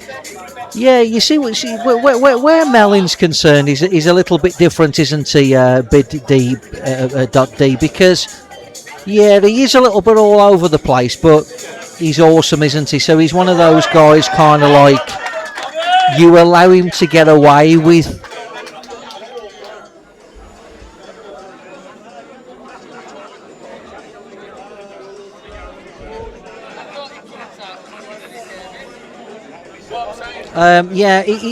Chris is one of those, isn't he, where he's unorthodox, and I know it's a bit chasing his own tail, but there's always an exception to the rule, and Mellin's awesome, isn't he? Mellin's in my top 5 players of all time, even though if it was anybody else doing it, I wouldn't advocate it, because it's not my style. But I've got to accept that. That there is an exception to the rule, and Mellin's awesome, mate. He's a top 5 of all time for me, if not higher. Kirk Swan, the goat on the comms. Yeah, Jaden's in the box now. I'm accompanying him. What we got here? Cubble is your friend, okay. My intelligent player as well. So things are starting to just get a little bit interesting here. 18-13. No panic for Shaun just yet, in truth.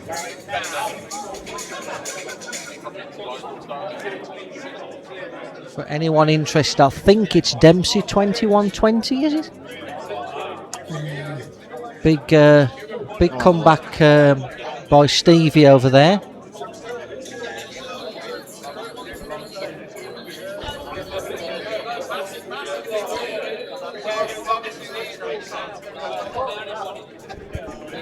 If it's 21-20, that's sped up a bit over there. I know it started at 2 in the afternoon, but yeah, it's picking up pace a little bit. It's a grind over there, isn't it?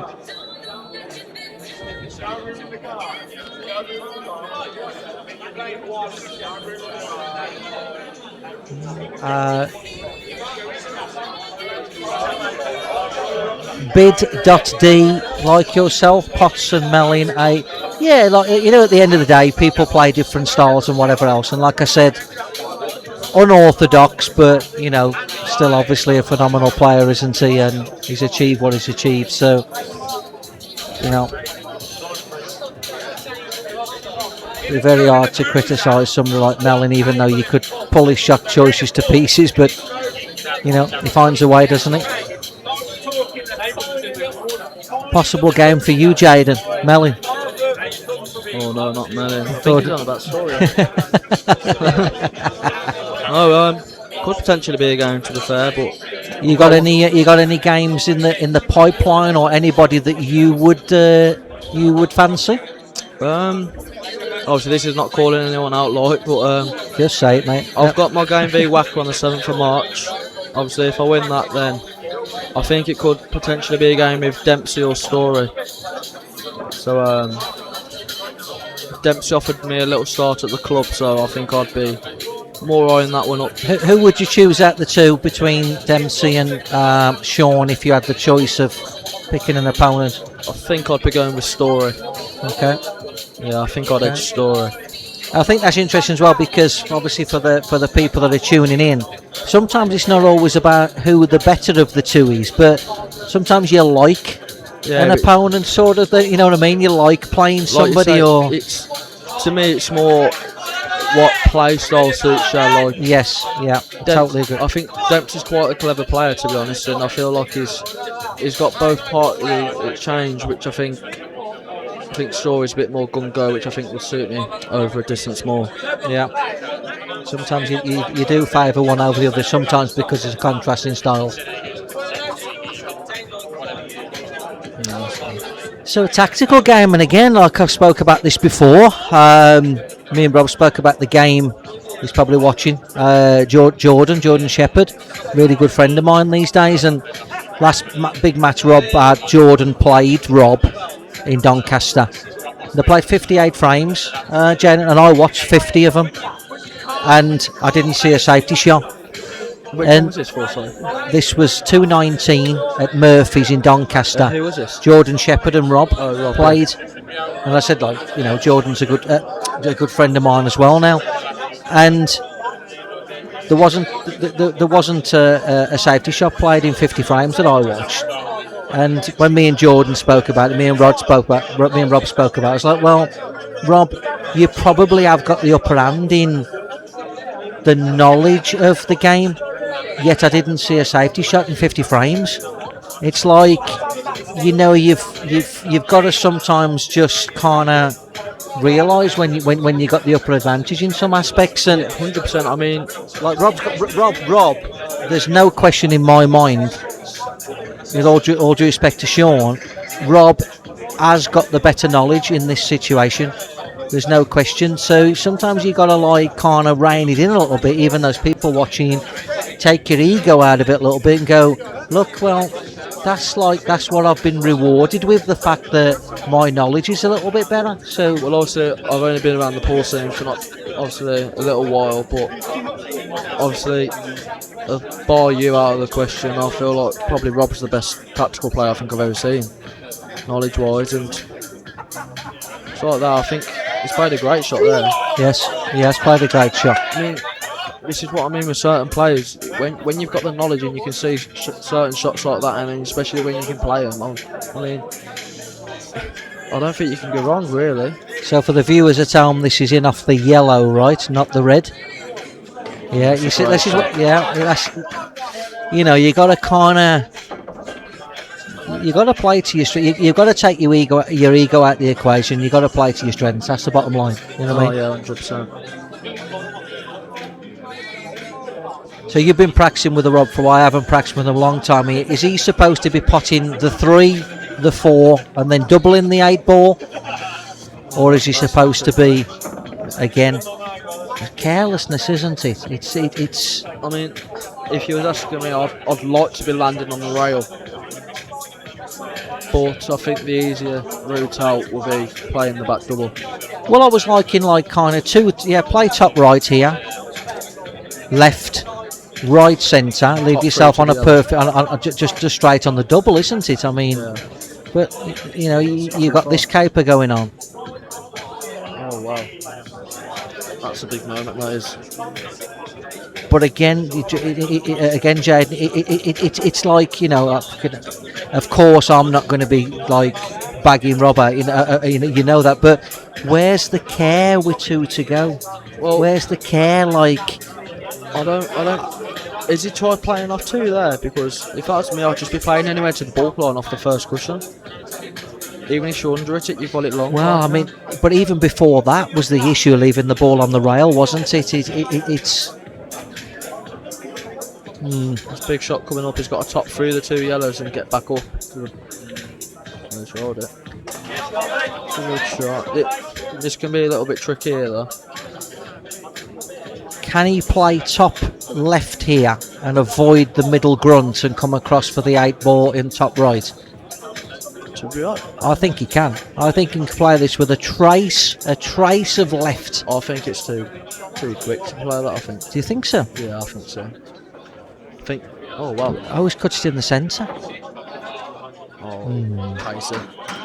I'd have been. I would have played that. I would have played that top left. I would. With the other, with the outside side. To be fair, I feel like if he was to play that, I don't think he could hold to the rail, but I think he could have come cushion and maybe hold on to a yellow. But it comes a little bit flirty then, don't it? Trying to cannonballs. It's a big shot this for me. A big shot for this for me. I think if he makes it, he's really in the match. Yeah. If he doesn't make it, he's behind again. No. It's. But I tell you what, Jordan. I know, Jaden. I tell you what's really strange as well, though, is that as you get a little bit older, you start making mistakes that you never really used to make. Like, do you think that's lack of practice though, or? I don't know. I don't. Probably in my case, yeah. But like when he's got 4 to go there, Jaden. Let's get it right. I mean, I know like everybody, we're all close and everything else. But you can't play a plant and leave the ball on the side rail and then go twice across and snooker yourself. Yeah, I mean, like that's. I don't think that was the route he was planning, but at the end of the day, it's a careless one, like you said. Yeah, just purely of somebody of that level. You know what I mean? Just purely somebody of that level. It's. Yeah, it was a careless mistake. The thing is, though, I mean, I know he's dead set off angle, but I don't get why you would ever play stunning it if you could have literally topped it on and off the rail and kept the red where it was. Yes. I think the stun shot was trying to be a bit pretty, to be honest. Yeah, I agree. It should be gone here, to be fair. So who we got? Any questions for the youngster? I think Rob wins. Jaden this time seems we've got okay. Joe Hutton, Jaden, my hero. Taking notes of him as a Wally, isn't he? Yeah, Wally. Jaden will beat Warren again. For his age, Jaden's amazing pull brain. If you want to get some questions in, guys, for the youngster. Is he on that yellow?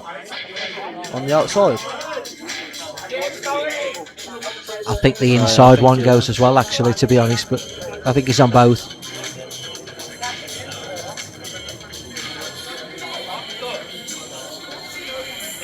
Yeah, should be dot to dot now for now.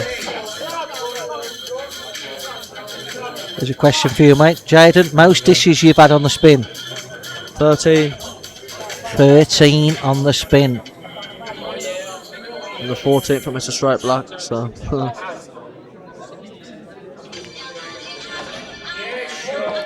Is that with you breaking or alternate breaking or like? That was just me breaking. Christian Jewett, your big buddy. Your big buddy. Christian's here. Look, hello, buddy. Oh, your top 5. Top 5 of all time or currently? Christian, can we have a bit of clarity to the question, please?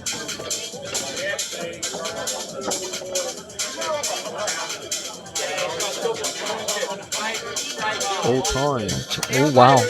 Oh, not really knowledgeable on this. I don't know many of the old boys that were playing, but I think from what I've seen, in order I'd be going obviously Mick first for me, goat debate. Second,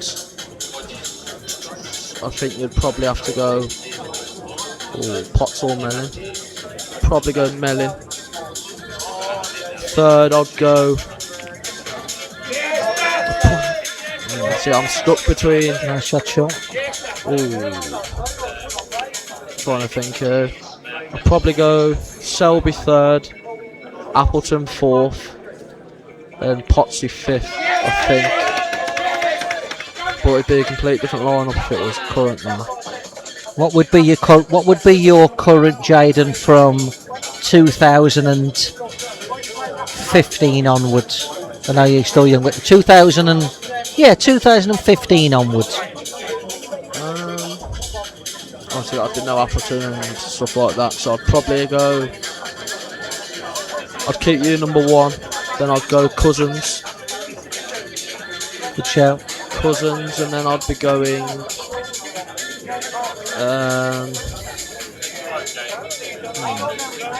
Potentially Boyle. Fourth, I'd probably go Hibbert. And fifth, I think it's a debate between. Nice play there from Rob. Right, those. Would Dunster be in the equation, or? For me, no. Okay. No, not for me. Farnsworth be in the equation, would he? Farnsworth in there for me. I think it's between Farnsworth and Phil Harrison? Phil Harrison, yeah. I'd probably edge Phil though. I think Phil might be in my top 5 of all time actually, instead of who do I put in now? Appleton, Selby, you. I'd probably put Harrison over Potsy. Well, you definitely have Phil in your top 5 of the last 10 years, Oh wouldn't yeah, you? 100%. Yeah.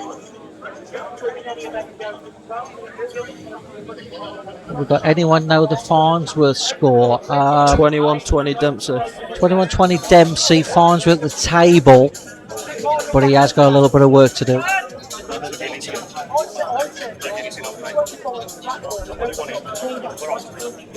Mate, they're doing the.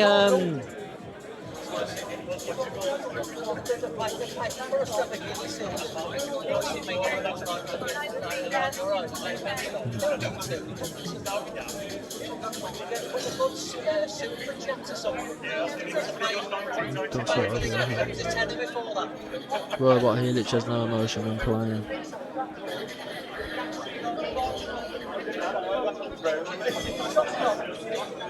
Who would? So, come on, Rob. So it's 1913. Jaden has never seen Quentin Hunt play. He was class. Yeah, he was a bit before my time, so I don't really know his.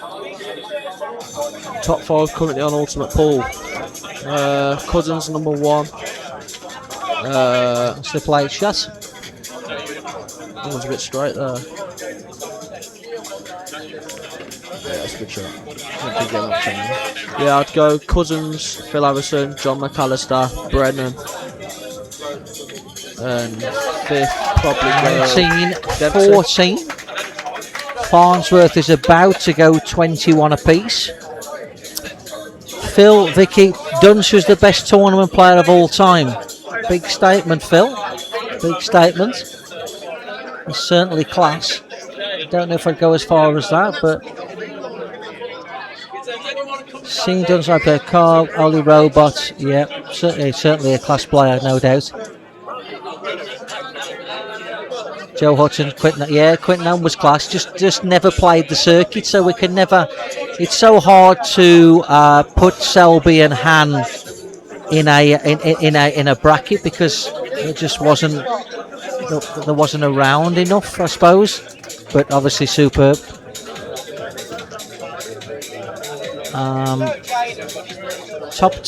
Here's one for you. Top 10 Ultimate versus top 10 IPA. Who are you on? I'd probably be edging IPA now, to be honest. But again, I don't think you can have that debate because you can't have. Depends on what table, what cloth, what rules, and all that type of stuff. The other thing that really bothers me though a little bit, Jaden, is that I've asked some of the guys. Cousins was one of them, and he said to me, he says Boyle would give me a game again, but he wants to play on the blue cloth, and it's not for me. And I said to Tom, we were at Blackpool, and I've gone, leave it out, Tom. And I've had the same conversation with Shane Thompson. I said, listen, you put your cloth on the table and you crack on. Like, this is only modern day mentality, this, because back in my day, you just played. The table and the cloth that you were playing on wasn't even discussed. Do you know what I mean? You just played, and it's only become a thing. It's only become a thing over time about what cloth and all this. To be honest, it's like I'm just a big believer of just getting on with it. Yeah, that's where I'm at with it. Hello, what is total?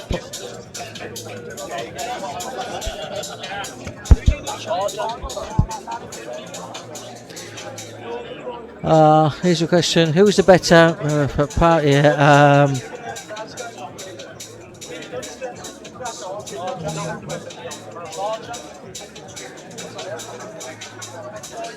Ronan has proved to be, fantastic player, no question.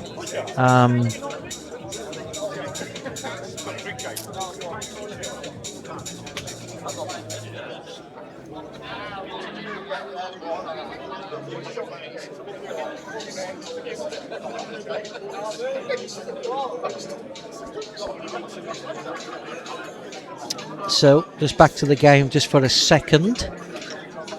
So it's 19-14. Okay. A few bits and pieces in the chat. RJ97, who's the best on the practice table? That's a great question. I mean, RJ, I'll be totally straight with you. The biggest joke...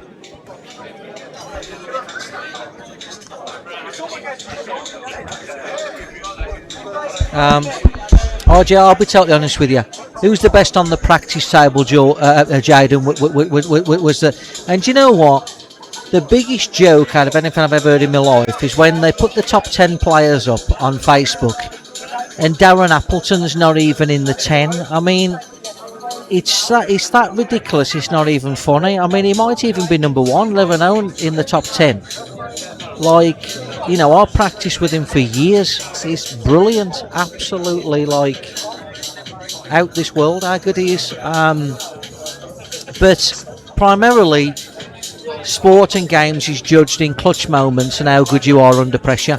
The practice table doesn't mean nothing, to be quite honest with you. But probably the best player I've ever practiced with is Darren Appleton, I would say, over a long period of time.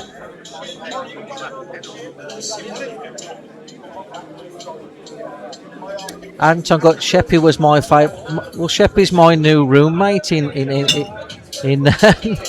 he's the best at getting the coffees. Tell him he's useless at pool. 230k. Wow. Okay. 230k. I'm led to believe.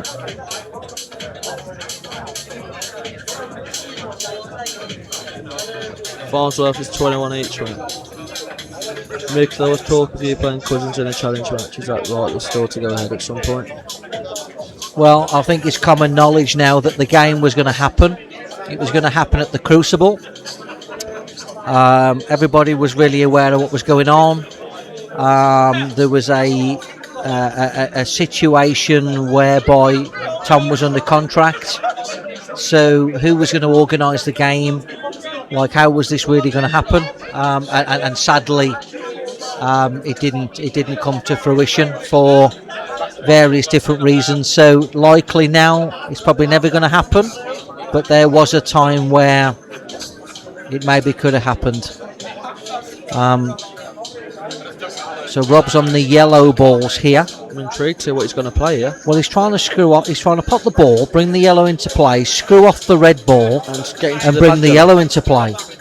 But I like putting the cue ball just directly behind the yellow and then playing this shot. You? Yeah, 100%. Oh, this can go wrong, I think. I think he misses the... Oh, what a super shot. Super shot. And that's where the knowledge of the game and the cleverness. What a super shot that is. I mean, to see it is fucking... Yeah, super shot. To see it's obviously good to see, but... Proper player shot. It's a great shot, that is. So, for all the money, we look like 19-15. Jaden, why are England not going to Gibraltar? We should going to go or stay up until 1 minute. Well, what rule sets that's for? Is that black ball or international? Black ball, mate. Gibraltar. Black ball, yeah. Oh yeah, I mean I won't be going to that club. Chose international.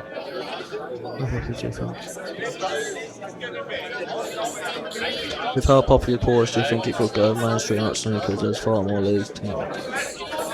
If you ask me, I don't think so. I think there's too much politics in it to grow much more, to be honest. I see pool similar to how it was with the darts with BDO and PDC. And it's just going to be one organisation. I'm not going to say which one because it's not my position to do so. But one of them's just going to take the bull by the horns and just run with it.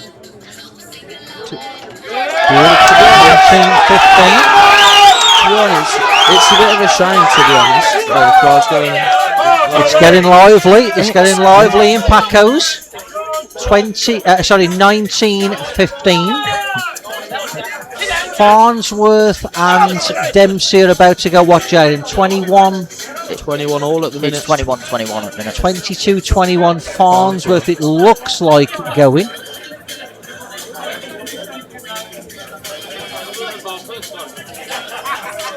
Yeah, I think Farnsworth's in prime position here, I think. How popular do you think pool is? Obviously you've answered it to a point, but I think the difference where darts and pool is that when darts made the breakaway with the PDC, Eric Bristow, John Lowe and all those guys, they were household names. Yeah, so it was easy for people to follow them wherever they went because they were household names. Yeah. The problem we got with pool is you get nobody's ever really become like super kind of recognisable. And will we ever, and I mean this with all the due respect in the world, will we ever have an attempt at it by necessarily the people that should have attempt at it? So if Barry Hearn had an attempt at getting 8 ball somewhere, yes, would that then obviously help the case? You would think yes. Yep. Up to press, have we had people with all the will in the world trying to do it, but are they qualified to do it to get it where it's supposed to be? I'm not so sure. In pool, I see a lot of plumbers that are doing an electrician's job, and vice versa. Who's really qualified to do it? We've never had it, so we're probably never going to know. If it's ever going to happen, Jaden's probably going to see it more likely than me. Do you know what I mean? Yeah. Rob to break then. His breaks let him down a bit tonight, I feel. 19-15. Well, it's changed in the middle session because it's become a game of Rob's chances and not Shaun Storry's chances.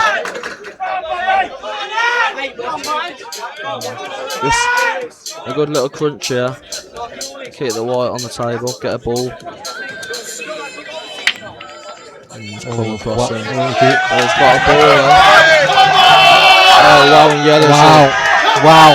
To actually kind of miss-hit it like that and get the outcome is like the things are changing. Things are changing. Just for the audience to tell me, Jaden, how would you go about these balls? Well, I've just thought, if you look where the black spot is, the yellow to the right of there, if that goes bottom left, I think it's just pick them off. But which is your last ball, just for the spectators at home? Bottom left, I feel, or middle left. I'll be having a good look. There's a shot he could play. you could play the yellow into the bottom right, kiss onto the stripe, and if the yellow goes into the bottom right corner, I think it's just dot to dot then. Any score and Dempsey match, please. 22-21 Farnsworth. I think that's a hair careless for me. That He's got to kind of punch it now, hasn't he? He's got to play your shot. Yeah. But good shot. But it's not really where you want to be, though, is he? So because the last ball is the bottom left. The second to last ball is centre left. Centre right was 5. Because if he's straight on that, he plays the other one. But he plays the ball he's playing now, bottom left, doesn't he? So it's not criminal, of course not. But I think this shot can be a little bit nicky here, because if he can screw above the red, then he's laughing. But I think it can get a little bit touchy if you're going behind it or you've got a cannon onto it. What about you just drop it in, take your medicine, play your one right, middle, up and down, to the and play blue left, you know what I mean? Everything for too far. I mean, that's what I'd be playing. I wouldn't be trying to nick any balls or anything like that. Take what the table offers you, because you're actually trying to get somewhere where you don't even need to be anyway. So, like you said, you just why bother? Take your medicine while it's Take your medicine, just play bottom right, drop it in. Bottom left, if you can hold it, you can hold it. If not, up and down. I think he's going to play, it's the right shot. That's the right shot. All down. Right shot. I don't think Rob's too happy. Nothing for short. Nothing for short. Well, that is a little bit short. No, he's okay. No. Well, no. Left centre, isn't it? This shot. Okay.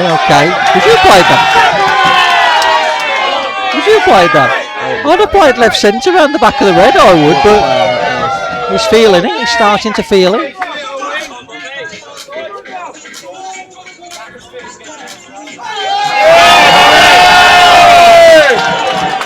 $19-16. Hopefully that settles him and gets him pumped now.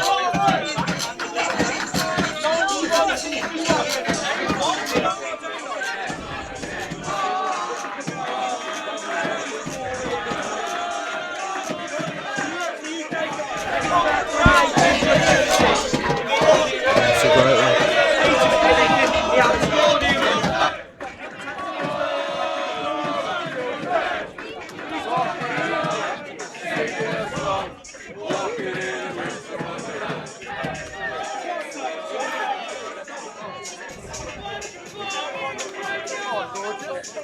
Stop sweating now.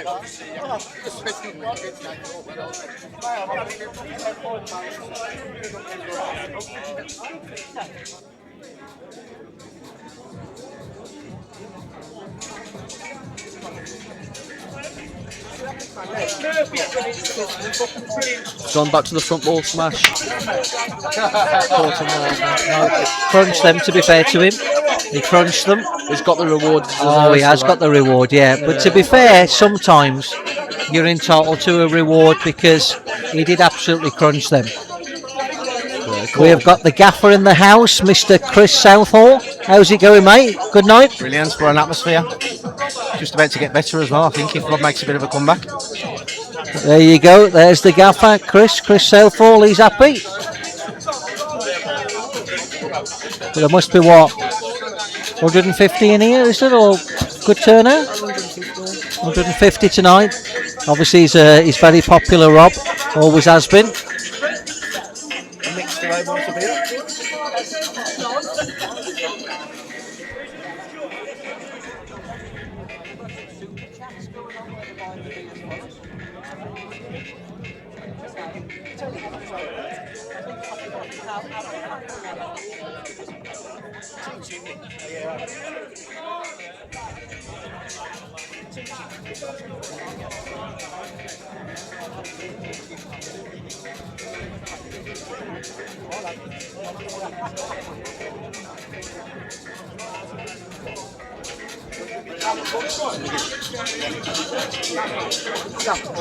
I'm alright, thank you.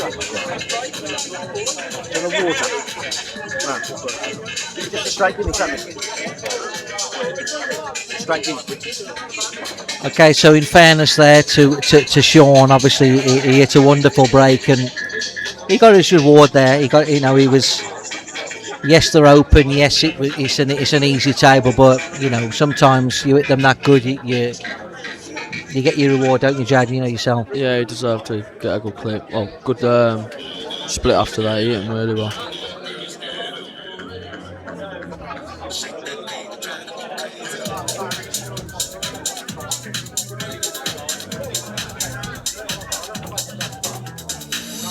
So what would your route be here then, Mick? Yeah, I think bottom left, come across, centre right, centre left, and just hold it there. And I don't think there's too many airs and graces here, to be honest. I think it's, like I say a lot, to be honest with you, Jen. I think it's just minding your work. Like, it's not always about where do you want to be. Sometimes it's where don't you want to be. It's like, I can't be there because it's criminal or whatever. And, I think some players are so hell-bent on where they want to be, they end up putting themselves in a bit of a pickle. And it takes a lot of pressure off the situation if sometimes it's where you don't want to be, because it's bigger. It's a bigger area than where you actually do want to be.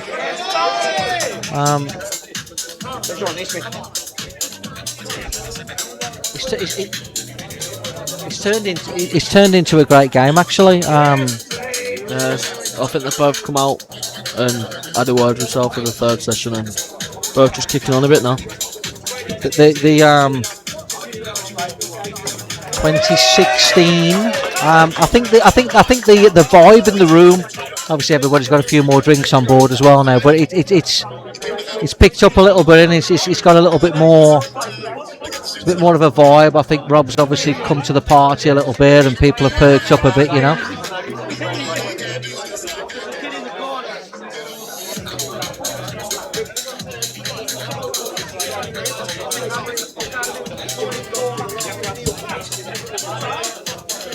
Has your dad rocked up here, or I haven't seen him? Yeah, Dad's here. Is he rocking? He's hiding away though somewhere. Hiding away.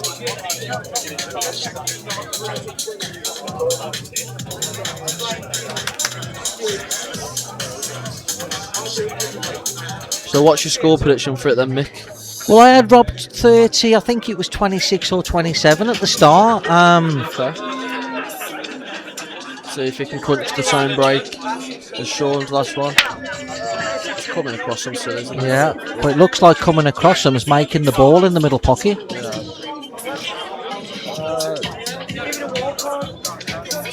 I don't think it's bad, to be honest. I think was the biggest deficit 14-6, was it? 14-6, yeah. 14-6. Andy Blurton. Yeah, mate, it was actually 14-6. So if you can get out from here and make it 2017, it's How yeah. has that not dropped?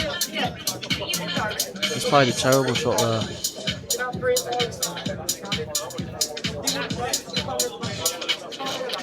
So 14-6 effectively, it's 10-6 from there. 11-6 if Rob can get out from here. This is frying ball for me. Oh, that's a great shot. Still a bit of work to do there though on that bottom side. Does it go in the centre past the red that is nearest to? Because I don't think he can play it now. I think he's got to play top left now. But does the one that he's nearest to pass into the left hand centre? That would obviously be Right to 30. would obviously help his cause. How would your route go here then? I reckon there's a couple of ways you can go, isn't there? I would have played that like that, yeah. So this is an interesting one, because when he plays top right here, I'm not playing on the one on the bulk line, I'm playing for the next one. and it's everything for too far, nothing for short. But I'm playing it in the left hand. I'm playing it into the top right. See, I wouldn't play that like that. I'd have played that into the yellow pocket. Play that, yeah. On a snooker table, if we're talking about a snooker table, I would have played that into the yellow pocket. Well, I don't really see what you get there, because if you fall too short, you can come down to the bottom one. Exactly. And then I feel like if you play it too hard, even if you come just above the red, you can always screw on and off the cushion. But how hard are you actually going to play? You see, when I'm playing this one here, the second one of the two, not the ball climb one, I'm not even playing for that one to land on the one on the ball line. I'm playing for that one to come down for the one near the red. Does that make sense? I reckon the shot he plays here, I reckon he either chops it, comes off the cushion, tries cannoning it, or if it lands too far, can you play yellow off the red and screw down to the bottom left? Yeah.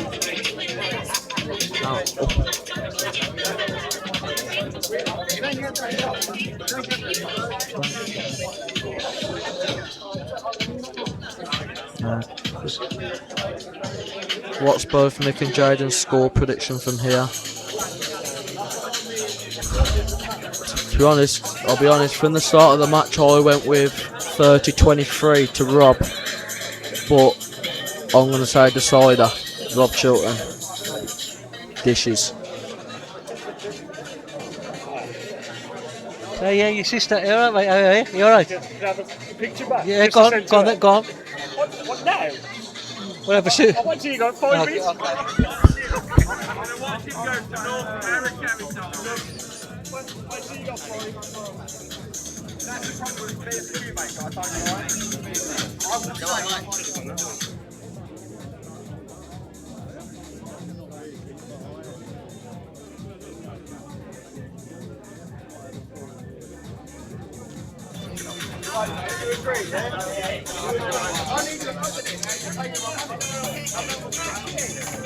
Okay, so he needs a little bit of help here. He needs a little bit of help.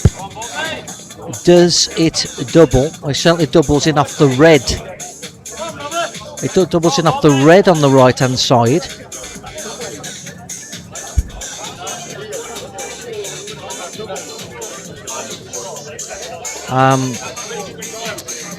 Yeah, I think with 4 to go, when he played the one across the top rail and the yellow, I think he should have come down for that, for this ball. Because you had a lot more margin for error. I don't know if this doubles now or he has to double it in off the red. I think double off the red's a shot, isn't it, really? Got it. Shot!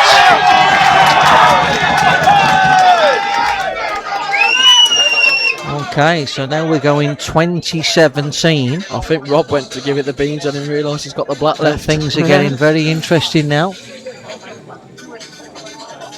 Just recomposed.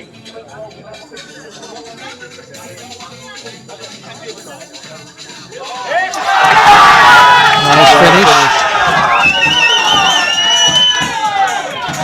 Good last bit of knowledge on that last shot.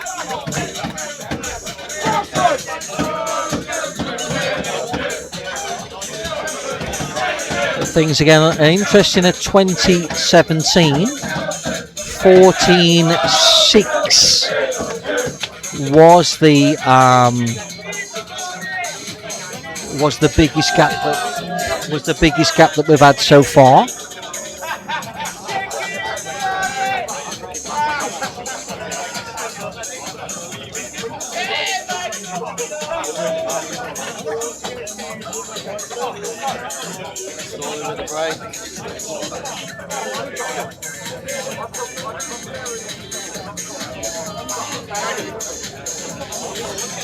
Shaun Storry to break at 2017. There we go. Is he going to crunch him? Oh yeah, it's a good split. Again, a very good break from Shaun, you'd have to say.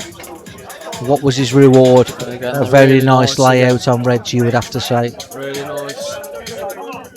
I can't see him going wrong with these, to be honest.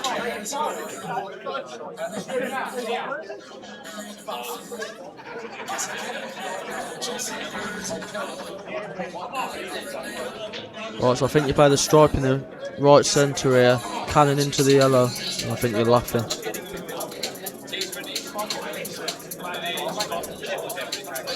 Yeah, I can't see somebody of Shaun's class missing these.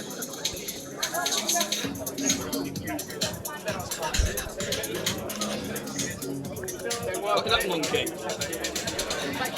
The Irish. What's that? I said I got you that monkey. Look. The Irish buddy.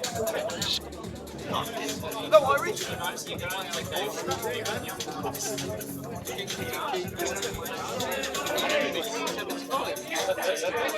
said to him when I was like, you said doing it 16 like 15 grand.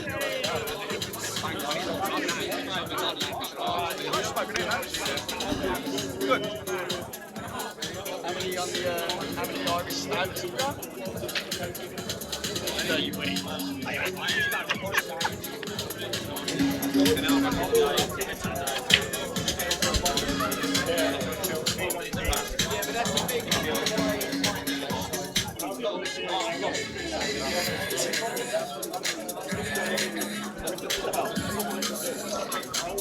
Oh, oh, I thought our stream had frozen then. TYP. What's TYP stand for, by the way? The Yorkshire Project. The Yorkshire Project. Yes. Your lady's a Yorkshire lady, isn't she? Yeah, she is. Well, it's like Yorkshire. She is down that neck of the woods. Is she as tight as this lot as well? I lived there for 20 years. Very strange bunch. And she lets money go like it's nothing. That's whipping though.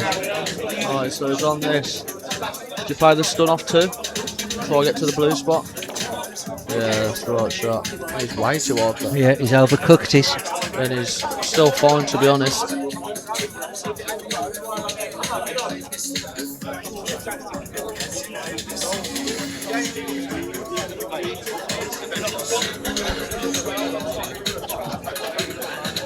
Yeah, I think he's fine here still.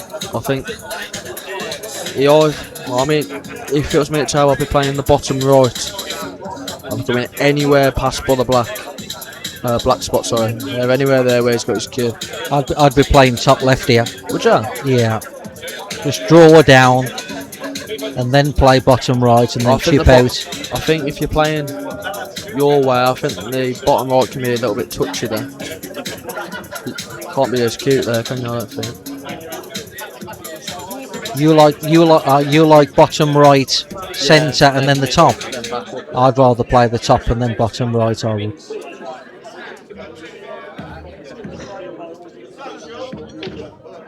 Confidence of youth, eh? Yeah, that's it. Eh? I'm trying to cut out anything where you have to execute anything.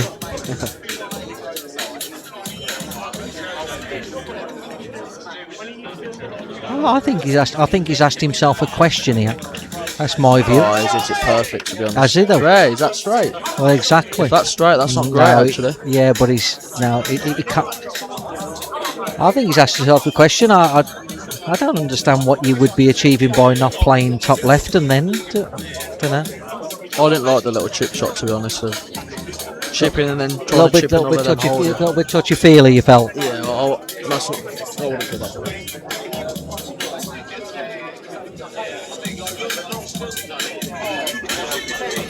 Oh yeah, so he is more or less straight, I think. I wonder if you can just nick a bit of the left side. I think he's just about got enough, but play it with trace to left and try to kill it up. I mean, even if you land straight, you fancy taking medicine from the top right corner anyway. Oh, he had loads. No, he's not. No, he's the other way though, isn't he? Yeah, I still think that's fine though. Anywhere his cue is, he's back into play. But I think he was quite brave to play it like that when he was as straight as he was. Well, he gave it a little something, didn't he, to be honest.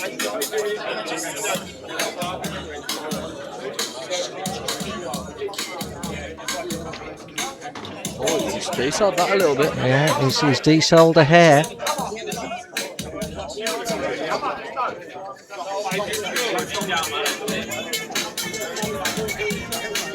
Yeah, he's asked himself a question here, you'd have to say. Next pattern would have been 10 times easier than the route he's taken. Well, Christian plays the ball top left. You're none of this caper fella. What do I know? Right then, this black to 21-17. He can catch these fast. I think he'll be alright. Oh wow! The place has gone wild. You can catch those fast. Wow. Commentator's curse.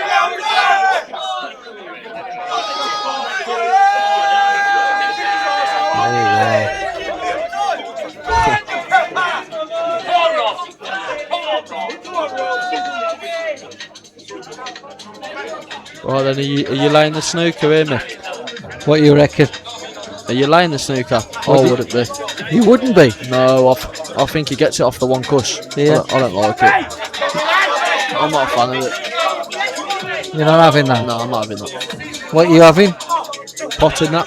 Clearing the table up. Oh yeah? Yeah, sending it. Yeah, I feel like you've only got to make the ball, haven't you? He's almost...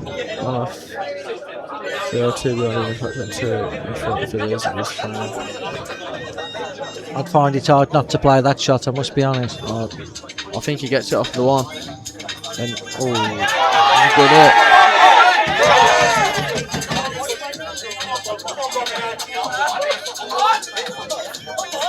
Joe says he agrees with you. Knowledge, any? There's a lot of knowledge, this Joe. Cheers, Joe. In cooking steaks.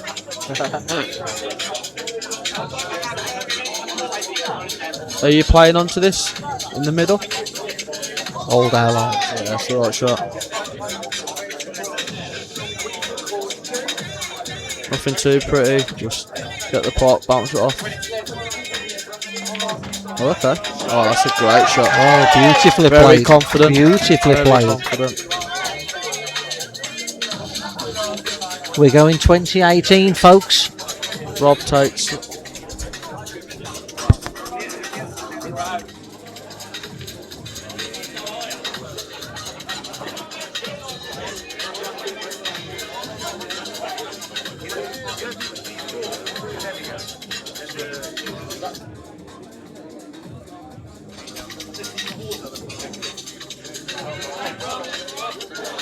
Right then, Nick's dropped the toilet break in. Looks like 2018 here.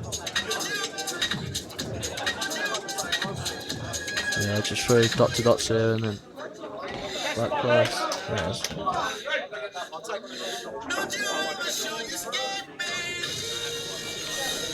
Over on Facebook, Thomas Doby says hello to you, Jordan. Hello, Thomas Doby. Money team. Money team.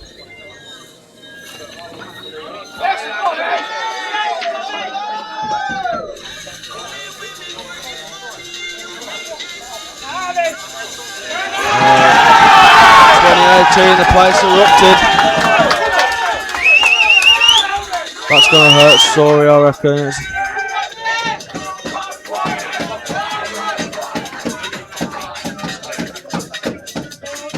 So to all those that are joining us on Facebook and YouTube, yes, we are back on Facebook. Welcome to Rob Chilton v Shaun Storry. It's a £50,000 money match. Race to 30, international rules. Jaden's trying to get Chris, who's the owner of Paco's, to pick up the headset and microphone, but he's been a little bit shy. Yeah, really shy. Thank you to Chris and all the team here for their hospitality these last couple of days. I can confirm, while everyone is here, that we've gone in partnership, so you'll be seeing me a lot more down here. I don't know if Jaden's up for that or not. Looking at his face, he's thinking, oh God, stay up in Bridlington. Oh, going across. Oh wow, these are nice again. Oh, that red's just stuck on the front yellow, I think, actually. Interesting. Reds are not bad here. Michael Lamb over on Facebook saying Chilts is playing with his AirPods in. He's asking, are you coaching him, Jaden, with a little microphone going straight into his ear? Now, we can't be having them allegations going around.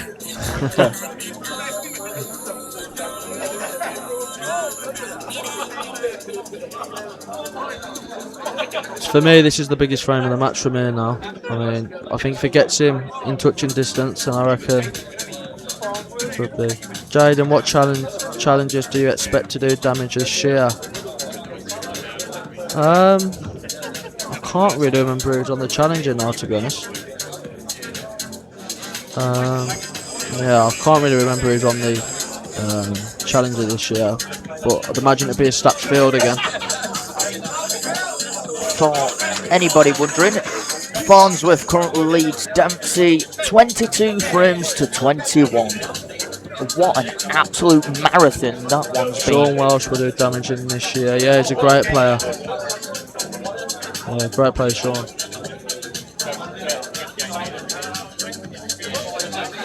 Oh, Jaden, my team, you know it's So Rob on the yellows. Jaden, who are the best future young worldwide that we should keep an eye on in 24 hours? To be honest, there's a few coming through now, and the standards definitely got better over the years, as obviously coming on and stuff. But I'd say the main one to be looking forward is to Lucas Earnshaw. I think he's only about 10 and he's ridiculously good, honestly, already. There's still a fair few though. Obviously you got Callum Nichols, local lad, he plays out of our club. He's coming on loads. Yeah, but I'd say Lucas is the main one. He's scary good for his age.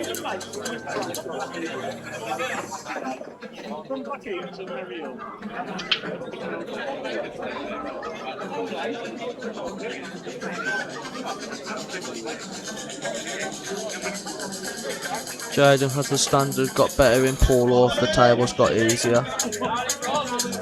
To be honest, I think the tables have gone easier, but I feel like there's a lot of strength coming through the under 18s and that part of it, and well, I'm intrigued to see what Rob's going to play through here. Is he topping through? Yeah, it's a good shot to be honest. Has he got the right angle though? If I'll be just punching this back a tiny bit and taking my medicine.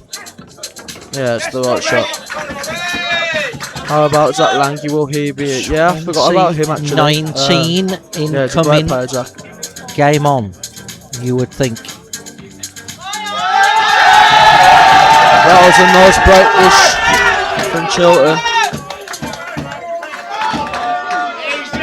2019. Now there's a game to be had. 14-6. Shaun led at one stage. 14-5 from this session onwards now. Mick, after a few more Guinness, are you calling anyone out like the good old days? Oh no, mate, not these days now. I don't need to.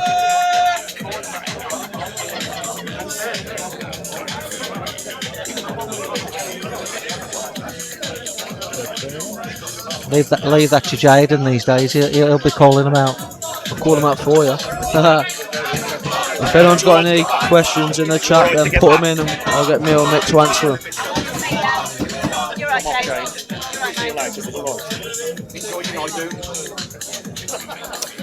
So 40th rack, we're going back to centre.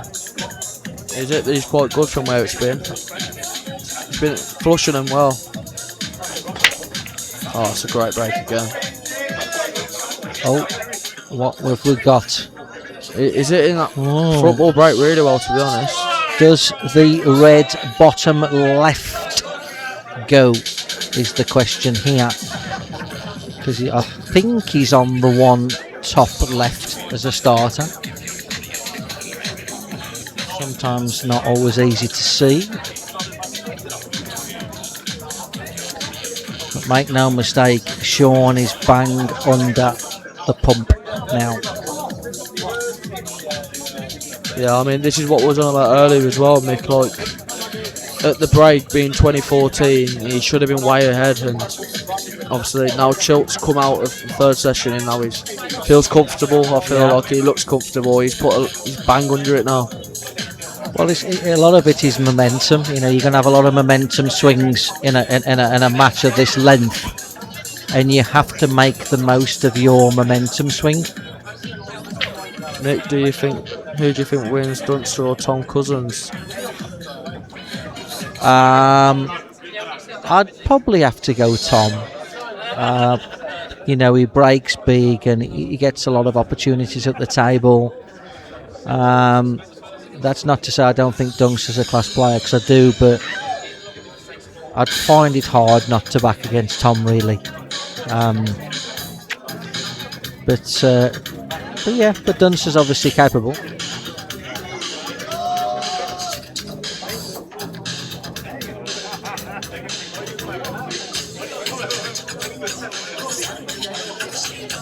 So does he play? Oh, okay. So he's playing the yellow. Safe, isn't he? Yeah. Well, he could play the yellow though, and then play the turnover on the yellow. Yeah, it's just, yeah. Not saying I'm a huge fan of it, but.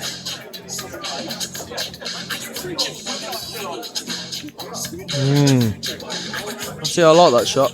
Yeah. Well, I like toying the top bag spot. I think what's a proper pool player's shot, isn't it? In fairness. Yeah.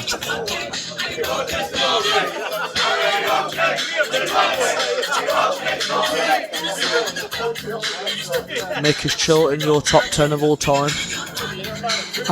Look, a lot of it's based on criteria. If we were talking about achievement and trophy cabinet, that would be tough to place him there. If you're talking about level of game and what is your highest level in terms of your A game, so to speak, and whatever else, he's as good as the next player. So it's a tricky one.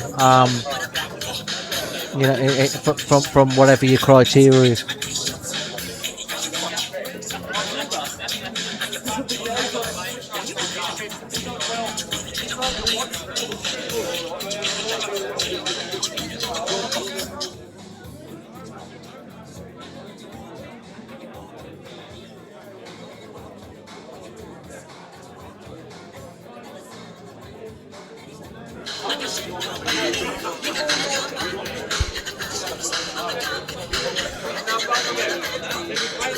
Jaden, you playing with Dean Jones Q? What tip size you play? I'll play with Dean Jones Custom Q, and I'll play with 9.2 tip.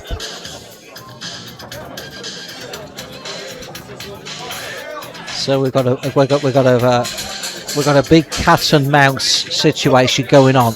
Does Shaun Storry play the red that he's nearest to now? Top left. He's got a big pocket. Is this the time or not?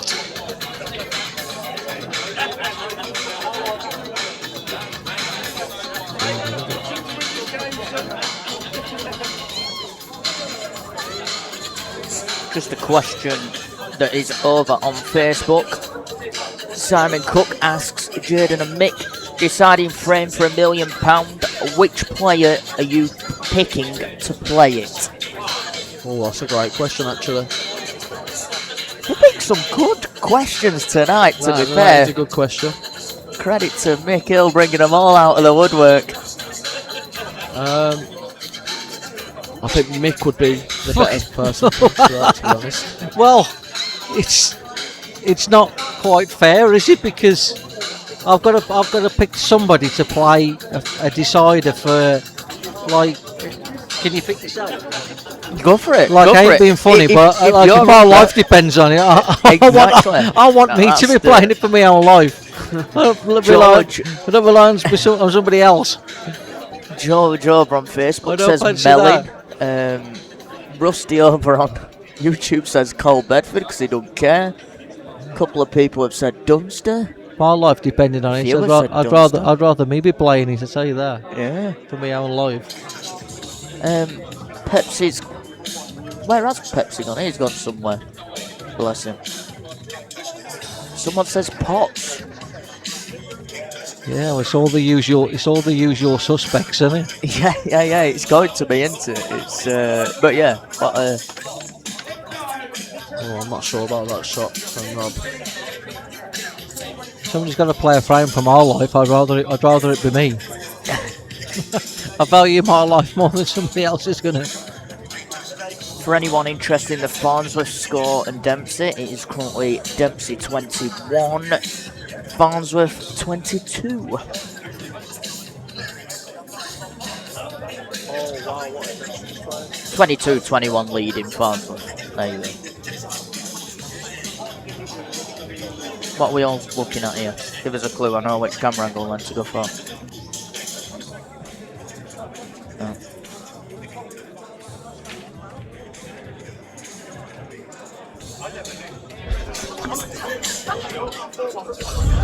Okay, so the battle of the wills, shall we say, ended in Rob deciding to have a punt first and didn't quite execute what he wanted to.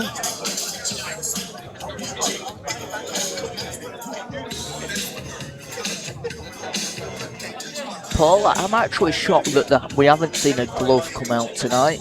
It is pretty humid in here. It's lessened off a little bit now that a few people have dwindled off as the night have progressed into the evening hours. So I'm looking at the Reds here. You would think it would be... Okay, what's he looking at here then? Looks like he's over-egging the pudding here to me, to be honest with you. Because to me it looks like... Is he playing the free ball plant and playing the yellow thin off it and trying to put the yellow on? Well, I'd just be playing the plant left. to just be bumping the yellow out the way, wouldn't you? Over-egged the pudding for me. Don't really know what he's played there. No, I think he's over-egged the pudding and he got what he got there. Yeah, I'm not a big fan of that shot.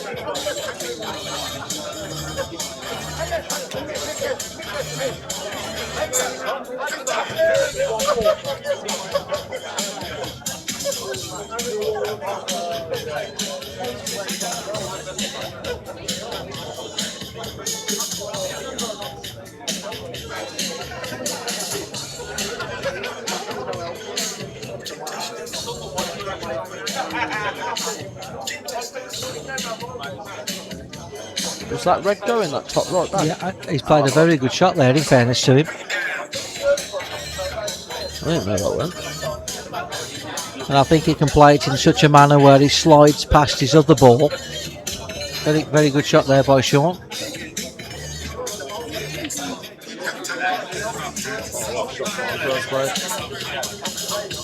To be fair, the music earlier was absolutely banging, but it's gonna...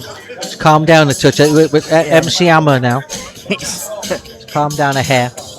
the beats per minute has certainly calmed down a bit.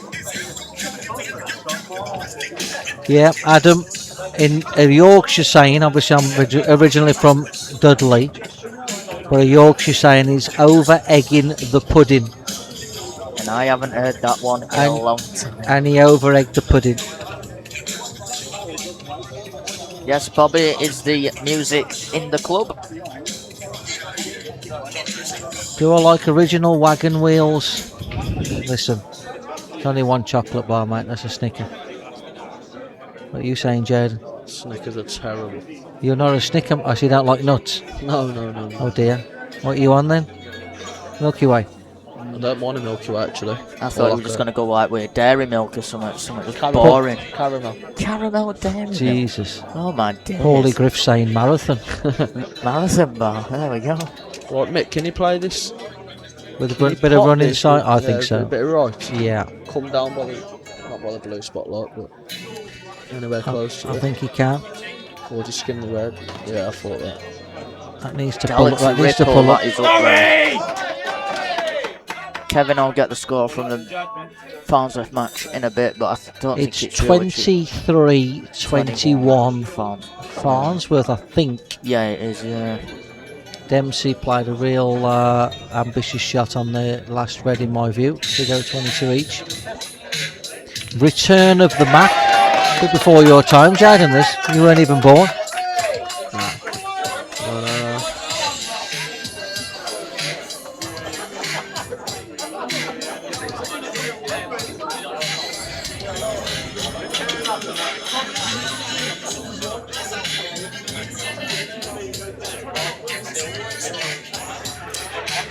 21. No, 20. no, it's not 20, is it? I've got it No, wrong. I I've didn't caught think it four was. buttons. Apologies. I thought you got a Sack bit. me I off. thought you got a bit giddy there. Yeah. You backed Rob, have you?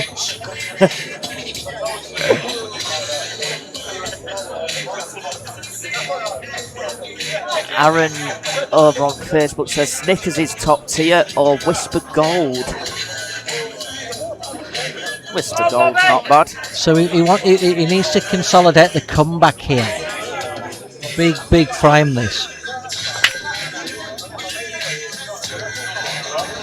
Right. Oh, Yeah, That's a really nice, well, it's a big frame because obviously if Shaun wins the frame, it feels like he's kind of wrestled back. You know, the big start that he had. You know. It's not going to miss these, I don't think.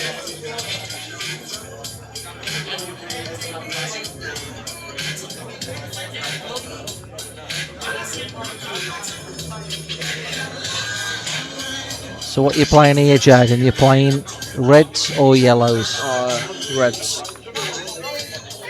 Are you playing the plant, top left, or just playing the single one and just floating out? I'll be playing the cushion first, Yeah, me too. and then I'll be Coming over to the floating side there. around. Do you think Shaun's playing that, or do you think he's playing the plant? Yeah, plant. I reckon he plays the plant.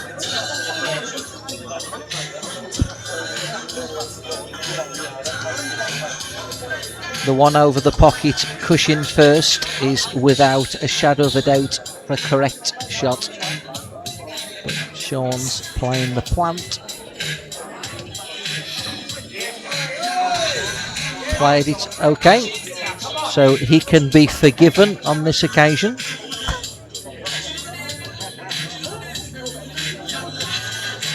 Tell you He something, played they're twice having across, yeah. Chip it thin, twice across.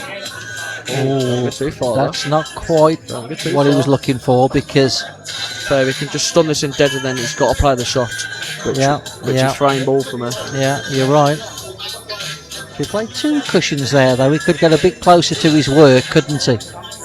Like if he was on the ball line here, Yeah. he could get a lot closer to his work. Because really, centre left is his last ball, is it? Are you seeing it like that, or are you seeing it a little bit different? Well, the one closest to the black is definitely the last ball for me. And then black right Black centre. right centre, yeah. Yeah, that's how I'm seeing it. But he might not be able to put Dillard here now. He's got to play a shot here, though. Yeah, cushion Right, first play a on the shot. first red, and you get a lot closer to your work here. In my view. Yeah, it's definitely the right shot. Yeah, I mean, the way I prefer to play him, I'd like to play is the bottom left, and to like drag it in and float above that red. Like a kind of 8 o'clock Yeah, yeah. for those that Thick. can, That is thick. For those- wow. for those that can tell the time. 8 o'clock.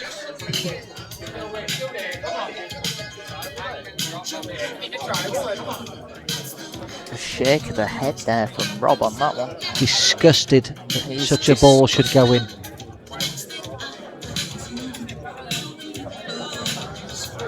Get that one clipped out, get it on pool chat and banter and let the discussions happen.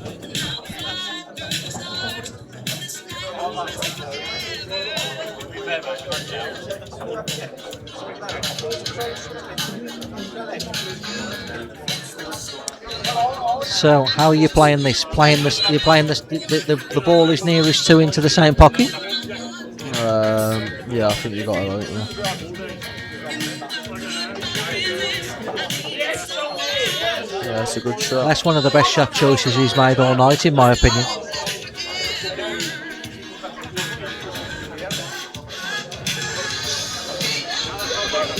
Dear me, very forgiving those bags.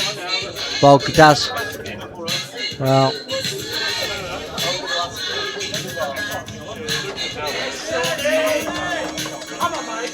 It's a big frame. This is for a Massive. free frame.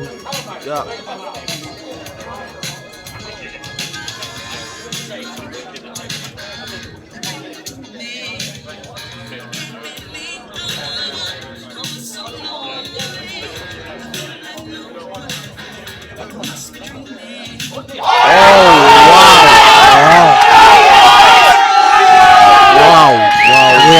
another turning point in the match. I mean, he put his arms up like it rolled, but to be honest, I don't get. He's not even screwed or topped it through. He's just like played it dead weight and left the white hampered anyway. Well, the biggest issue for me there is if you're going to miss that ball, and I know you shouldn't miss it, but you got to try and you miss your top jaw, don't you? Yeah, that's what I mean. You miss it thick. Not. To be honest, I mean, he hasn't even got the white through on that shot. I think he like quit on it. To be honest, You think you poked at it a touch? I think so. Morgan McKinney's kick. No, I don't think so. Oh, I could be wrong though. I took my outfit to be honest for the shot. Thought he had it. Yeah, you thought it was over, yeah, it was one of them, like, getting ready to He potted it, yeah. But That could be a massive change match. Even if he had the ultimate shot. Yeah, that's what I mean. He didn't really put the cue through it. That's pool.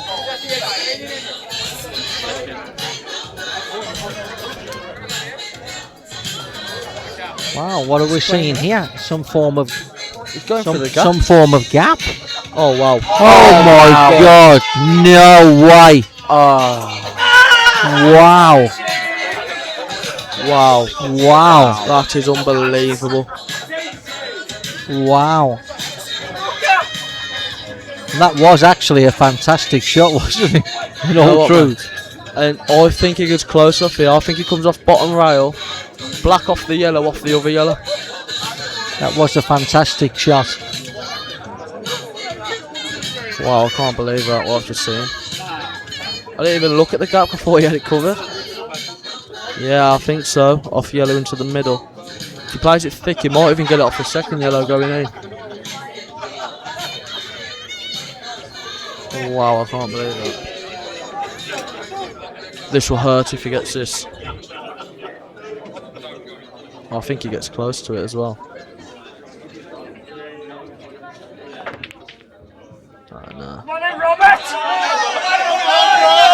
Wow. Wow. That is mental. We have a big turning point at Paco's in Blackheath. We thought it was 22-19. It's going 21-20 for all the money in all the world. You would think. Just one shot to play here for Rob, unless it goes in the middle, which I think it does.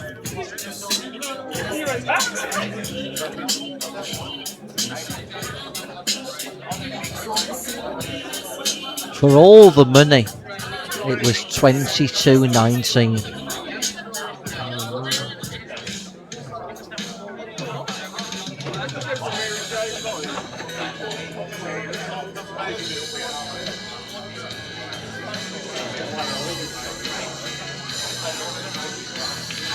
Yes, Robert. We're going 21-20. He's just a touch off angle there. At the Crucible. What's your preferred shot here, Mick? Do you Two top it off cushions. to? Yeah. Yeah. For the right middle? Yeah.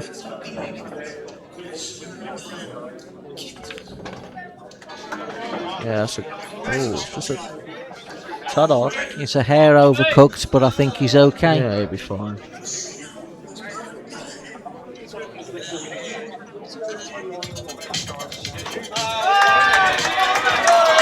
And befittingly for the moment, we have Human League, Don't You Want Me Baby playing in the background. There we go then. 21-20. Yes, Bobby. Any chance?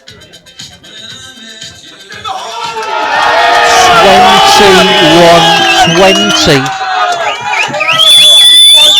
at Paco's Pool Lounge in Blackheath. It is worth having another look at that shot, though, isn't it? Let's have a look. Yeah, one look here would be good. Let's have another little look. What about the one before it? Can we have a look at the one before it into the centre?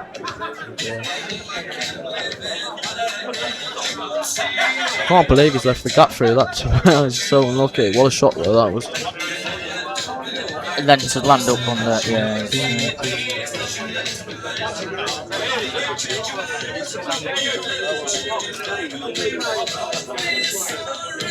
Sam, can you get the shot up into the left middle? Can we get the shot up one before? to left middle? The one that Morgan referenced. There's a lot of finger marks on the table, though, I must say. Look at the finger marks on the table. Sweaty palms, eh? Sweaty palm. Was it that one? It was, wasn't it? Yeah. Just... Oh no, that was his.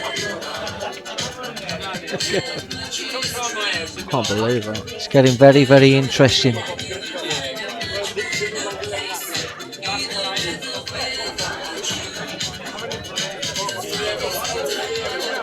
That camera might do it actually. Time for the glove.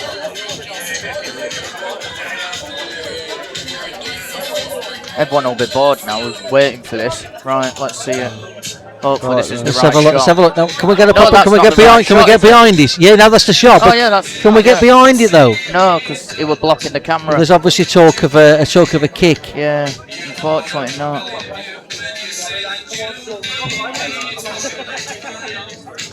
Let's, I don't know if it meant kick in like pool terms or what, a kick in the reality. teeth? See what else I can see.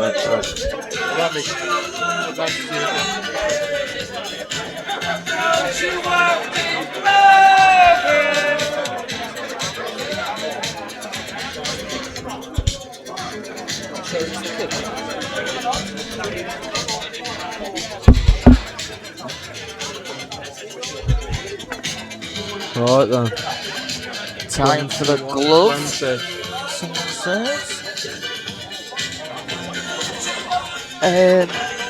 They have been doing it. So we've got 21-20. Bogdaz do, I think, Farnsworth will win. I think he's just gone 23 each. 23 all? I'll have a quick look. I've got one at cameras. Shaun just lined up. recomposing So now. Shaun, Storry to break. Big break needed.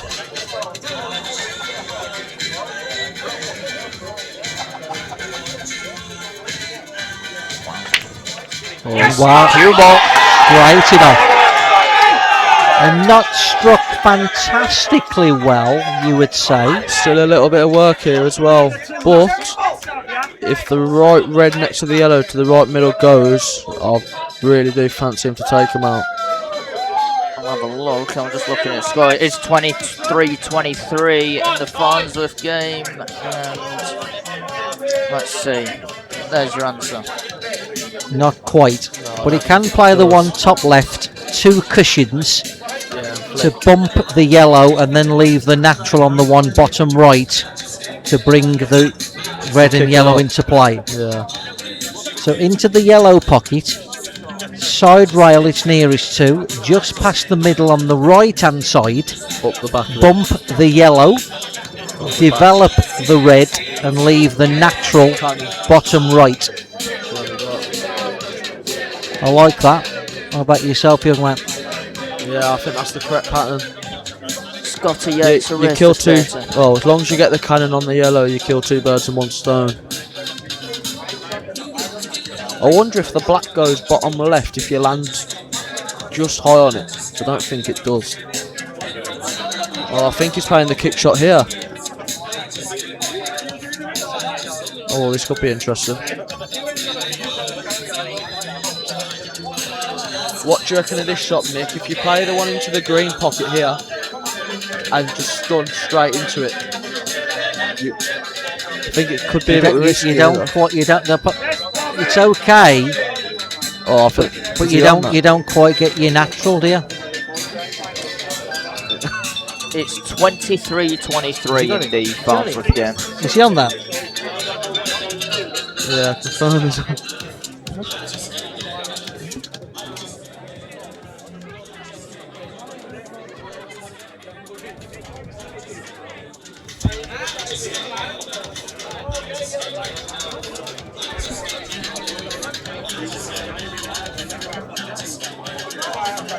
So I think he's on. How would you be playing this, Mick? Half ball on the red, on top of it, flip behind.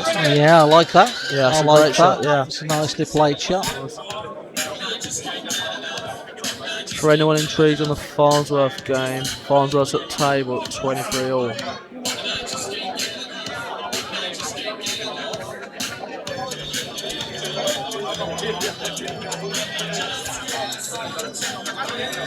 How much is Storry and Mark playing for? 230k.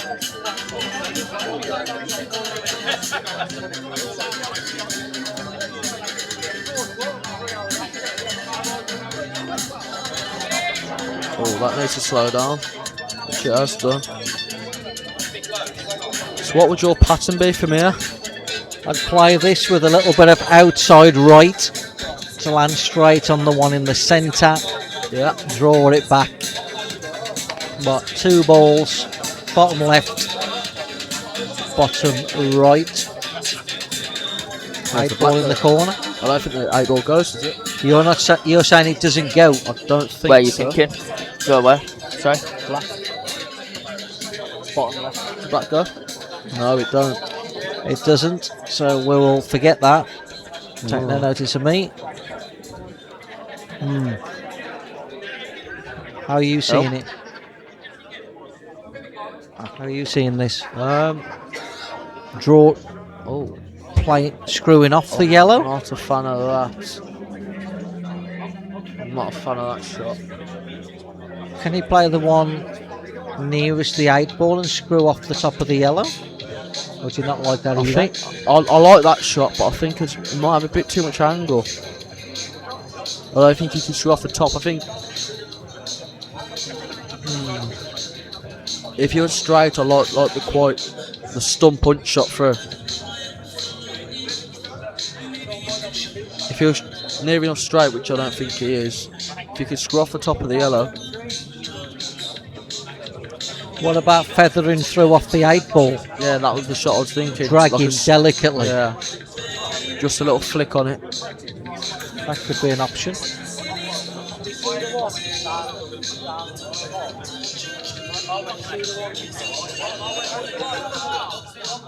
Well, it keeps going up by about 20 grand each comment here. 262k yeah, now. they'll be playing for 3 million in a minute. How much of it's Monopoly money?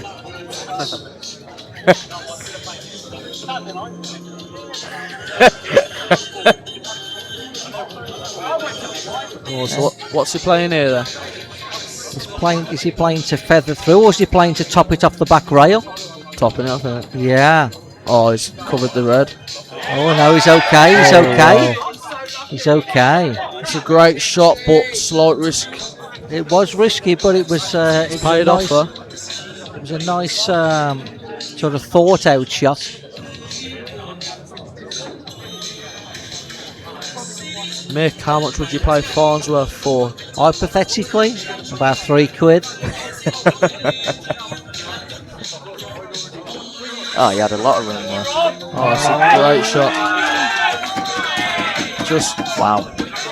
one good shot here. One good shot. Just a little nip shot. We're going level. Do you like? Who would have thought that about an hour ago? Crazy. Top right, stun over. You like the little nip shot there, yeah?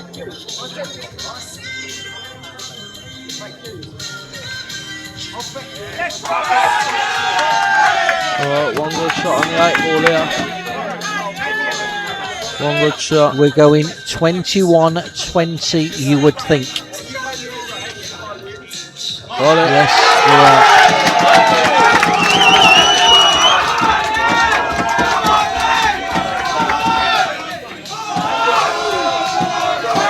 Right, I am going to cut off the comms for you had enough? 15, 20 minutes. You seen enough? He's had enough.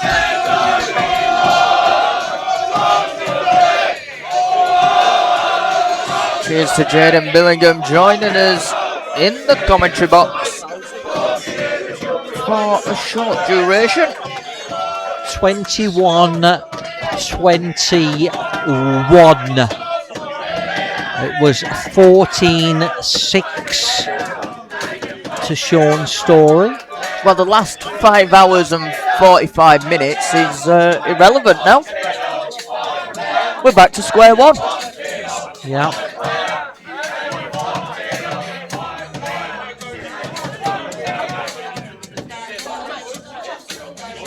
Yes, John. What a cracking match this has been so far. 20. Oh. 21-20. Rob Chilton to break. New Jack Boy, they are playing international rules. That's a very, very poor break, you'd have to say, at this stage. Paco, well, you can't hear this if you turn your sound off, but it hasn't gone.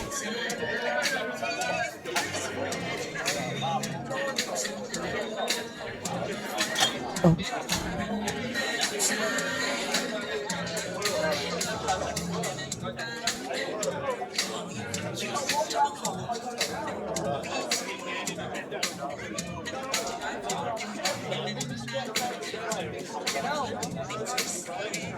Yes, it means that these balls are gone, not the actual sound. Yeah, I mean, you know, he's put the cue ball a bit further to the rail than what I think he needs to, but you'd have to suggest that as soon as this goes in, it's the end of the rack, isn't it, to be fair? Yeah. But we did see a couple of racks ago what can happen at any point on a 7-4 foot table. You'd be extremely shocked if Shaun missed these ones. So it's 22-21 for all the money, you would think.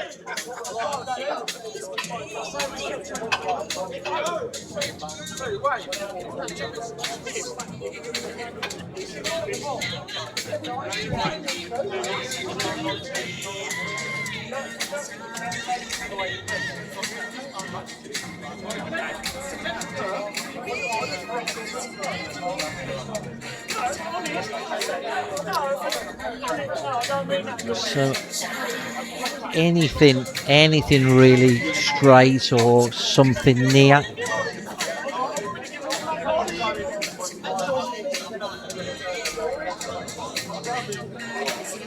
Rob's done all that work to get back into the game and then dumps the cue ball into the centre pocket. He'll be a little bit annoyed with that. I suppose for Shaun, it's the mental side of it that you're just still ahead. You're still ahead. He hasn't crept over you just yet. Yeah. Well, that's the thing. I mean, from Shaun's point of view, obviously he's been pegged back. Yeah. But he's not been overtaken yet. No. He's certainly in the DRS zone, but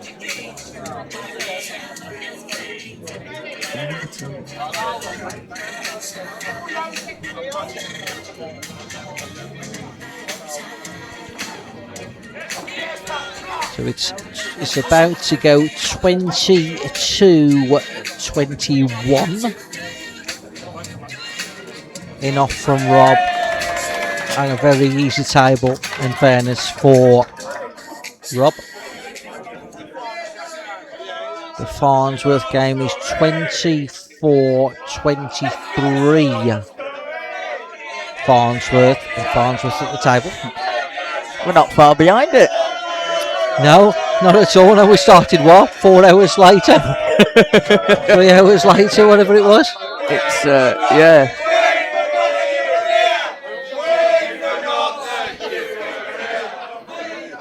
Well, the chance of we forgot your rear going from the right of us. Where Rob Chilton's crowd are. Shaun Storry's boys are on the left of us. 22-21. Live from Paco's bar in Blackheath. Shaun Storry to break. We've got a special guest in the commentary box. No.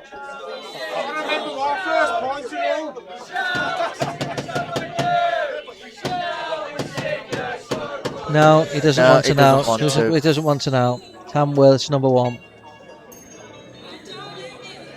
So big break coming up here. We've got a bit of Whitney Houston on in the background. It's certainly changed as this playlist. Very, very, very good break, in fairness to Shaun. Can he pot the red that he's nearest to? If he can't, he's got issues.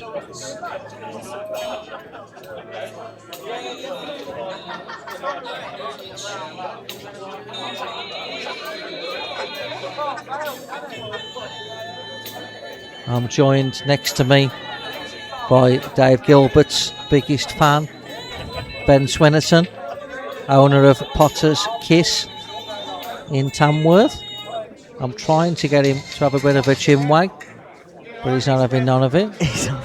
Meanwhile, we've gone from Whitney Houston to Carly Minogue. No, we haven't. We've skipped that one. It's all been cut off. We've gone back to Sack the DJ.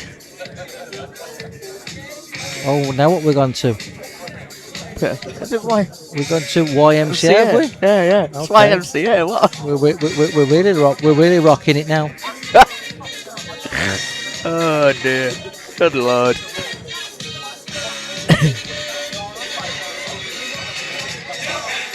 Wow. Is it? What a Is it? choice. Oh. Wow. 22-21.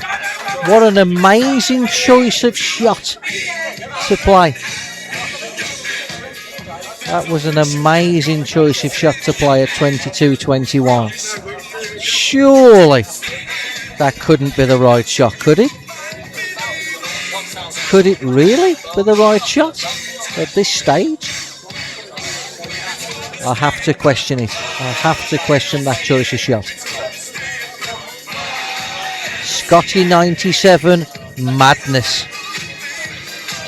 Do you know what? I'm inclined to agree with you.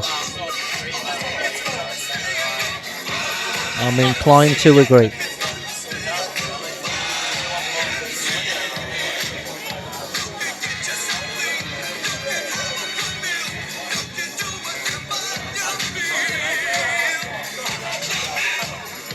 We are about to go 22-20. Robbie Palmer, what else did he have? Well, he had a lot more options than that, I can assure you. You don't always have to attack every time you come to the table. That was, in my view, utter madness. And we're going 20-22.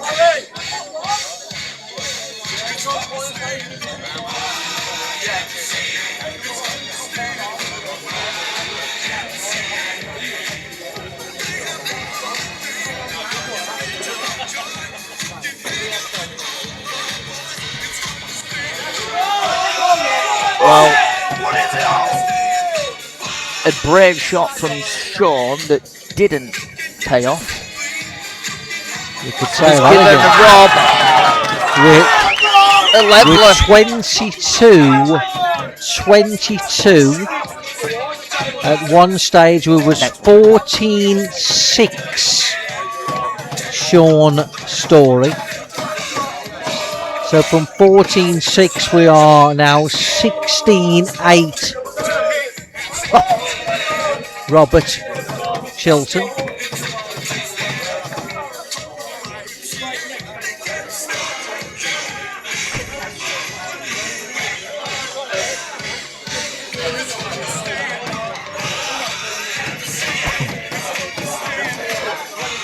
Can guys, can you actually just tune in there and tell me that wasn't the right shot, was it? Was that balling off the ball really the correct shot at this stage?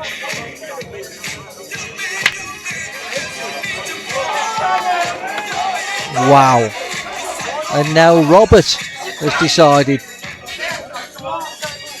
to dump his cue ball.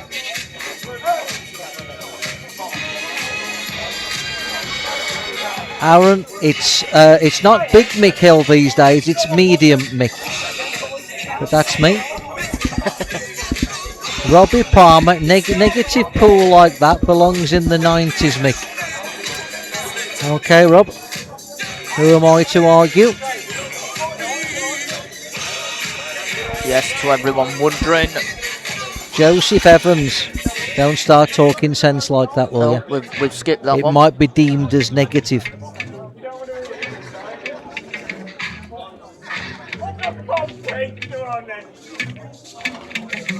Yes, to anyone wondering, it is the Mikkel in commentary. It's not an AI version or anything like that. As we've now got Benidorm's theme tune on. Here's Chris. Oh, it's a bit loud here now. Speakers are going to blow. Craig Waddingham, I would have played the plant top right. Craig, no, don't be start talking like that. That's negative talk from the 90s.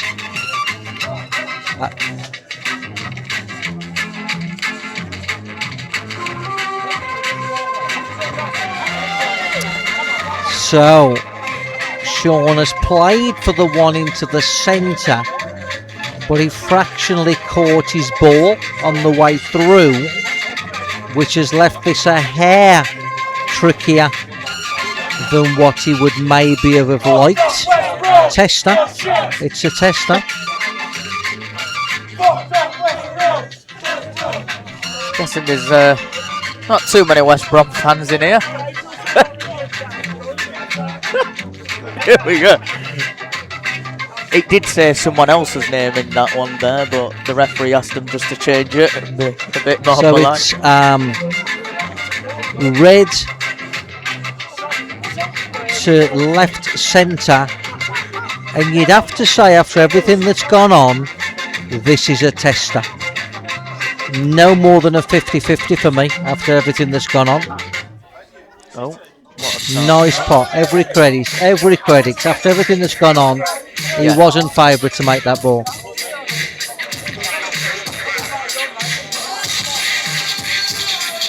It's a bit loud now, is this music? This speaker's going to blow any second.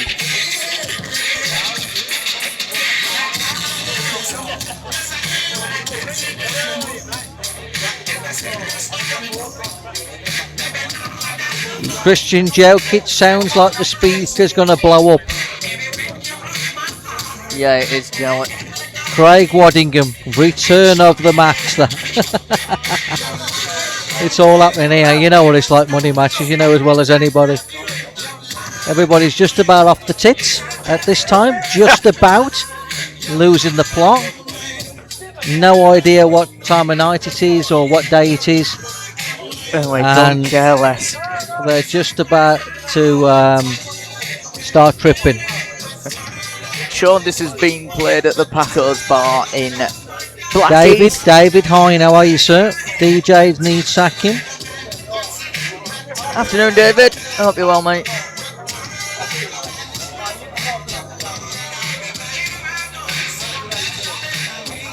Are you due for a top-up yet? You've been nursing that a while. I'm not far away. I just get the feeling, and it's not to be rude or anything like that, but I don't think Shaun's really cueing his ball here. And I understand it. He's been pegged back. He was 14-6, probably thinking I can't lose from here. But he's not really cueing his ball.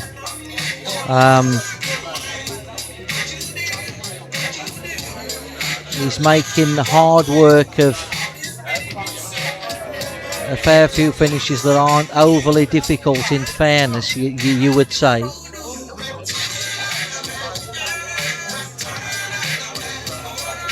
He has to get there here, nothing for short. He has to get there. I think that's good. Mark Farnsworth's score, I think, is 24-23 with Dempsey at the table.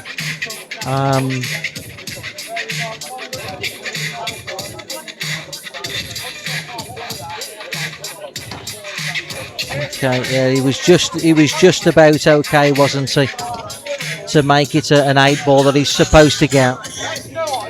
Aaron Joxier, we need a shot clock and a 6 red shootout. Absolutely. What would we do without 6 red shootouts in today's modern imbecile world? 23-22. Shaun Storry. In fairness, Rob's pegged Shaun back, but he's broke quite poorly, Rob, in this session, even though he's played well.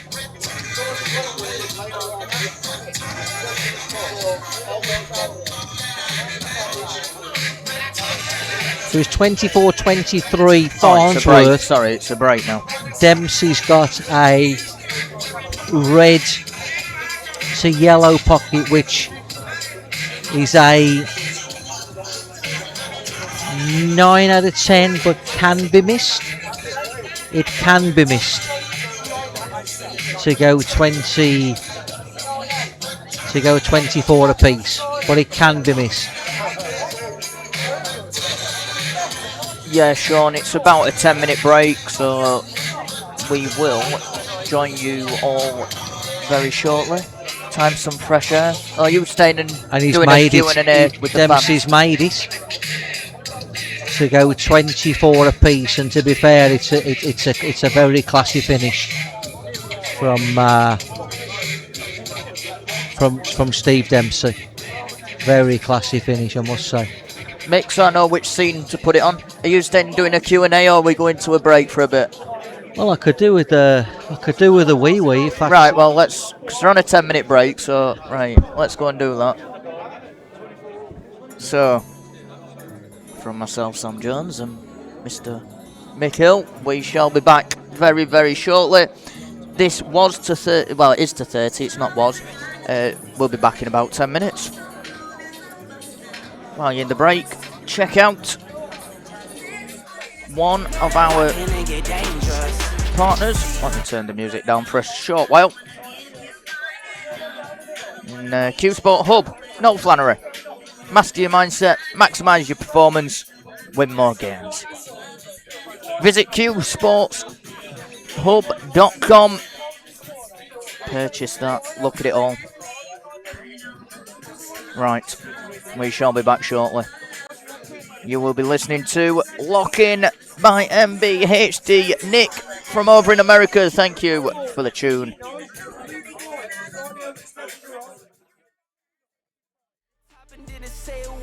I hit the top and didn't say a word, and still they never shout me out. This not for you, I'm trying to make me proud. This not for you, I'm trying to make me proud. In the mirror, say it loud.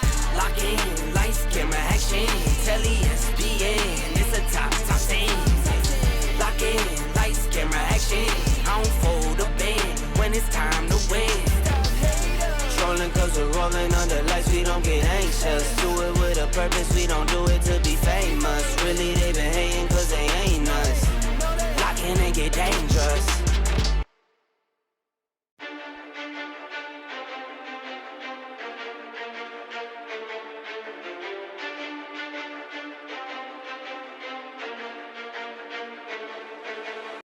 Lock in, lights, camera, action. Telly, SBN, it's a top scene. Lock in, lights, camera, action. I don't fold a band when it's time to win.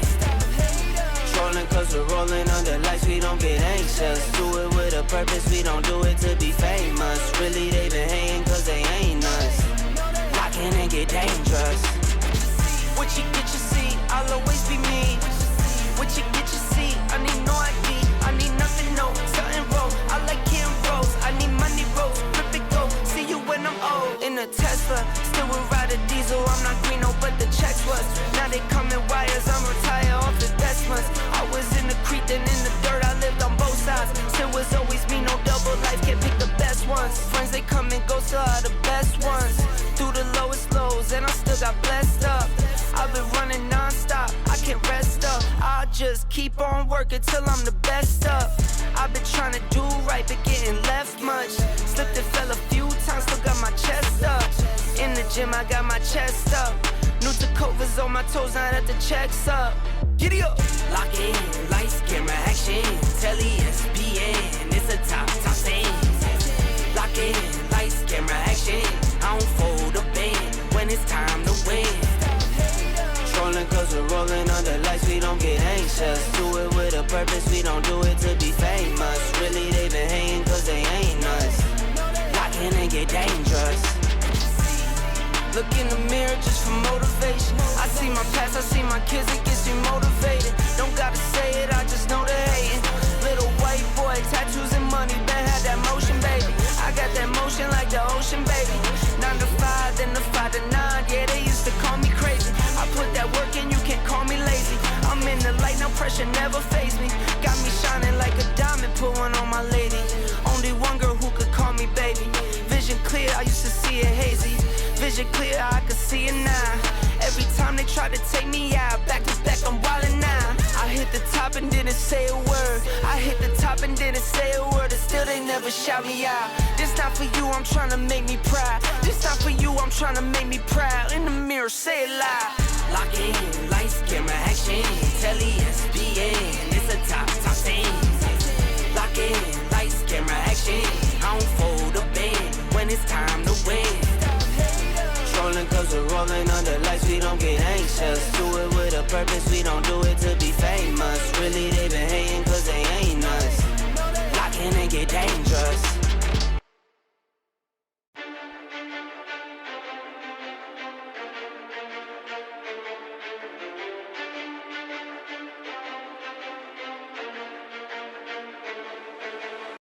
Lock in, lights, camera, action.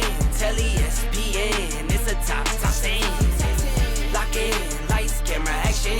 I don't fold a bend when it's time to win. Trolling cause we're rolling under lights, we don't get anxious. Do it with a purpose, we don't do it to be famous. Really, they been hating cause they ain't us. Lock in and get dangerous. What you get, you see, I'll always be me. What you get, you see, I need no ID. I need nothing, no, something roll. I like Kim Rose, I need money rolls. Flip it go, see you when I'm old. In a Tesla, still would ride a diesel. I'm not green, no, but the checks was. Now they come in wires, I'm retired off the Desmas. I was in the creek, then in the dirt, I lived on both sides. Still was always me, no double life, can't pick the best ones. Friends, they come and go, still are the best ones. Through the lowest lows, and I still got blessed up. I've been running non-stop, I can't rest up. I'll just keep on working till I'm the best up. I've been trying to do right, but getting left much. Slipped and fell a few times, still got my chest up. In the gym, I got my chest up. New Tacovas on my toes, now that the check's up. Giddy up! Lock in, lights, camera, action. Telly, SBN, it's a top 10. Lock in, lights, camera, action. I don't fold a bend when it's time to win. Trolling cause we're rolling under lights, we don't get anxious. Do it with a purpose, we don't do it to be famous.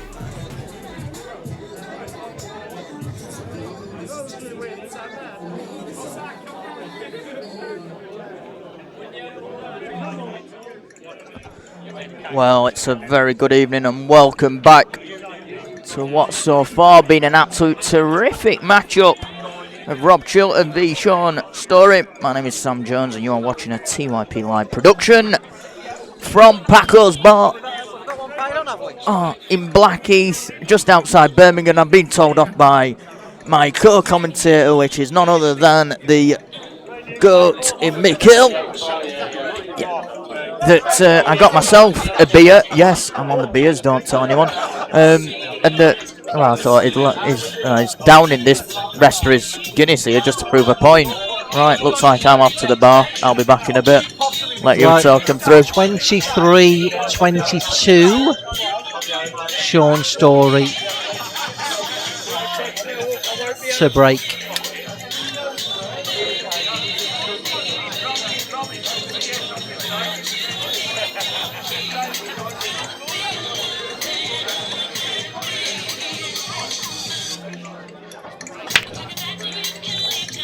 Straight down the middle, a good strike, but no friends on the break on this occasion.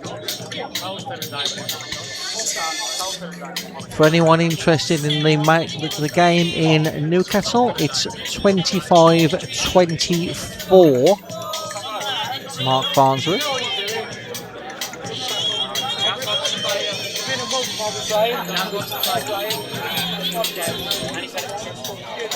(23-22) here. Rob Chilton at the table.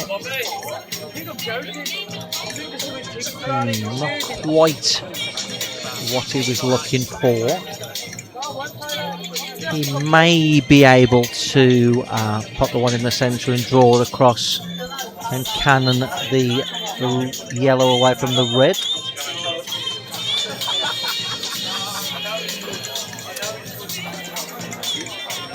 Did he play to cannon that yellow?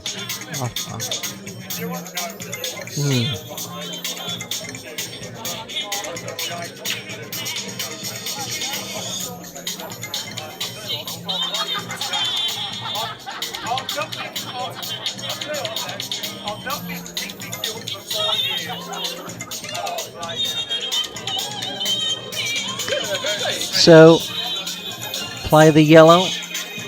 Play the red in the centre, cannon the yellow. He skimmed off it. He's making a little bit of a meal of this, in fairness, but still looks confident enough.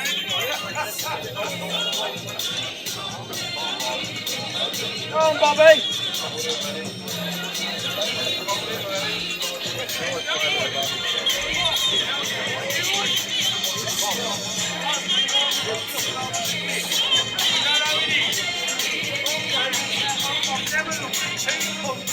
Nicely played.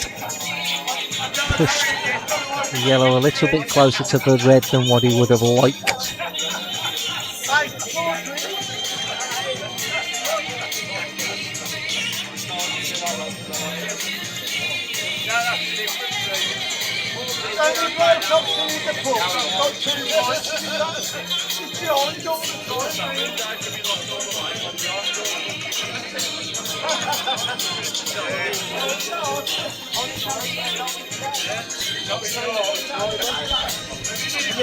So he's got a couple of good shots to play here.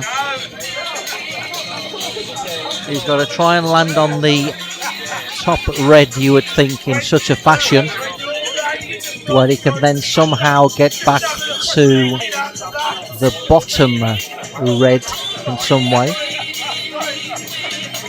So first things first, he's got to go 1, 2, 3. He's got to go side rail, bottom rail, round the back of it to play bottom left. Or maybe he can achieve position by side rail, bottom right. It's difficult to know how much of the red he can see from this bottom cushion.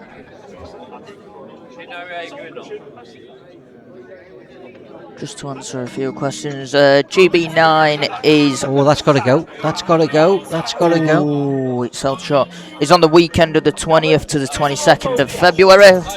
I will be there and I will be playing in it. I'll be announcing that in a way.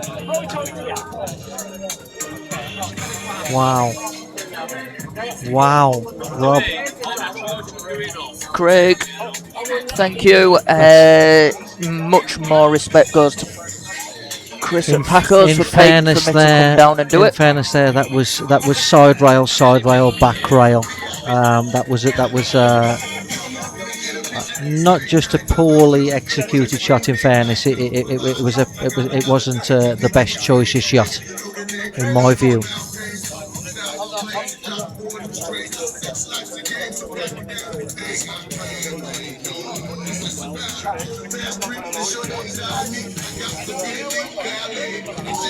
Good morning to Pop Black, listening from Queensland in Australia. We are down under. So got the hit. Dylan has got loads of questions.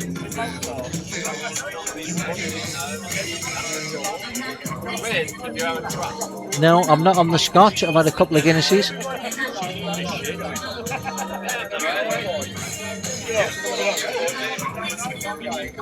Are you trying to see the score?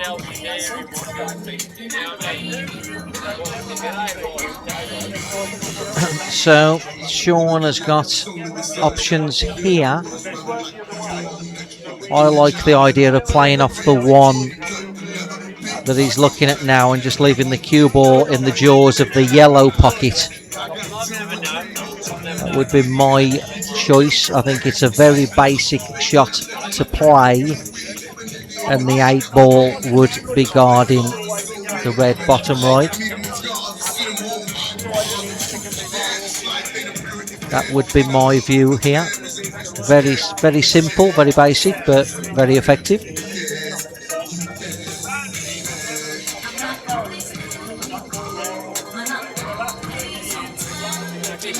Shaun looks to be having something else in mind.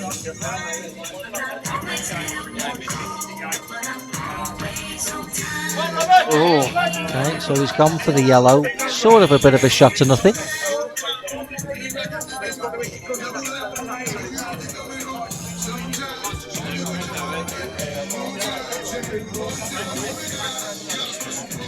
Yeah, what about Rob's shot?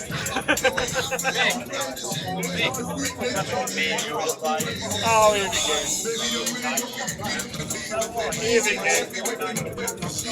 Well, just for the people at home, Mick's pointing to the screen to his mates behind him. They were all saying that's a shot you'd have played years ago. Do you want to explain the shot? Just so No, I said the shot to me, the shot that Shaun played there, I would have played off that yellow, put the cue ball in the jaws of what is the yellow pocket effectively on a snooker table, and Rob's completely dead. I think the decision making's obviously changing now at this point because things are starting to obviously get interesting. Yep. Stevie Dempsey's on his last red for the 8 ball to go 25 apiece after Farnsworth broke dry.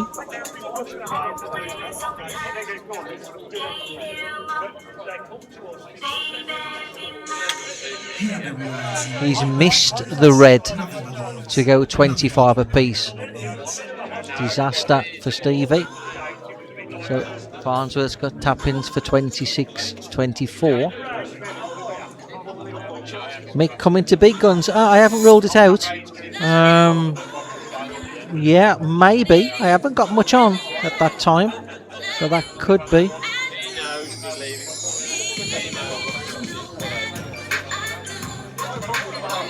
Yes, Bobby! Yes, Bobby! Keeps Rob in the game.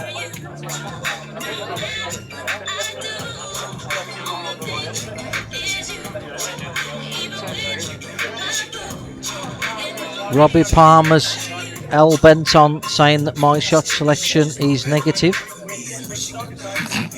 They call that one, did you?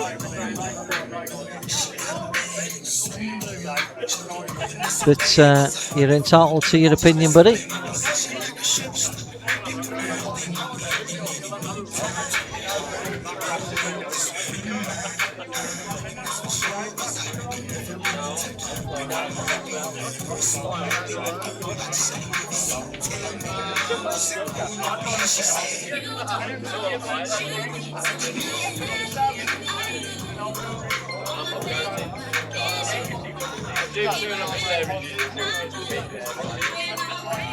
So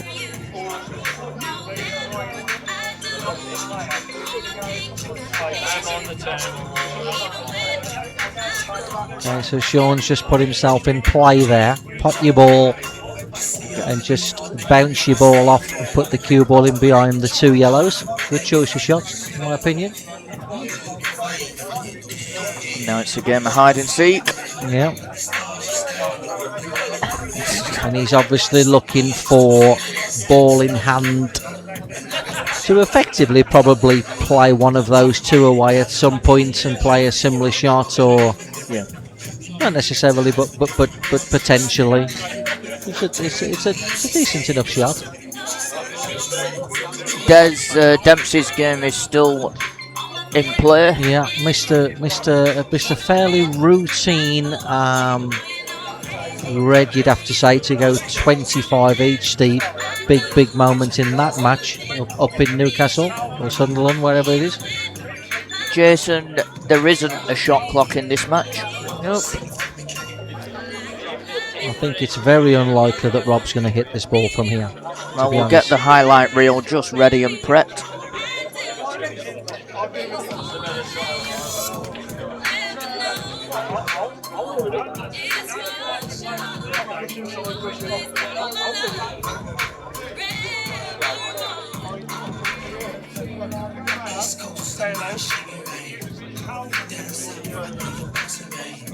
I can't really see how he can hit this from here, to be quite honest. Yeah, like in a strange sort of way, like it were an impossible kind of. Yeah. Probably hitting that yellow. I know Rob would never have deliberately meant to do it because that's not his character, but kind of was a good thing if anything. I don't. The thing is, you've got to obviously make an attempt, and as long as you make an attempt, it's. Yeah, I mean, Shaun's got a couple of options here. He can either play the yellow onto the red and take it off the table and dab the cue ball in behind the other yellow, or he could actually play the yellow off the rail off the red ball and develop it into play and dab the cue ball behind and then have a go. It's how he feels, really. Is he looking to have a go, or is he looking just to turn over at this stage? Is it going to be a turnover, just leave the white behind the... Yeah, that's what I'm saying. Or he could obviously play the yellow off the rail, off the red, and have a dip at it. In fairness, either way, really. So he chose the latter. Listen, I think that's a good shot. Yeah. I liked either of those two shots. It's either the turnover and sit the cue ball there, or it's the shot that he's played and sit the cue ball there. So does he come down for his awkward one now, or does he wait? He's decided to tuck in. Oh, wow. He must have wanted... Wow. He's decided to tuck, but he's played it relatively poorly, you'd have to say. So, to me, that's saying he didn't actually want that yellow in. Well, that's not to say he doesn't want the yellow in, because he moved the red away from the pocket, didn't he? But that's a very poor shot from Shaun. I thought he had a free go there. Yeah. I thought he could have played the one he took behind, come down for his awkward one. If he gets on it, he plays on it, he drops the one in the right middle, drops the one down the rail, and he's out. I thought that was quite a negative shot.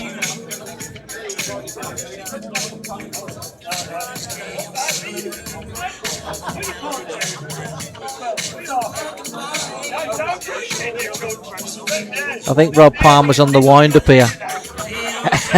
I think he needs to come and polish my 6 trophies.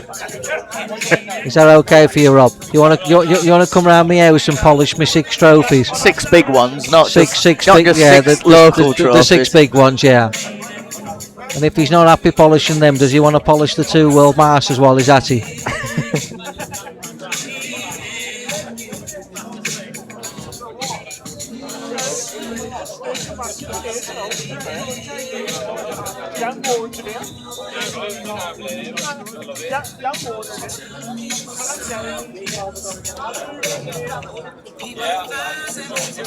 So what are you doing here then? Black grape. I think Robbie wants to come round and polish the trophies. Just trying to get the cue ball top right, or is he just playing it? Very good shot, Shaun. Great shot.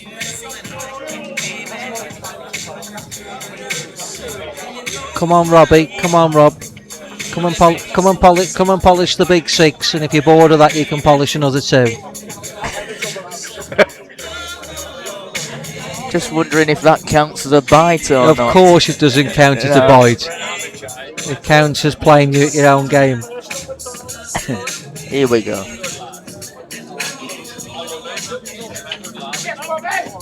He's inside. He's inside. He's in a cushion.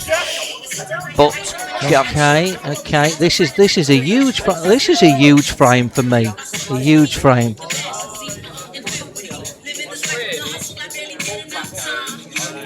So I'm just watching. I'm watching the other game at the same time. Stevie D has got a relatively good layout for 26-25. Stevie will be kicking himself missing the last finish, because this effectively would have been to go in front. It's 26-24 Farnsworth with Stevie Dempsey at the table. Nice flick. Yeah, nicely played. Jack Mickey's still playing. Yeah, I'm playing in China, playing loads of Chinese 8-ball exhibitions and coaching. Not so. I haven't played an English 8-ball tournament in a competition since June 2023. Still plenty of coaching, still plenty of exhibitions, but I haven't played a tournament for a good 2.5 years now at this game. Let the people know where they can book you for coaching. Well, Facebook, or if you want an exhibition, or if you want whatever it is, yeah. I'm not that hard to find.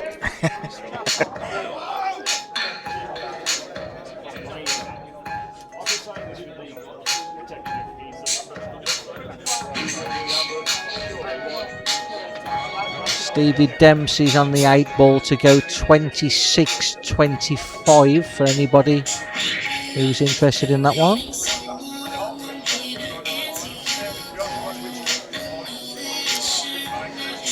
Stu Barnes 8. Well, not so much if they'd applied on the 7-footer, but obviously Keith was a complete master of the tactical side of the game, so yeah, I've no doubt that Keith would have been world champion in some way, shape or form. He's one of the greatest players of all time, isn't he, Keith? In most people's top 5.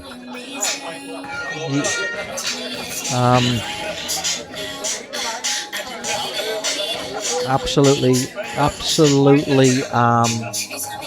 fantastic pool player, Keith Brewer. What pool will be in the Olympics? I think if any pool is going to be in the Olympics, it's going to be Chinese 8-ball, isn't it? Yeah, 100% hairball.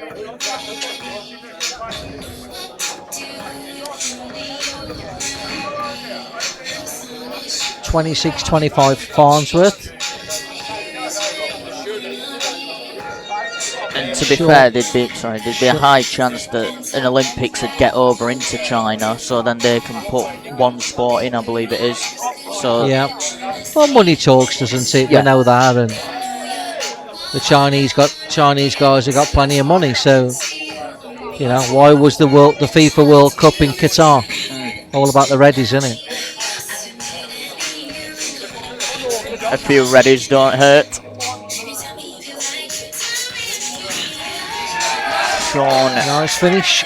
24-22. Shaun Storry. I'll just wonder if Rob has missed his chance to take the lead in the match, because he was right back there. This becomes a big rack again, because if it goes 25-22, Shaun's going to feel like he's weathered the storm. Yeah. 24-23, and effectively we're back to where we were.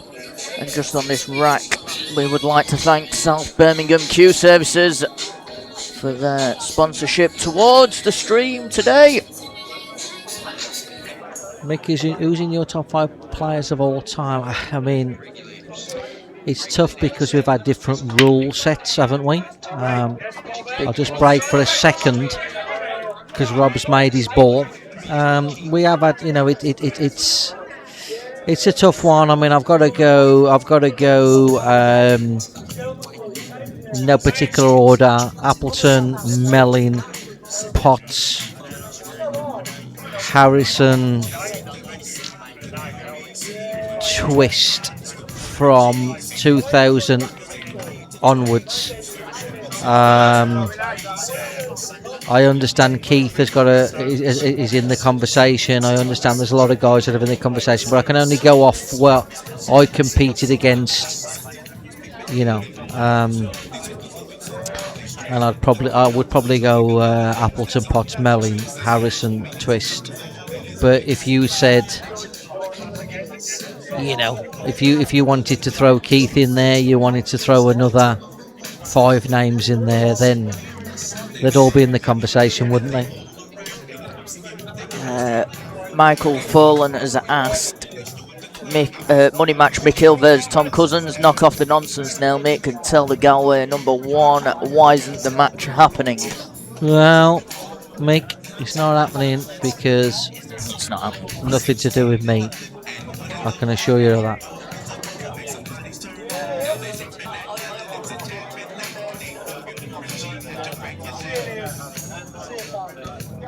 Simon Webb not in there.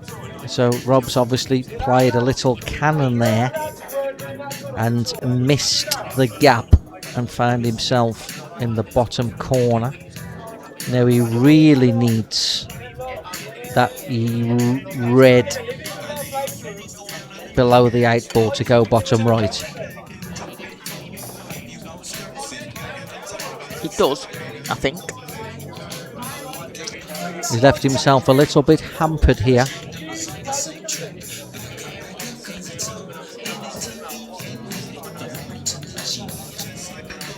Drop it dead weight. Tricky little shot. Very good shot. The arms have gone up in the air, not which quite on this occasion.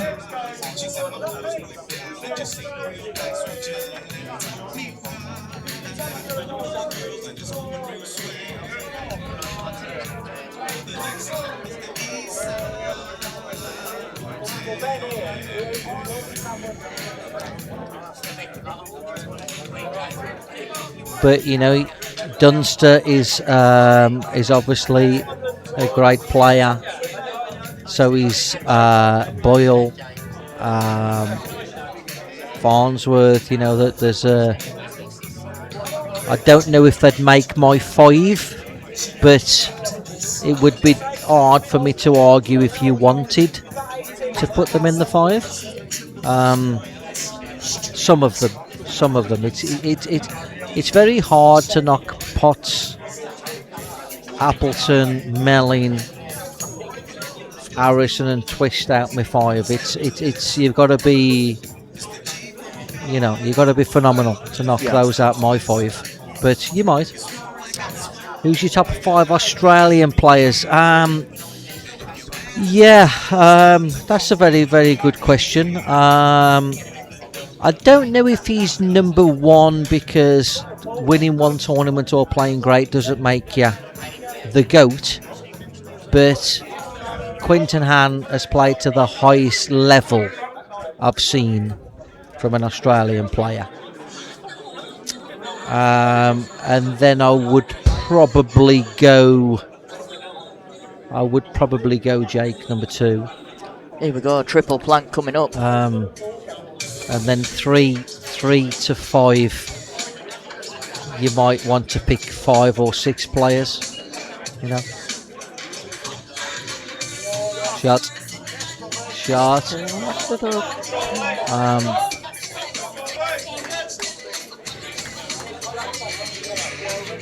Few comments flying in. Would you left, argue right, Selby as the best ever Q performer in all Q sports?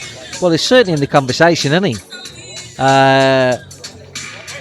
So would be Melling. So would be Quinton Han. They're all multi-Qists, aren't they? Yeah, obviously Selby's class. Stephen Andrews, what about Gareth Hibbert? Yeah, Gareth Hibbert, yeah, class act. Wouldn't quite make my 5, but that doesn't make him any less of a quality player. RJ975, Benny Noonan, yeah, when Benny was in his peak, yeah, he would be one of those that would be in the conversation to get a spot. For sure, yeah.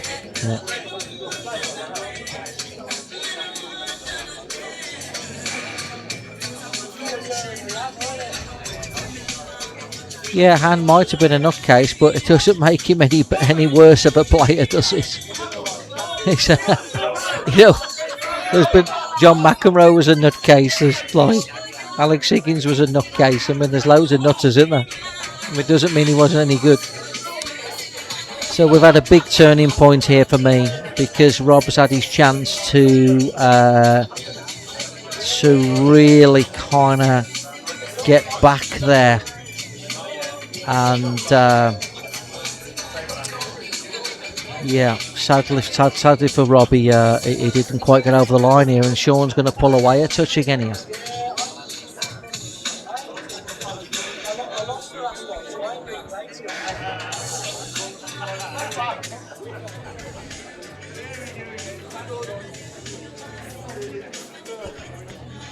Just while Nikhil is on a little bit of a break to his mate, just a few shout outs.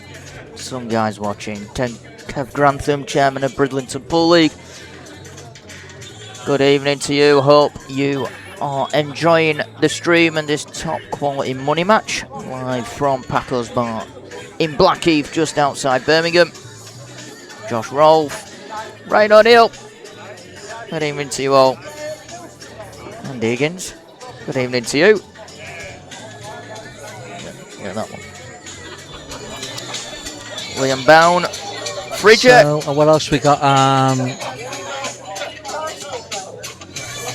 Stephen Lee. Sam Boom.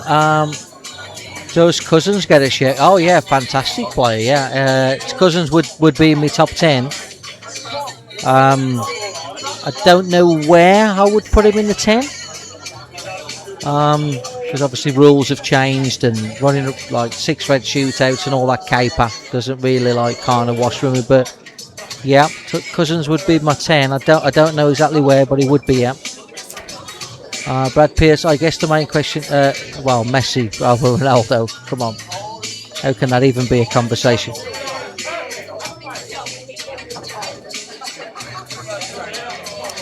Yeah, well, Stephen Lee's one of the best cues of all time, isn't he? But sometimes 8 ball is like it's like having a Ferrari in a traffic jam, isn't it? Like, what's the value of it? You need to know the game, don't you? Huds, driver at the bar, is he winding me up? Novak. Look, you can't knock Novak, really, can you? Even though I'm a Nadal fan.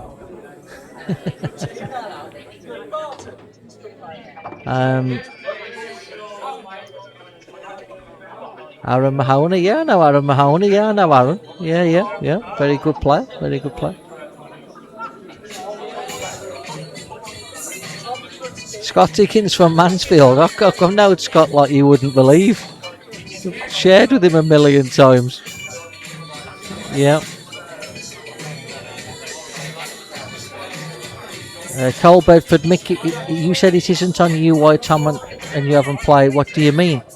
Well, at the time of the match happening, he was an Ultimate Pool ambassador and contracted to Ultimate Pool, and we were trying to organise our own venture, and of course that wasn't how his contract read.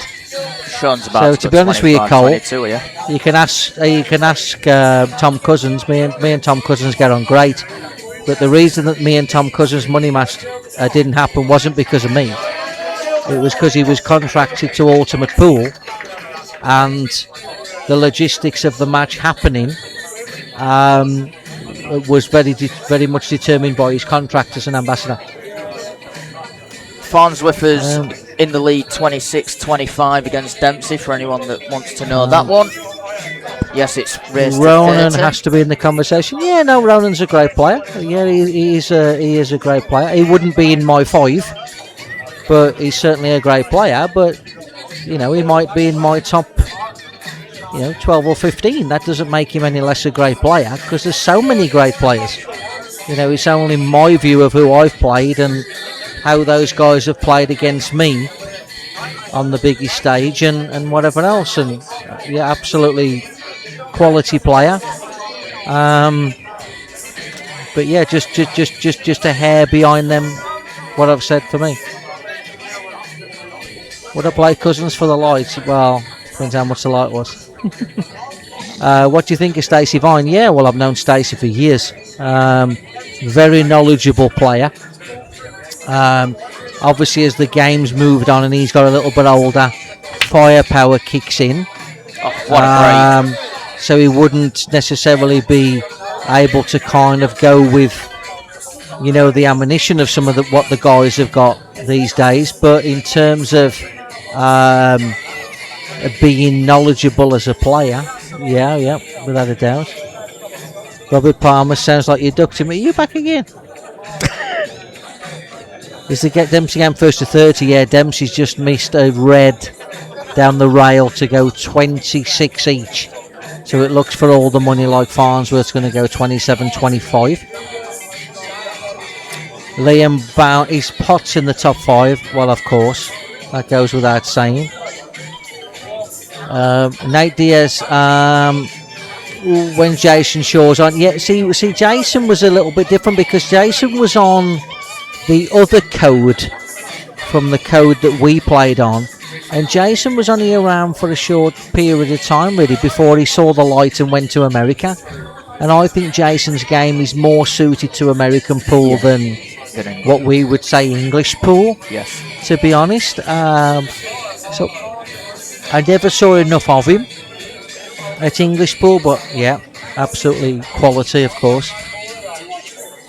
Shane Roberts, are you returning to UK pool? Mick, not full time. I might play the odd event. Cole Bedford, Mick, Gaz, Tom, Harrison, and Melin for me. Cole, well, you're not a million miles away, are you? To be honest, tough to leave Appleton now, but I get where you're coming from. Huds, so what you're saying is Ultimate Pool didn't want to hear their star player get drilled. I didn't say that when I was looking at the comments. SD missed key ball Farnsworth. He's missed 2 key balls, 2 out the last 4 racks. It should be the other way around, in fairness to Dempsey. What about Paul Hunter? I reckon we're in a conversation. Well, it's snooker, so it's a totally different debate, but obviously Hunter was class, wasn't it? Where's this being played? Is it played in Paco's, in Blackheath, in the borough of Birmingham, but you could call it Dudley, you could call it whatever. About 2 miles off Junction 2 on the M5. Is Eric Doherty in the top 250? I tell you what, when Doc was playing all the time, top amateur, him and Jeff Allen. How much easier do you think the conditions are? Well, the conditions are miles easier, aren't they? The cloth, the pockets are massive, the balls, the lighting, the rules. It's not the same game, is it really? Have you played Jason Short English put? I did actually, yeah, I played him in Jersey. There was £125 a man. Only raced to 6.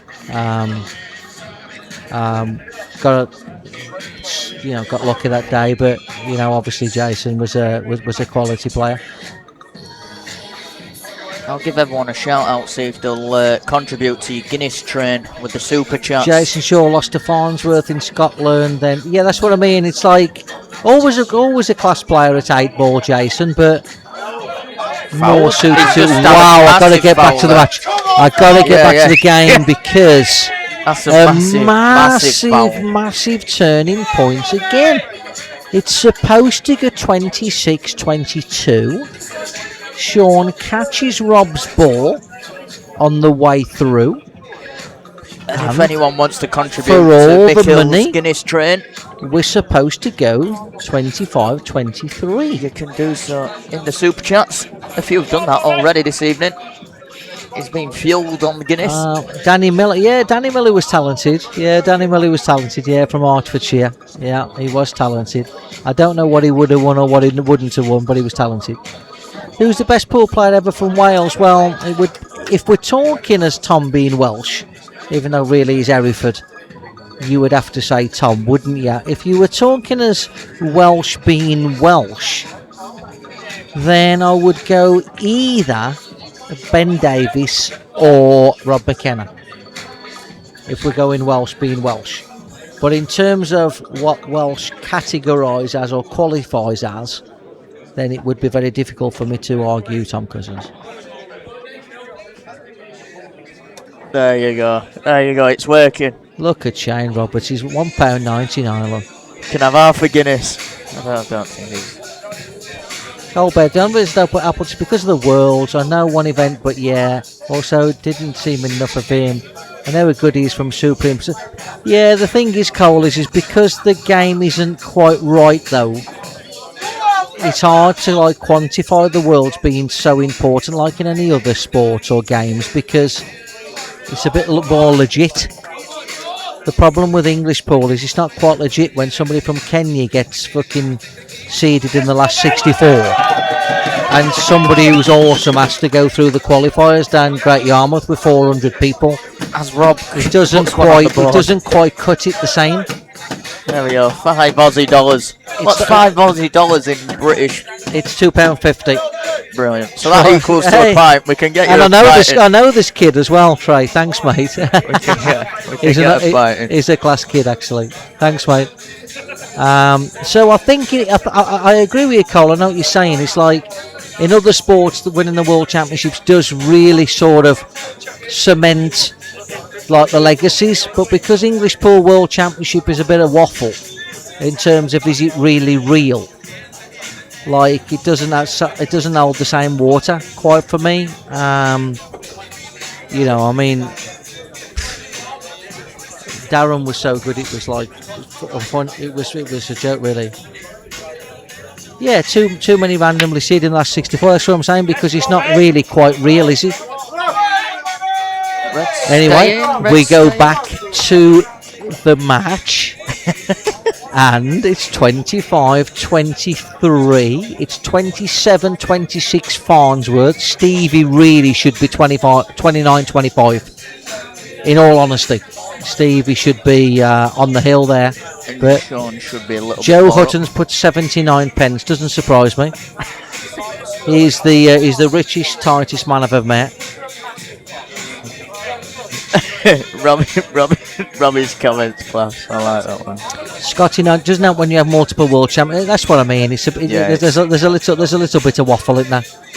To be honest. So we've got Robbie Chilts going after the yellows. Simon Morgan's in again for another tenner. Oh, I know he's paid before. Simon, stop keep with these tenners.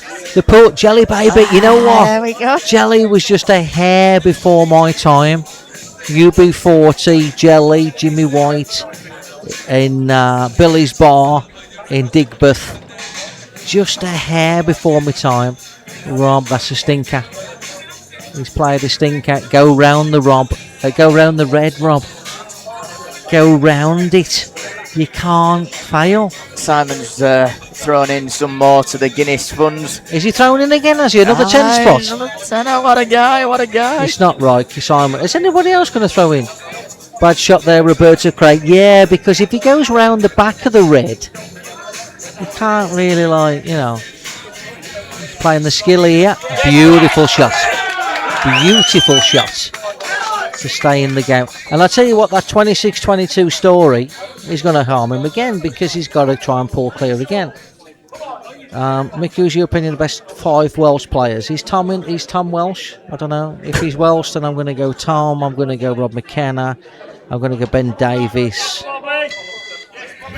Probably hard not to go Marsh and Ward, unless you want to throw somebody in there that I don't know about.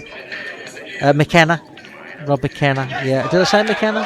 Yeah. Yeah. So I've got to go Cousins, McKenna, Ben Davies, Marsh and Ward. Would that be about right? Sheppy's argument. Sheppy's got an argument for it as well. Yeah. Sheppy's got an argument. Aaron with the fiver. Fiver comes in. Hey, here we go. We'll be on it till 3 in the morning here at this rate. Beautiful, I think. Aaron again. Yeah. Aaron, you bought the 25 drinks.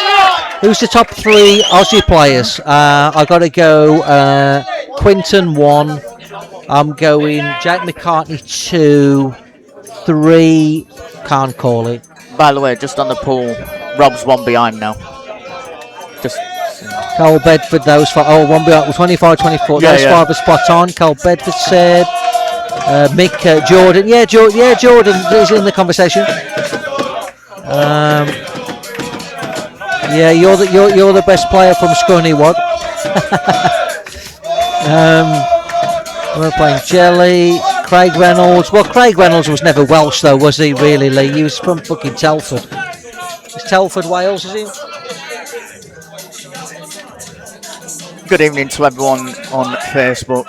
We're not ignoring you. The Well, was comments are Quinton there, as just well on as the side. everybody says? Yeah, I mean Quinton was, but he was class though. But he was class. Top 16 at snooker. She said, Mick, can you see any young players playing on my... Well, let's go to the match, 25-24. Match on again. Oh, not the greatest rack in the world, but not the worst outcome in the world, you'd have to say.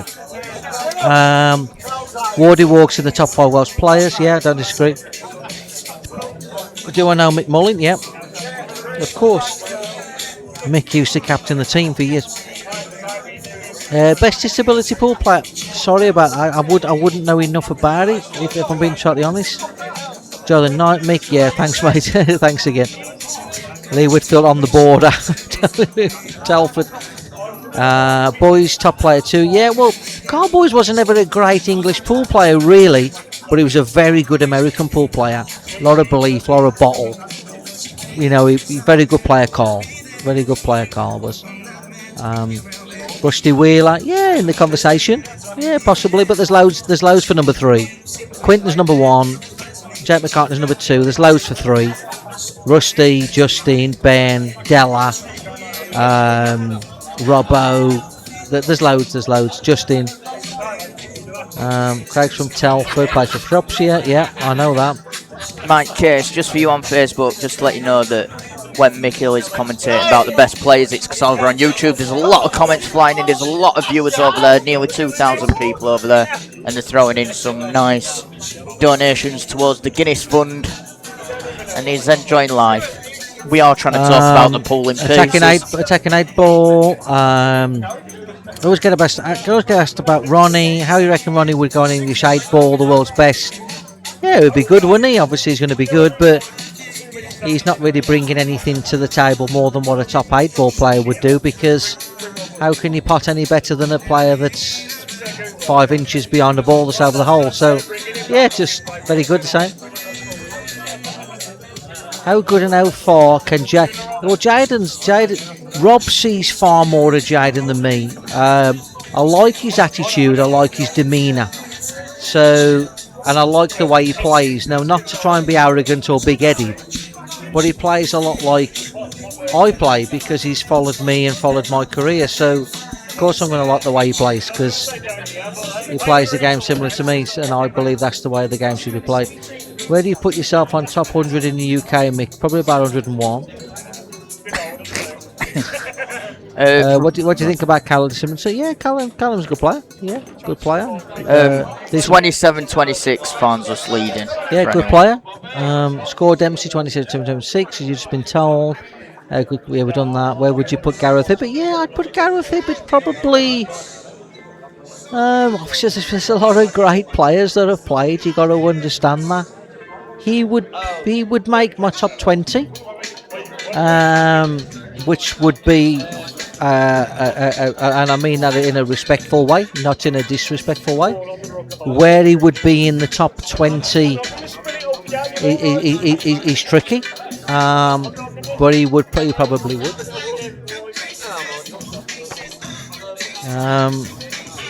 How good do you think Jaden Billy can become? I think he could win a world championship. I don't know how many he's going to win, because you can't legislate for that, can you? I understand that, Mike. Don't worry. Mick, who's the biggest underachiever? Biggest underachiever might be the fellow that you're watching tonight, in my view. Because yes, he's an absolutely great player, but he's maybe a better player than what people think he is. So that might actually be Rob, strangely enough. Can you all shut up and let me commentate on the game in hand, please? Well, that's sorry, mate. I'm only trying to please everybody.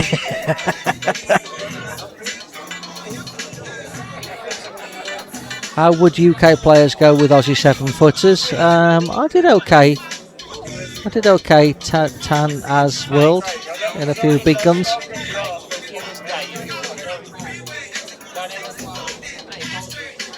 Jason Twist was a quality player. That's an understatement. He won 2 World Championships, 3 Europeans and 2 homes. Is this the Mick Hill podcast? Sorry, Mike Bebb. Sorry, mate. Just trying to answer everybody, keep everybody happy. Is this the Mick? Oh, we might clip out all the audio and we'll upload it onto YouTube as the Mick Hill podcast. There we go. Yeah, sorted. Some content. Getting back to the game, so the pool police don't pick on me. Shaun's got ball in hand here. I don't quite know what he's playing here because he really should be putting the cue ball to pop the one bottom left and drawing straight back into his two awkward balls. But he's seen something that I'm not. And obviously the more Guinness that I get, the more honest I'm being. He's going to stun into his two bad balls here. Okay, Shaun, I'll let you off. I'll let you off, Shaun. You're not under the influence of Guinness. Try chant. I know, try, but you know what I mean? Not everybody sees it like that. Mick, the goat end of, who gives it? Thanks, mate. Yeah, appreciate that, mate. I don't know if that's true or not, but I appreciate it.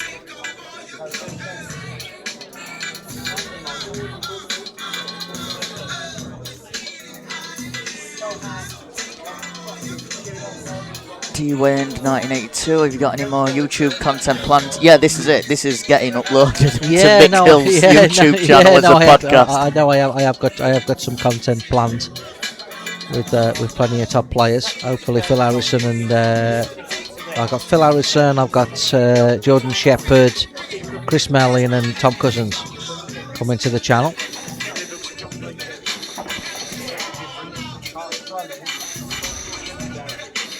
How hard is Chinese 8-ball? Very. Would Mellin be the best shot maker of all time in pool? Yeah. And he would also be the best potter I've ever seen when he was in his prime. Like, Mellin's nowhere near as good as what he used to be. I can tell you that for nothing, and that's not a criticism, that's a compliment. He's the best potter I've ever seen, best shot maker I've ever seen. Just one of the greatest players of all time, isn't he?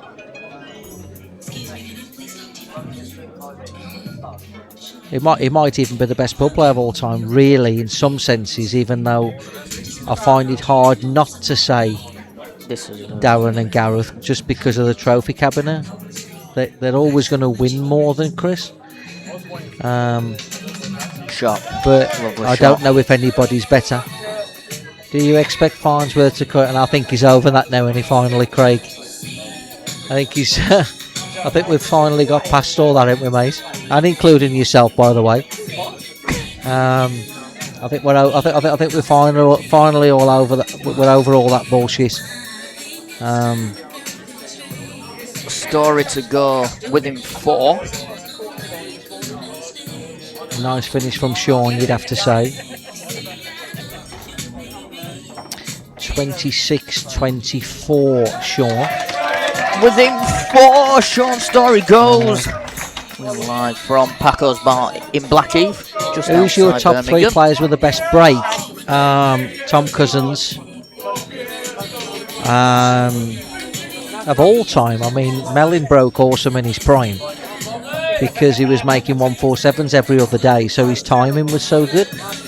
So Mellin would be in the conversation in his prime. Third, throw a bag over it.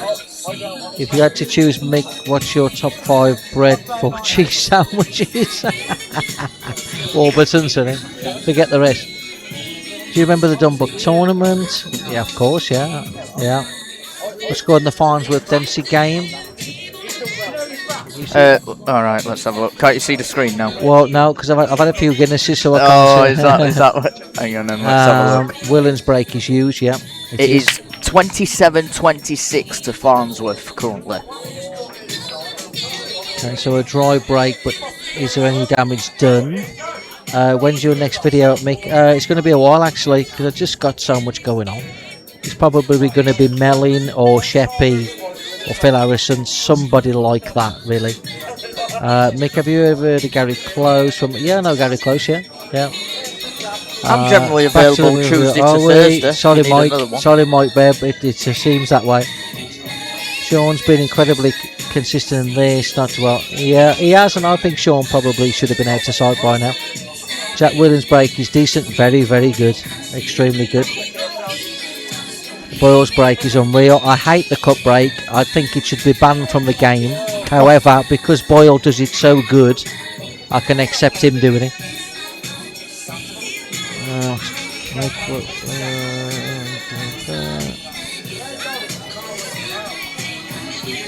My nan makes New York granddad dress up like you. Don't even know what that means. Sorry. Craig, there was still a split then. 3PO. Michael Hill show. Yeah, sorry mate, I just can't help it, can I? What amount of cash would take for you to kiss a play me? None. I got plenty of money, so I don't need any. Back to the game, so anybody's... Dominic, hey Mick, surely Ross McKinney's in the top 5. Ross, Dom, you know what? He may well be. To be honest, he was just a bit before my time, and he played on the other code. So I just I never saw enough of him. Dom, he was like... Ross was the equivalent to Keith, but on my side, so it may well be. Nick Finn, what's Nick Finn saying there? So I wouldn't... Go back again. You're slowing down here. Yeah, I wouldn't disagree with you, Dom. I just never really saw enough of it, you know. Do these balls play much different? No idea, mate. I've never played with them really, other than one exhibition. Nick Finn, question Mick. You never really got involved in money matches. Do you prefer to focus on tournament? Well, do you know what, mate? You know, like I felt like me and Gareth Potts made a distinction, and I felt like the distinction that we made was, can we be professional pool players in the real terms of what professional pool is? And it doesn't really constitute playing money matches, does it? Because that makes you a gambler. You're a chancer, really. I'm not knocking anybody that wants to do it, but me and Gareth Potts, you know, maybe like 16, 17 years ago, sort of made that call of, let's try and be a professional player, because even though one or two people have tried to do it, did they ever really do it?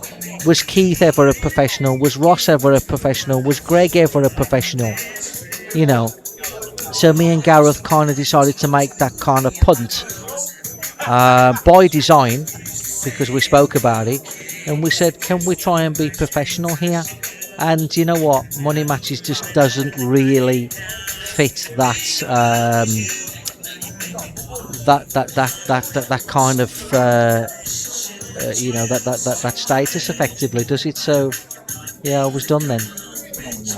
Mick, what's your best? Andy Crowsdale. Yeah, Andy was class. You're gonna have to catch up with these comments, mate. They're coming in thick and fast here. So. These rules should be banned before the cut break. Yeah, I don't like the rules or the cut break, mate. Mick, thoughts on the new balls and cloth? No opinion on the balls really. Never played them. The cloth looks good though. It was the best double in the world. Phil Harrison's the best double of all time. No question. Probably followed closely by Adam Davis. Would you play Gareth Potts in 9-ball Chinese pool in a snooker match? The hard work when he's playing against him. He's very good, that lad.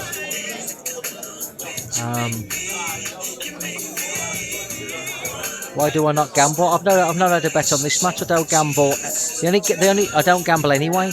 The only thing I have a bet on is the English Grand National, £5 each way. Normally on the Irish jockey, the lady.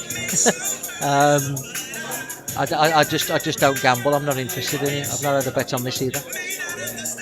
Correct me, his titles. I thought the idea of commentary was to talk about the game. Yeah, well, I'd like to, Craig, but they won't let me, will they?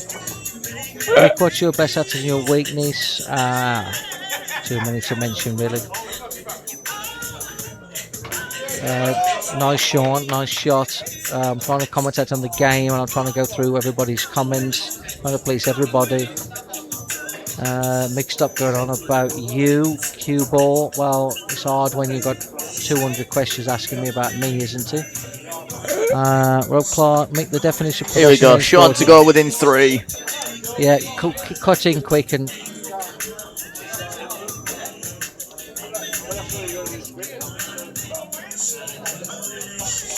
27-24. Shaun Storry. Nice finish. Shall we get an update on the match up north? Let's have a look. No, it's... So, well, Mick's just talking to his friend. We'll have a look over on the scores. I'll not show it totally live. 27-26 to Farnsworth. It is currently in that pot. We've nearly just caught it up, and we started about 3.5 hours after. Marcus, I've gone about you. Okay, Oh, we'll go past that. There's always one in there. Vicky back playing Ultimate Pool, or no? I don't think so, mate. I might play the odd event. Break, but should you carry on? I think if you break and pop the 8 ball off the break, I think you should carry on. Yeah. Happened that tonight? You mentioned it. It happened earlier, yeah. I believe so too. Nick described what makes the best pint of Guinness. Well, when somebody does a super chat. Yes, that is certainly. That makes the best Guinness. Honestly, there's been some good super chats coming in. Kian Monaghan, Dan, because Mick and Mel into. I know, Kian. It's only an opinion. You're entitled to yours as well. Doesn't make me right. But the thing is, Melin doesn't like the cut break and then starts cut breaking. At least I never cut braked after I said it. Okay. Are you ready for another one? So we're 27-24.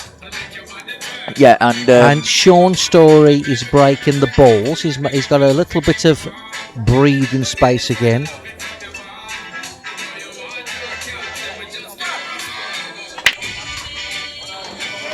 Big break. Balls in. Oh, absolute superb break of the balls. And almost potted too many.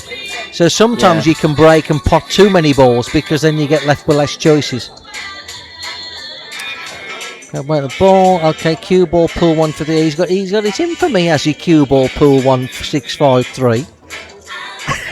Michael, you get paid for non-stop. All about you, mate. You wouldn't even know my wealth. There we go. If it was all about the money, buddy, I wouldn't be sat here. It's all about the Guinness. I've got more money than you know. Make other than the prize money, what does English Pool need to carry? You know what, driver, it's professionalism, isn't it? You've been out in China, you've seen it. The professionalism, the etiquette goes a long way, doesn't it, to making something prestigious. Blah blah blah. Mick you. Yeah, Matty Sellers. Yeah, Matt's a good. Yeah. Kian just asking why. Well, we'll have it. Give me a call tomorrow. You little blighter. Craig Day was 15 up and break, lost 30-35. 15 up at the break and lost 30-15. Wow. Like if winner got to break again, how many B&Ds could have been equal to a 9th? God knows, because you got the variable at the 8 ball. You got to make a ball first. That's the problem that you got there.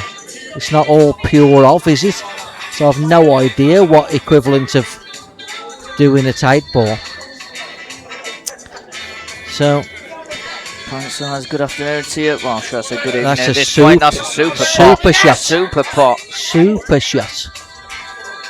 Well, that's opened this frame up. A chance for 27-25. See something, that'd be a good one. I don't know if you have already. You and Stephen Hendry collabing. Well, Stephen Hendry now. Nice shot. Did he get there? Bottom right. Yeah, he has.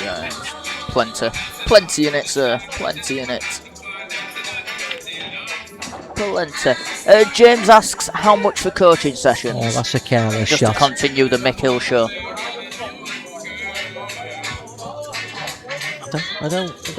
What's up with you? I don't quite know the shot that he's elected there. I thought you were thinking of how much you charge for coaching sessions. Oh, £75 an hour during the week and £90 on a weekend. And I'm fully stacked all the time. Mick, would you ever go on Stephen Hendry's channel? Yeah, I'd love to go on Stephen Hendry's channel. There you go. It's a fantastic Cracking shot. pop. Fantastic. Yes, Stephen, Chilton has played some crazy shots. Shaun's played a couple that didn't come off, and some have. Oh, no! Oh Wow. no! Joe Hutton, wish I was a penny behind you, and so does Cue Ball Pool 1653. That's why he keeps commenting. Neil, Tom's 7th. Give Ultimate Pool players Neil. Now. Oh dear. No, Neil. Oh no. Ben Tanner says Joe Hutton, he's go on tighter then, than you Cramp. go Well, last time, Joe, it's your round for the for the tandoori mixed grills, fella. Ben Tanner, he says, let's have a money match at Chinese pool. Interested? Oh, well, I do know Ben. Yeah, I do know Ben. That's over on Facebook. And I also know he's on the wind-up. Ultimate pool players versus IPA pool players. Who wins? Well, you're going to have to give me a list of players before I can talk about that.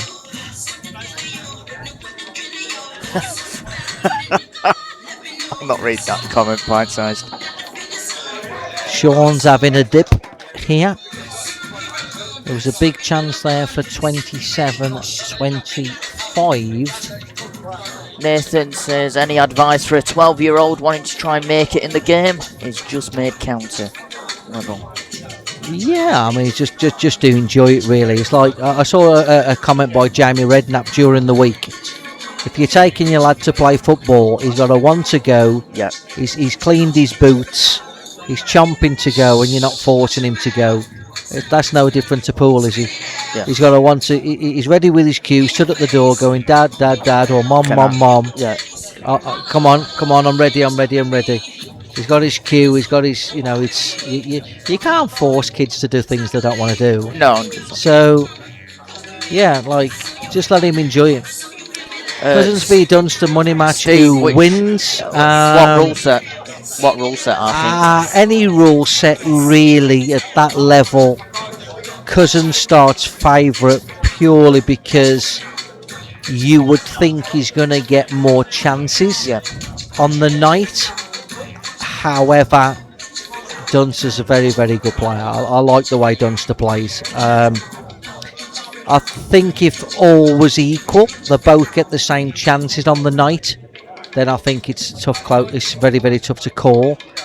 But I think all ends up, I think Cousins is probably going to get more chances on the night, purely because I think he breaks better than Dunster. But as far as playing the game's concerned, very close, because I think Liam's class. Super shot, Shaun, and you've left it to the top left. Excuse me. What's the difference between the modern top players like Declan, Tom in comparison to yourself? I think they play really well, I think they play great. Where I would like to feel like the olden day player has got some advantages in broken play. So if it was dish, I don't think there's anything in it. But what about when you come to the table and you're not supposed to win a frame? It's where the olden day players come into their own. Again, back to the match. I apologise. You're not really sorry, Cue Ball Pool 163 that's a bit long, 5, whatever your name is. Excellent finish by Shaun. That's a classy finish. To go within 2. Yeah, that's a classy finish to go within 2. Yeah. Show me back. Yeah. Do you want topping up, or are you alright? Well, we'll have to, won't we? We'll have to be topped up, won't we? What's this? Kian, can't you ring? Can you ring tomorrow? He's busy. Yeah, no. Me and Kian are good. It's just an opinion. I think a professional player should be made to hit the front ball. Doesn't make me right. It's just my view. Cousins wins that. Yeah, he may do, but Dunster's class, Dunster's class. If it's chance for chance, table time, hand on the table, Dunster can mix it with anybody. Don't worry about that. Past or present. Mick, can you talk about the game Can you talk about this game Well, it's been fucking trials and tribulations, hasn't it? Shaun was miles in front. Rob's pegged him back, and then when Rob's pegged him back, he hasn't been clinical enough to then kick on. Stevie scored. I think it's close. It's close. I'll get that score for in a minute. It's not Mick's fault or the fanboy. Thanks, mate. Yeah, because it's I'm just trying to please everybody. 28-24. Rob Chilton to break. To come across them ahead. See, he's made the 8 ball again here, and I'm going to reiterate this. Rob should retain the table. The fact that the 8 ball's gone in and the other person gets to come to the table is complete waffle in my view. Doesn't happen in American pool, doesn't happen in Chinese 8 ball. Complete nonsense. Pop the 8 ball off the break, you retain the table. Simple as that. Dunster may get a but, yeah. Dunster's class, there's no question for me. Boyle Farms was Dunster, Hibby, Clint Jansen versus Cousins, Wadham. That's a flip 'em, isn't it? That's a flip 'em. On that criteria of the players that you've named from IPA, that's a flip 'em. I think for Ultimate Pool to become a hair favourite needs Potts, needs Harrison. I think to become a hair, and I'm talking a hair. I mean, there's nothing in it. But on what you've just said there, that's a coin flip. John McAllister back on. Yeah, John's a good player. I like John's game. In Rob's position, especially with Shaun. Yeah, like Rob's pegged him back and just hasn't kicked on, has he? Really, he's had enough chances, and let's be honest about it. Keir Monaghan Welsh rule out. I think so. I think put the 8 ball off break, carry on, don't you? Otherwise, what we're talking about really. Gillespie gets, Gillespie maybe. I don't know if he gets in the 5. I don't see him enough to know, to be honest with you. Do you think skill shot should be nominated? I don't think the skill shot should be nominated. I think the name of the shot should just be changed, so there's nothing silly about it. So if you don't call it the skill shot, then nobody gets upset that it's not a skill shot, do they? It's just if you put your ball and you put your opponent's ball in the same shot, you carry on. Well, that's easy, isn't it? Isn't that so much better than calling it a skill shot that's like not even skill? Just call it you put your ball and I put my ball and I can carry on shot. So I think the problem with the skill shot is the name it's been given, not the shot itself. I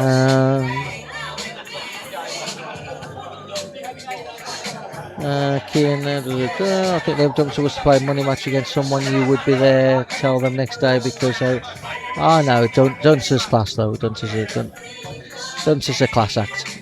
Make no mistake. I don't rate many people because I can't help myself, but Dunster is one of them that I would rate. Just a break in play for a few seconds. Don't know if Mick, do you like the golden break in Ultimate Pool? Yeah, it's okay, isn't it? It's like a gimmicky tournament. I don't think the golden break, I don't think the 6 red shootout, I don't think the shot clock, I don't think the match shot. I think it's all waffle really in a professional tournament, to be honest. It's okay on a Monday night. Do you think dominant? Well, it's not about being dominant, is it, with Dunster? And I don't knock him for going back to the IPA either. He just wasn't enjoying his pool. I don't think Dunster left the IPA the Ultimate Pool because he couldn't cut it. Dunster's one of the best players in the world, without a shadow of a doubt, let me tell you. He just wasn't enjoying his pool, and that's why he went back to the IPA. Nothing to do with because he couldn't cut it. Come on. Anybody that says any different is marketing or like talking waffle. Let's get it right. I'll tell you something, the people at home will be glad it's the Mick Hill show while we're having this break. So you can keep all our viewers excited. Travis Martin, stop the freaking bullshit chat. We have the opportunity to hear Mick's inside. Well, it is what it is. Dunster quit Ultimate Pool because he couldn't act. That's not true. That's not true at all. He could definitely hack it, don't worry about that. He just wasn't enjoying his pool. What do you mean he couldn't hack it? One of the best players. He's one of the best players in the world for the last 10 years. He could definitely hack it, don't worry about that. He just wasn't enjoying. So Right, back to the game. They haven't gone to watch Dempsey. 28-24.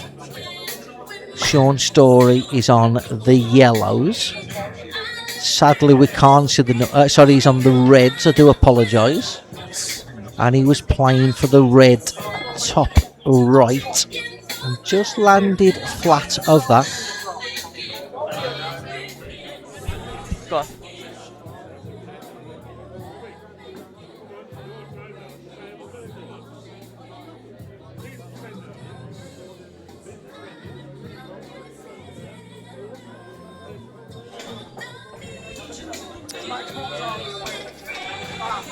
Yeah, exactly. Of course, Dunster's a class act. You're kidding me, aren't you? Anybody that's saying that Dunster left because he couldn't hack it is an absolute buffoon, to be honest.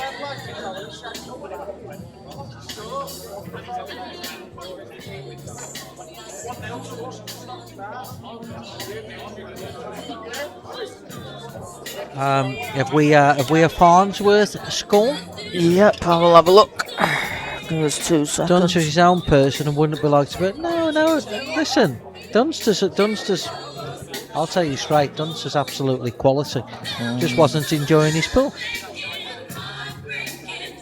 Mick, heard you doing coaching again. Are you back playing pool? Well, I haven't stopped playing pool. I've just been playing Chinese 8-ball. Wow. But I do the coaching, yeah. So Farnsworth Dempsey, it's 27 each. Is it really? That's been going on for 10.5 hours now. But it's 27 apiece, and it's 6 balls. 6 balls Dempsey, 2 balls Farnsworth. So Stevie is in massive control here to go 28-27. Stevie left to it. No, Stevie's still playing the ultimate pool as far as I know. I've got to be honest, before the match kicked off, I actually did fancy Farnsworth. But probably as great a player as Farnsworth is, he doesn't break the best, in fairness.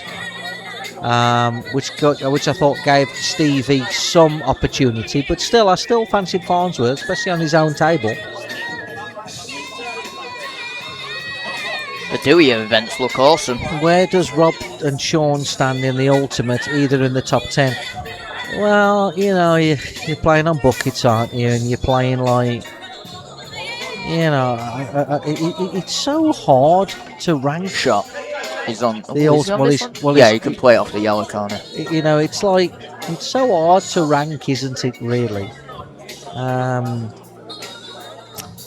Yeah, tough, really. How do you like to do your events, Mick? Yeah, like, you know, like all the Chinese events, because you really get looked after and really respected. I wish it was 10 years before, because I really feel like 10 years ago I could have got my hands on the real prizes, whereas maybe these days I might not get my hands on the real prizes because I'm a little bit older and it may become a little bit a hair too late for me. But talking about a hair, is a hair short? Is Shaun here? And yeah, and the shot before you kind of felt like it, but the fact that he's looking to be where he wants to be, looks like he can bend it a touch. I think he's on this. Afternoon, evening Demons Productions pool. Yes, it's been a while since there's lockdown sessions. I hope you're keeping well, pal. At the end of the day, we all have our preferences over the setups of rules, or in mixed case, even Q sports. Do you necessarily mean that certain players can't hack it? No, I don't think people can't hack it. Some people can embrace it even when they don't enjoy it. Shot. You know, and some people do. That's a fantastic shot, by the way. Just back to the match. That's a fantastic match. I don't know how much of this black you can see though. Is that angle? That angle doesn't show us anything. This one kinda a little bit. Yeah, it looks like he can get it. I think. Chilton, it certainly isn't shite. He's competing with Jaden and Pratt, mate. The guy's 54 years of age. Jaden's 18. If Chilton was in his absolute pomp, Chilton would win those practice sessions at this stage, and that's no disrespect towards Jaden because he's still learning his trade. You're comparing a 54-year-old to an 18-year-old. Anyway, 8 ball, 20. Wow! Wow. Wow, we have another turn of events. And we have another turn. Wow.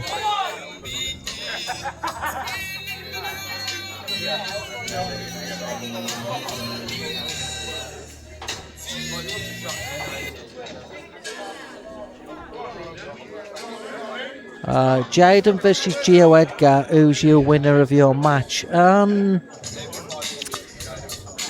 Yeah, I think I like Jaden slightly favourite. I'm not saying he's definitely going to win, but I think I would slightly edge Jaden to be favourite. But Gio is definitely capable of winning. He can definitely win the match. So it's sort of no way in any shape or form is he discrediting Gio. I know him well, I know his dad, but I would slightly go Jaden being favourite. This is about to go 28-25, this, isn't it? For all the money. In all honesty, even though Rob's my best friend in the last 30 years, Shaun Storry's won this match 4 times over. Yeah, I'm not joking. I should be back in my travel lodge. I'm not joking. Rob's been my best friend since 1997. He's learnt me everything I know about the game. He learnt me how to play the game. I owe everything to Rob for what I've done in the game. But Shaun Storry has won this match 5 times over to this point. And Rob's hanging in. He's hanging in. He's hanging in. He's certainly hanging in. It's given us a great match up here. Don't be surprised. Don't be surprised if there's not a twist again. Did Dempsey get out there, or did Farnsworth win that I'll have a fight? look in a minute. Just give us 2 seconds. No, it's not that I loved Liam Dunster, but I can't accept the nonsense of he left because he couldn't cut it. Come on. Leave it out, will you? To me, couldn't cut it. Couldn't cut it against who? There's probably only 1 or 2 players on that tour that you could argue are even his level. Let alone couldn't cut it. It is 28-27 to Farnsworth. For anyone that wants to know that one, that is getting towards its conclusion. Still could be another hour in it. They have been going on since 2 o'clock this afternoon. Yes, John Harder, some great pull here, 100%. Hello. Neil, it's still going. 28-25.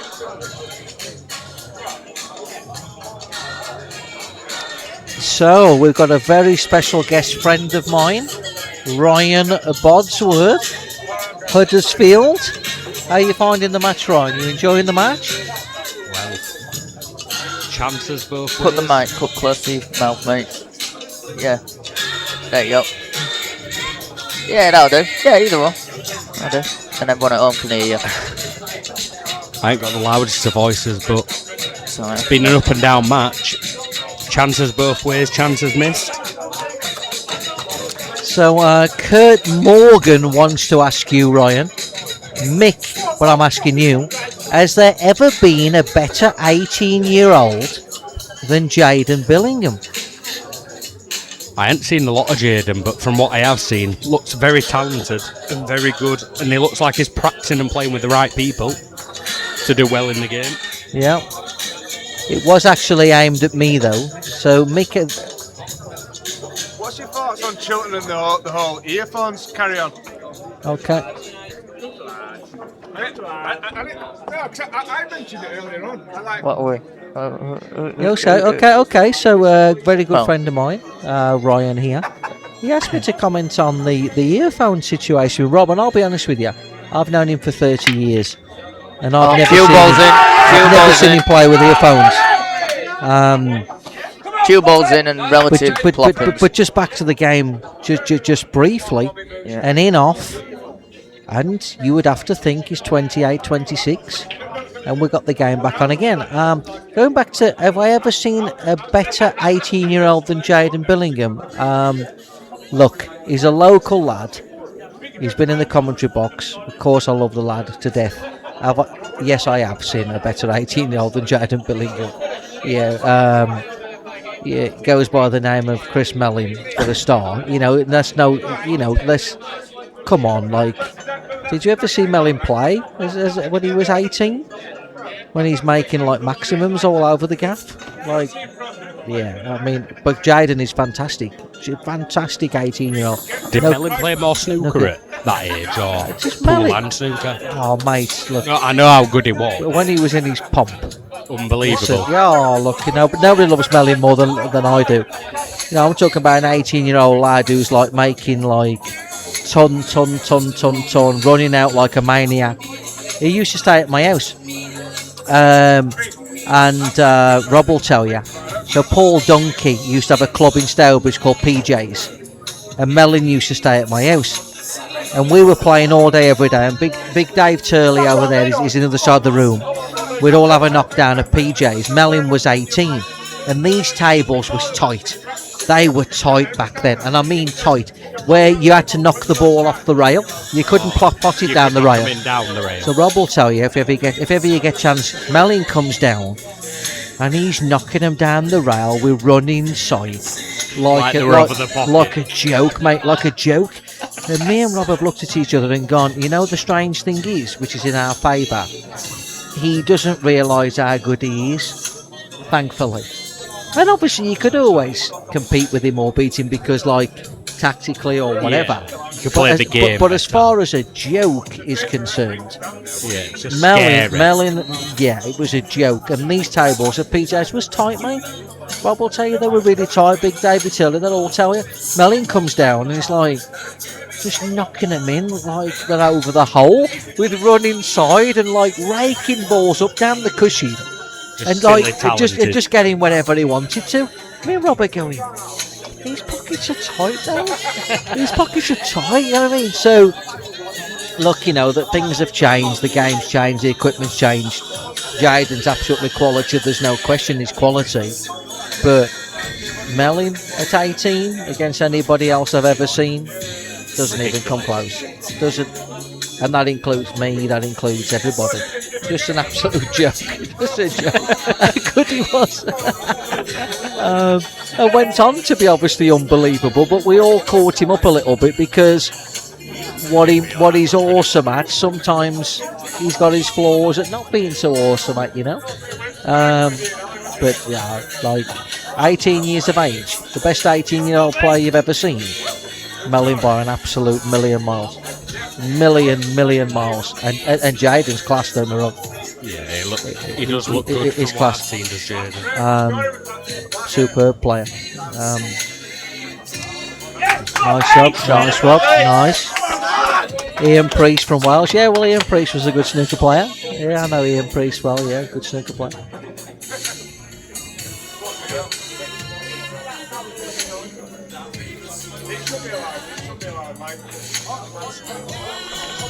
So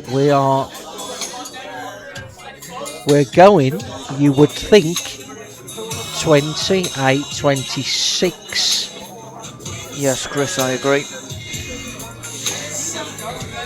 Oh. I think it's good enough. I'll wait for this to go in before I answer a couple of more questions. Yep. Yes. 28-26. Scoring Farnsworth game 28-27 to Farnsworth. Yeah, he should have got out there, Dempsey. Yeah, he had plenty of chances, to be honest. So Jordan Church, Jordan Church was a multiple world junior world champion. He was a young Scottish kid as well. I can't quite pull it at this stage. I've had a couple of beers.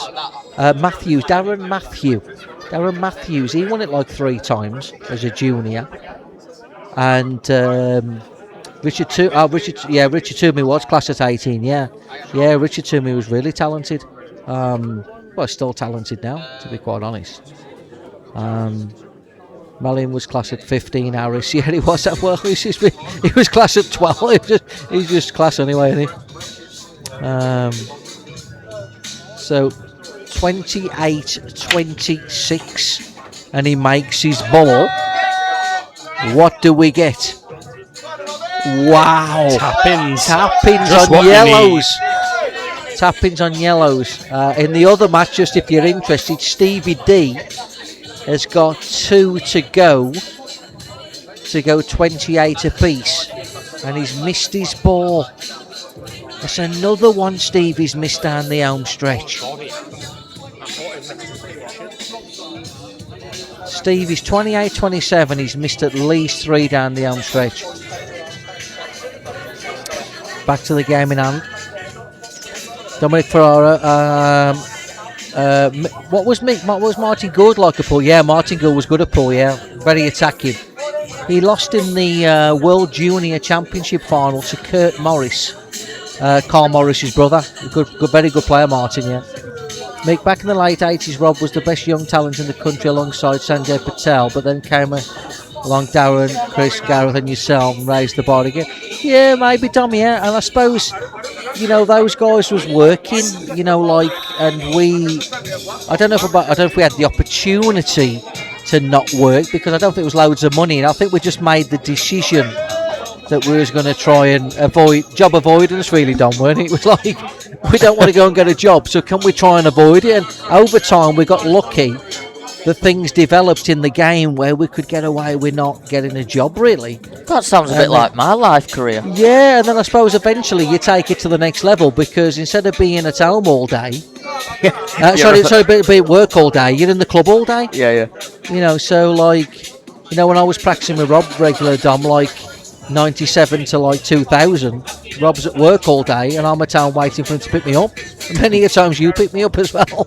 We went over to Wolverhampton, so it's like, yeah, it's not necessarily an equal playing field, is it? Because some people get a chance to do it, and but that's like with anything, and some any don't. Sport, any competitive same as darts with Phil anything. Taylor.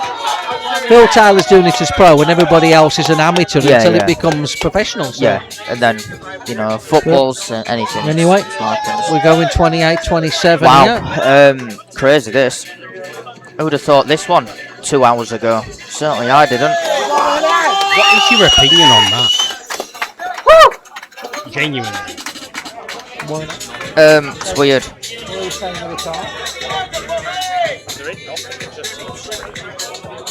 You say they can't?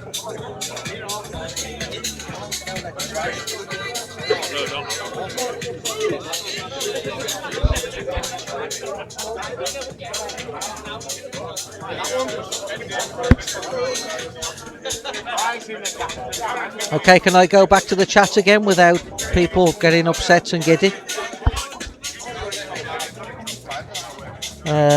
Ashton accused a cocktail stick. Yeah, he's always played with a short cue. I don't know what length it is. Sanj was a very good player. Yeah, Sanj was a very good player.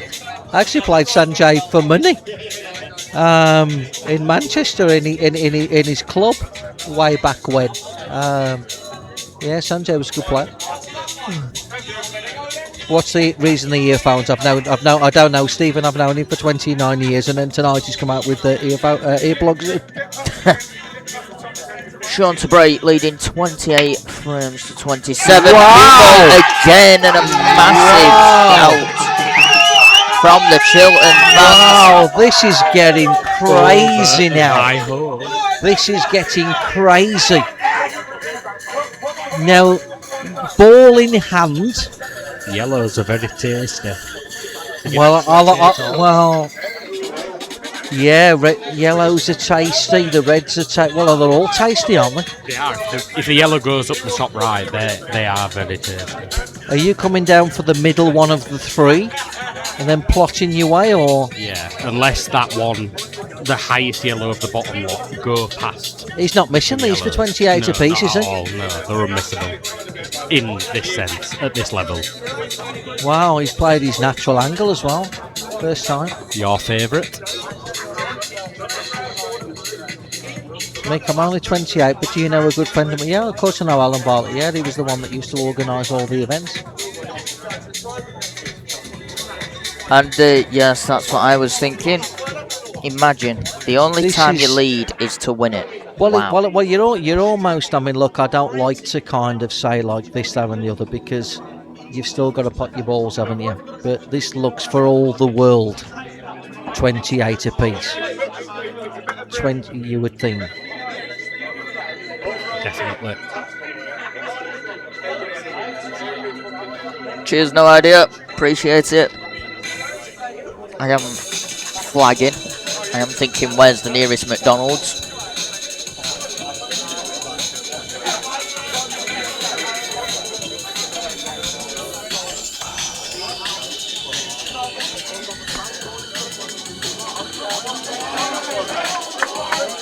Well, it looks for all the world. 28 apiece. Strawberry, that'd be absolutely crazy, but I'd love it.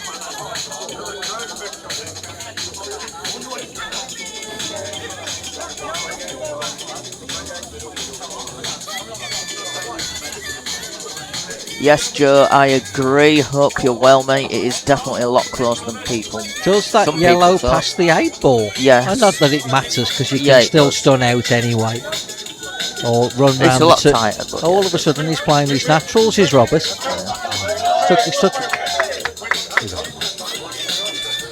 He's gone a hair past his line there. I don't think there's going to be a problem, but he has gone a hair past his line. He's got to get up. He's got to get up. He's got up. Good shot. Shot. Got there in the end. 28 apiece at Paco's.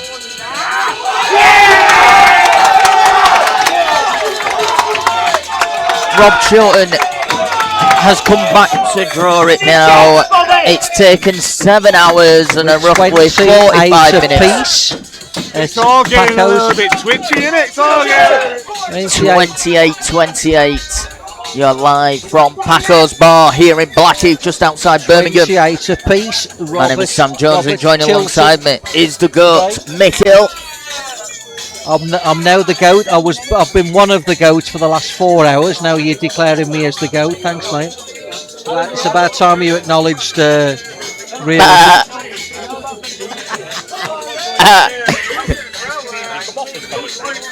Mark, fans will score. Let's have a look for the fans. By the way, if anyone wants to contribute to Mick Hill's Guinness train that is still going on, throw in the super chats.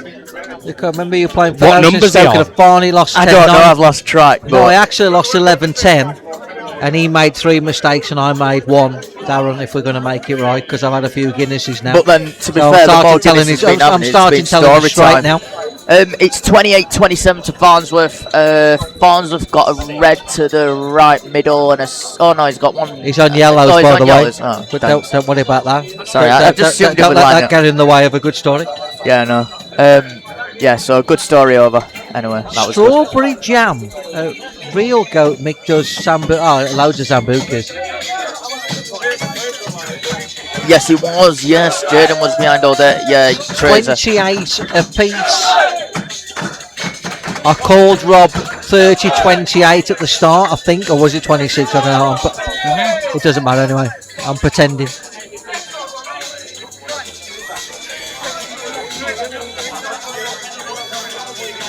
Rob to break, 28 apiece. Anthony asks, Mick, have you had any money matches offered to you? Oh, he's dried break. He's dried his break. But has it been right? But he's been a little bit blessed that he's not left anything easy for Shaun. That could be the writing on the wall in terms of Dogo, the convert to red is via my bank account. And then they go through to Guinness's on the transactions of the bar. Cole Bedford, Farnsworth. Yeah, well, I mean, let's be honest, Cole. Obviously, he's a great player, but he does take his time over his shots. He's not the fastest player in the world, is he? But you know, there's a lot of history there, but that doesn't take away the fact that he's a very good player. 9 hours for a race to 13. Well, that's your man, Craig, isn't it?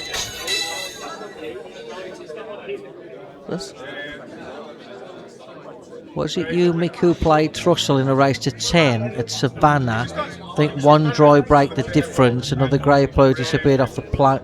Well, it might be. He was a decent player, actually, Trussell. So he's is he playing the double here? Is he going all out for this? Wow. Do you know what? In all fairness, there though, Ryan, he actually does deserve a little bit of reward for playing that at 28 Yeah. apiece. That is ballsy. I'm not saying it's the right shot, but at 28 apiece.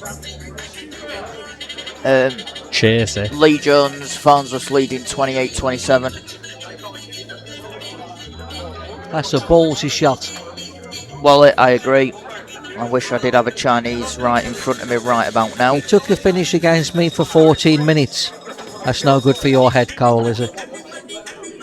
What does this do for Rob, right, if Shaun wins this frame? Because then that's another one where he's got right up to it and then Shaun's just kept being in the lead. He hasn't been able to do anything about it, though. Yeah, true, but still, like, So Farnsworth... My head had been a bucket. So Farnsworth's about to take this rack. What's You're it? too late Does in that the make game it for that. 29? True. 29-27. Farnsworth if he gets out from here. Dempsey will definitely be kicking himself down the home stretch. Is this the frame where he missed a red down the bottom right hand pocket? Dempsey. Yeah. So does Shaun play the cannon here on the yellow? The yellow above the black. Does he play the cannon or does he run past it, which is like for like? Well, it's played the cannon. That's Yellow's gone Very on good the shot. Do you know cushion, what? absolutely. Every credit. Sometimes good I can shot. be Shaun's biggest critic because I think his cue ball's weak. You know, and I'm not a great fan of his patterns at times, but every credit. That's a great shot. It's That's a great shot. Anthony Myers 28-27 Farnsworth. Luke Clinton, one player like sitting on the Steve Petty was very talented, really talented actually. He sorted better things in fairness to him in work and whatever else. But yeah, no. On the hill, Farnsworth goes. Petty was extremely talented. He was unreal young actually. We don't agree on a lot, do we? But he was very very talented, Petty. There weren't many more talented than Petty. Mick, do you know Scott Che? No, I can't say I do, Joe, actually.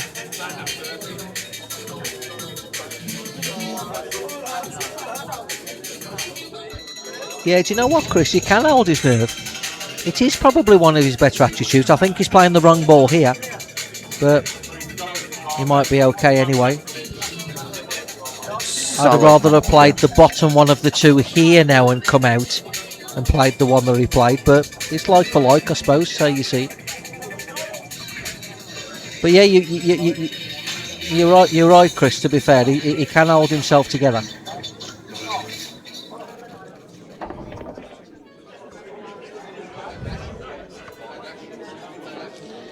Scott Chisholm, surely pattern play separates the top guys and the also rans and consistency without a shadow of a doubt, mate. That's where you get your trophy cabinet. Here we go, this black to go on the hill with the break. Nice finish. I thought the ball across the bottom rail with run inside was a superb shot, probably the best shot he's played all night. Yeah. There it is. On the hill, Shaun, Storry goes. What an absolutely fabulous shot he's played with run inside across the back rail there. Absolutely every credit. So with 29-27 the Farnsworth game, Dempsey's broke. The ball's jumped out the middle pocket or done something funky. And he's at the table. How he's not gone off in the middle, I never know.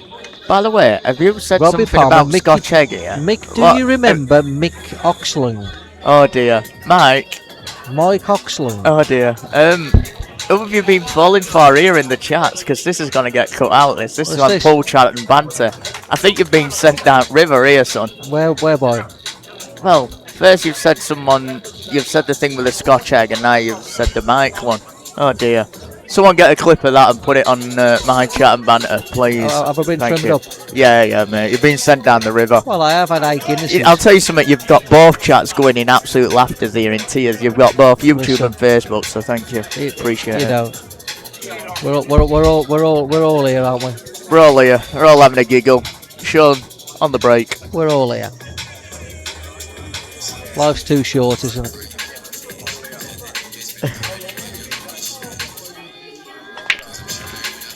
Ball found. He's made his ball. Ball found. Wow. Lovely. Oh, wow. How crazy is this, though? Because They're not tapping. nobody's on the wrong ball. Yep. He's on Yeah, he the wants yellows, reds, but he yeah. wants to be on the reds. Yeah. Does he chance taking his red to the top pocket? Darren, yeah, he's loved it. Wait, can you clear up what happened when your opponent rubbed the cloth near corner pocket in the Chinese event? Yeah, well, he's a cheating bastard there. What more do you want to? What more do you want to know after 8 fucking Guinnesses?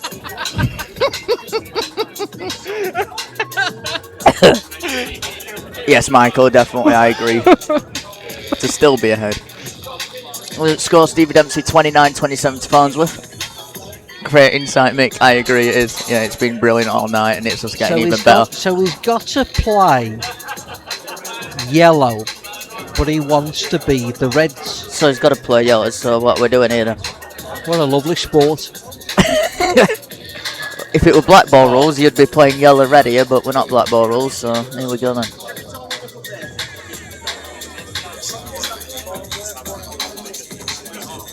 Yeah, the right yellow. What about if he doesn't play the yellow that he needs to, and he plays the other yellow into the left centre, Yeah. comes across and stuns into the 8 ball, Oh. and then leaves his yellow in the corner? Wow. Is that too classy for this level? Some vision. Well, you're thinking this, he may play the yellow that is closest to and screw into the yellow that's No, he's nearer. playing it, look. playing it. Never mind. This is too classy for this level. He's Oh, got a- but he bailed out a hair. But good shot, Shaun. But he No, he's bailed got out it. a hair because he was really supposed to play into the 8 ball there, folks. And he bailed out a hair and played into the red. Yeah. Thought he had it. But we know, don't we? However, I still think there lander on it? I still think this might be match ball. It's is it a bit aside? A little bit aside. Apple Right, right. turnover. He's Here we playing, go. but it's 29-28. This Ryan, this isn't like It's there. It's there. he's turned It's it. in. Nice shot, nice shot. Mick, have you ever played Christophe Lambert? Oh, plenty of times. Yeah, plenty of times. Yeah. Bet you're just glad it weren't a land that sent me down the river. Good player, Christophe.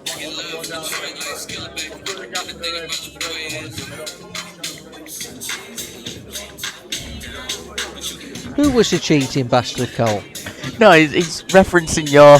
He's quoting you from what you said. Who did I say was it? Who did I say was it? Oh dear.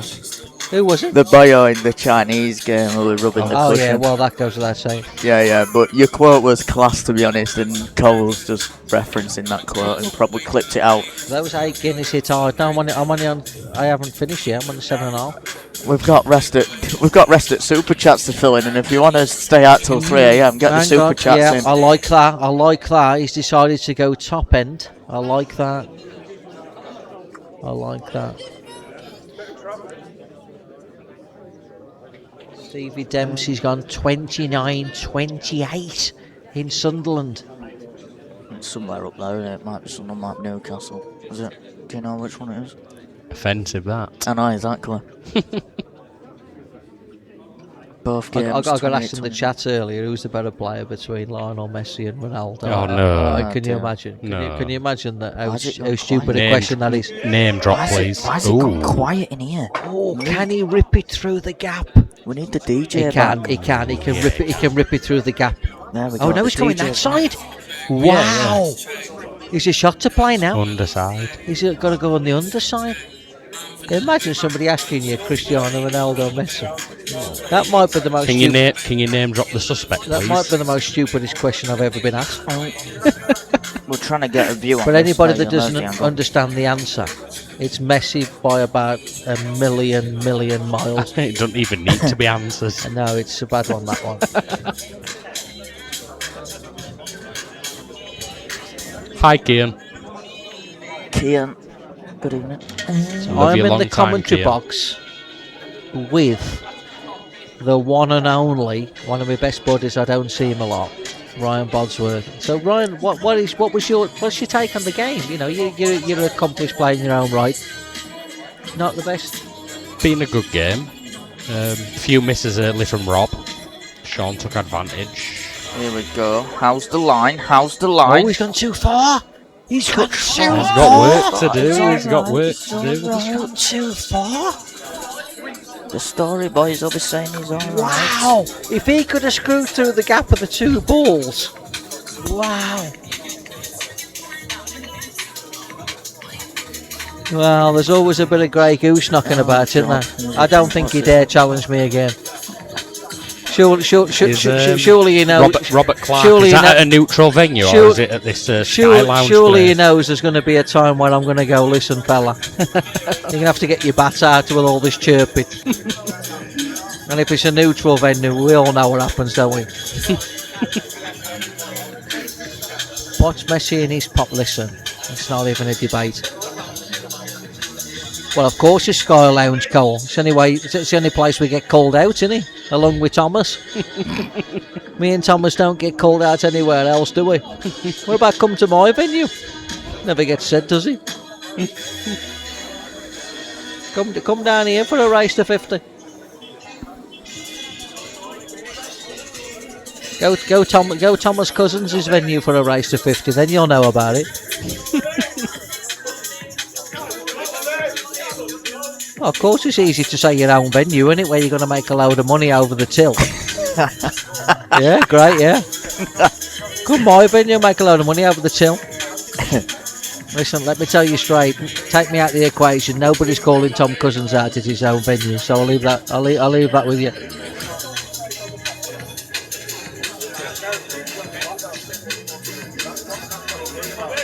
Well, I was supposed to be at that match. Craig wants the bar takings. You're on my side these days, Craig. You never was.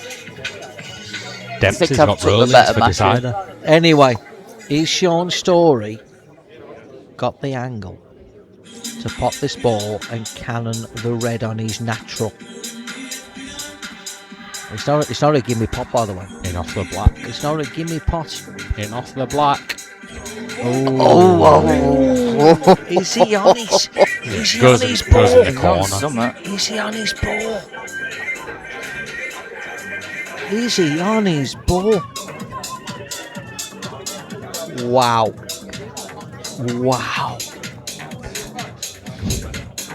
So is he going to smash this off the red?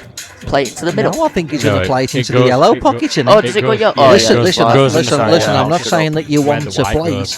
I'm not saying that you want to play it. But I tell you what. Well, after this amount of pool, you don't mind. Look, there's pressure on, I get it, but there's been a bit of a meal made over this again, hasn't there? What's... Could it be close to going off no, the... I don't fancy off it. the red? I don't fancy it, but it's... Oh, yeah. No. Got it. Got it. What a dig. What a dig. What a performance. Every credit. That's a very good shot. That's at that speed, that's a very good shot.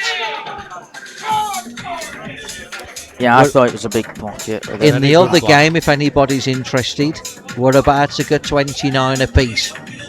If Dempsey knocks his four final balls in. Yeah, Dempsey's about to get 29 apiece. I don't know who breaks in the design. I think it's Dempsey's break. Congratulations to Shaun Storry. Oh, hang on, there's a bad yellow. I never saw that. I never saw the bad yellow. I never saw it. Here at Paco's bar in Blackheath. Guys, thanks for tuning in. I hope you don't think it was all about me. This has been a We just had some TYPLive fun. production. I know the pool police was out tonight. I know you wanted to have a pop at me because you can't help it. Stay strong, guys. You've been asked to keep commentating. I will. I'll stay strong. You know, life's good. To everyone that's sent in the Guinness train money and everything else. And you know, it's been a even pleasure. if you keep hating, it ain't going to change my life, is it? So just follow me. Love me. You've been requested Just to keep commentate following. on Just the keep following. Ryan, it's been a pleasure. As always. It's time for me to go to bed. I'm not Dempsey game could be going on Split for the G, another sir. hour. That's so already been this split a few times. I think we've got a couple paid on, but if you want to pay a couple on, you're well more than welcome. What we'll do, we'll play the ending for the recordings. But for whatever you're doing for the rest of your night, enjoy it. This has been a TYPLive production. Thank you to everyone that's sent in donations and whatever else. And on that note, good night. Play well. See you in a couple of weeks at McNamara's for another money match. And as always, we'll be back here at Paco's with a new partnership with Paco's Bar at Blackies. Good night.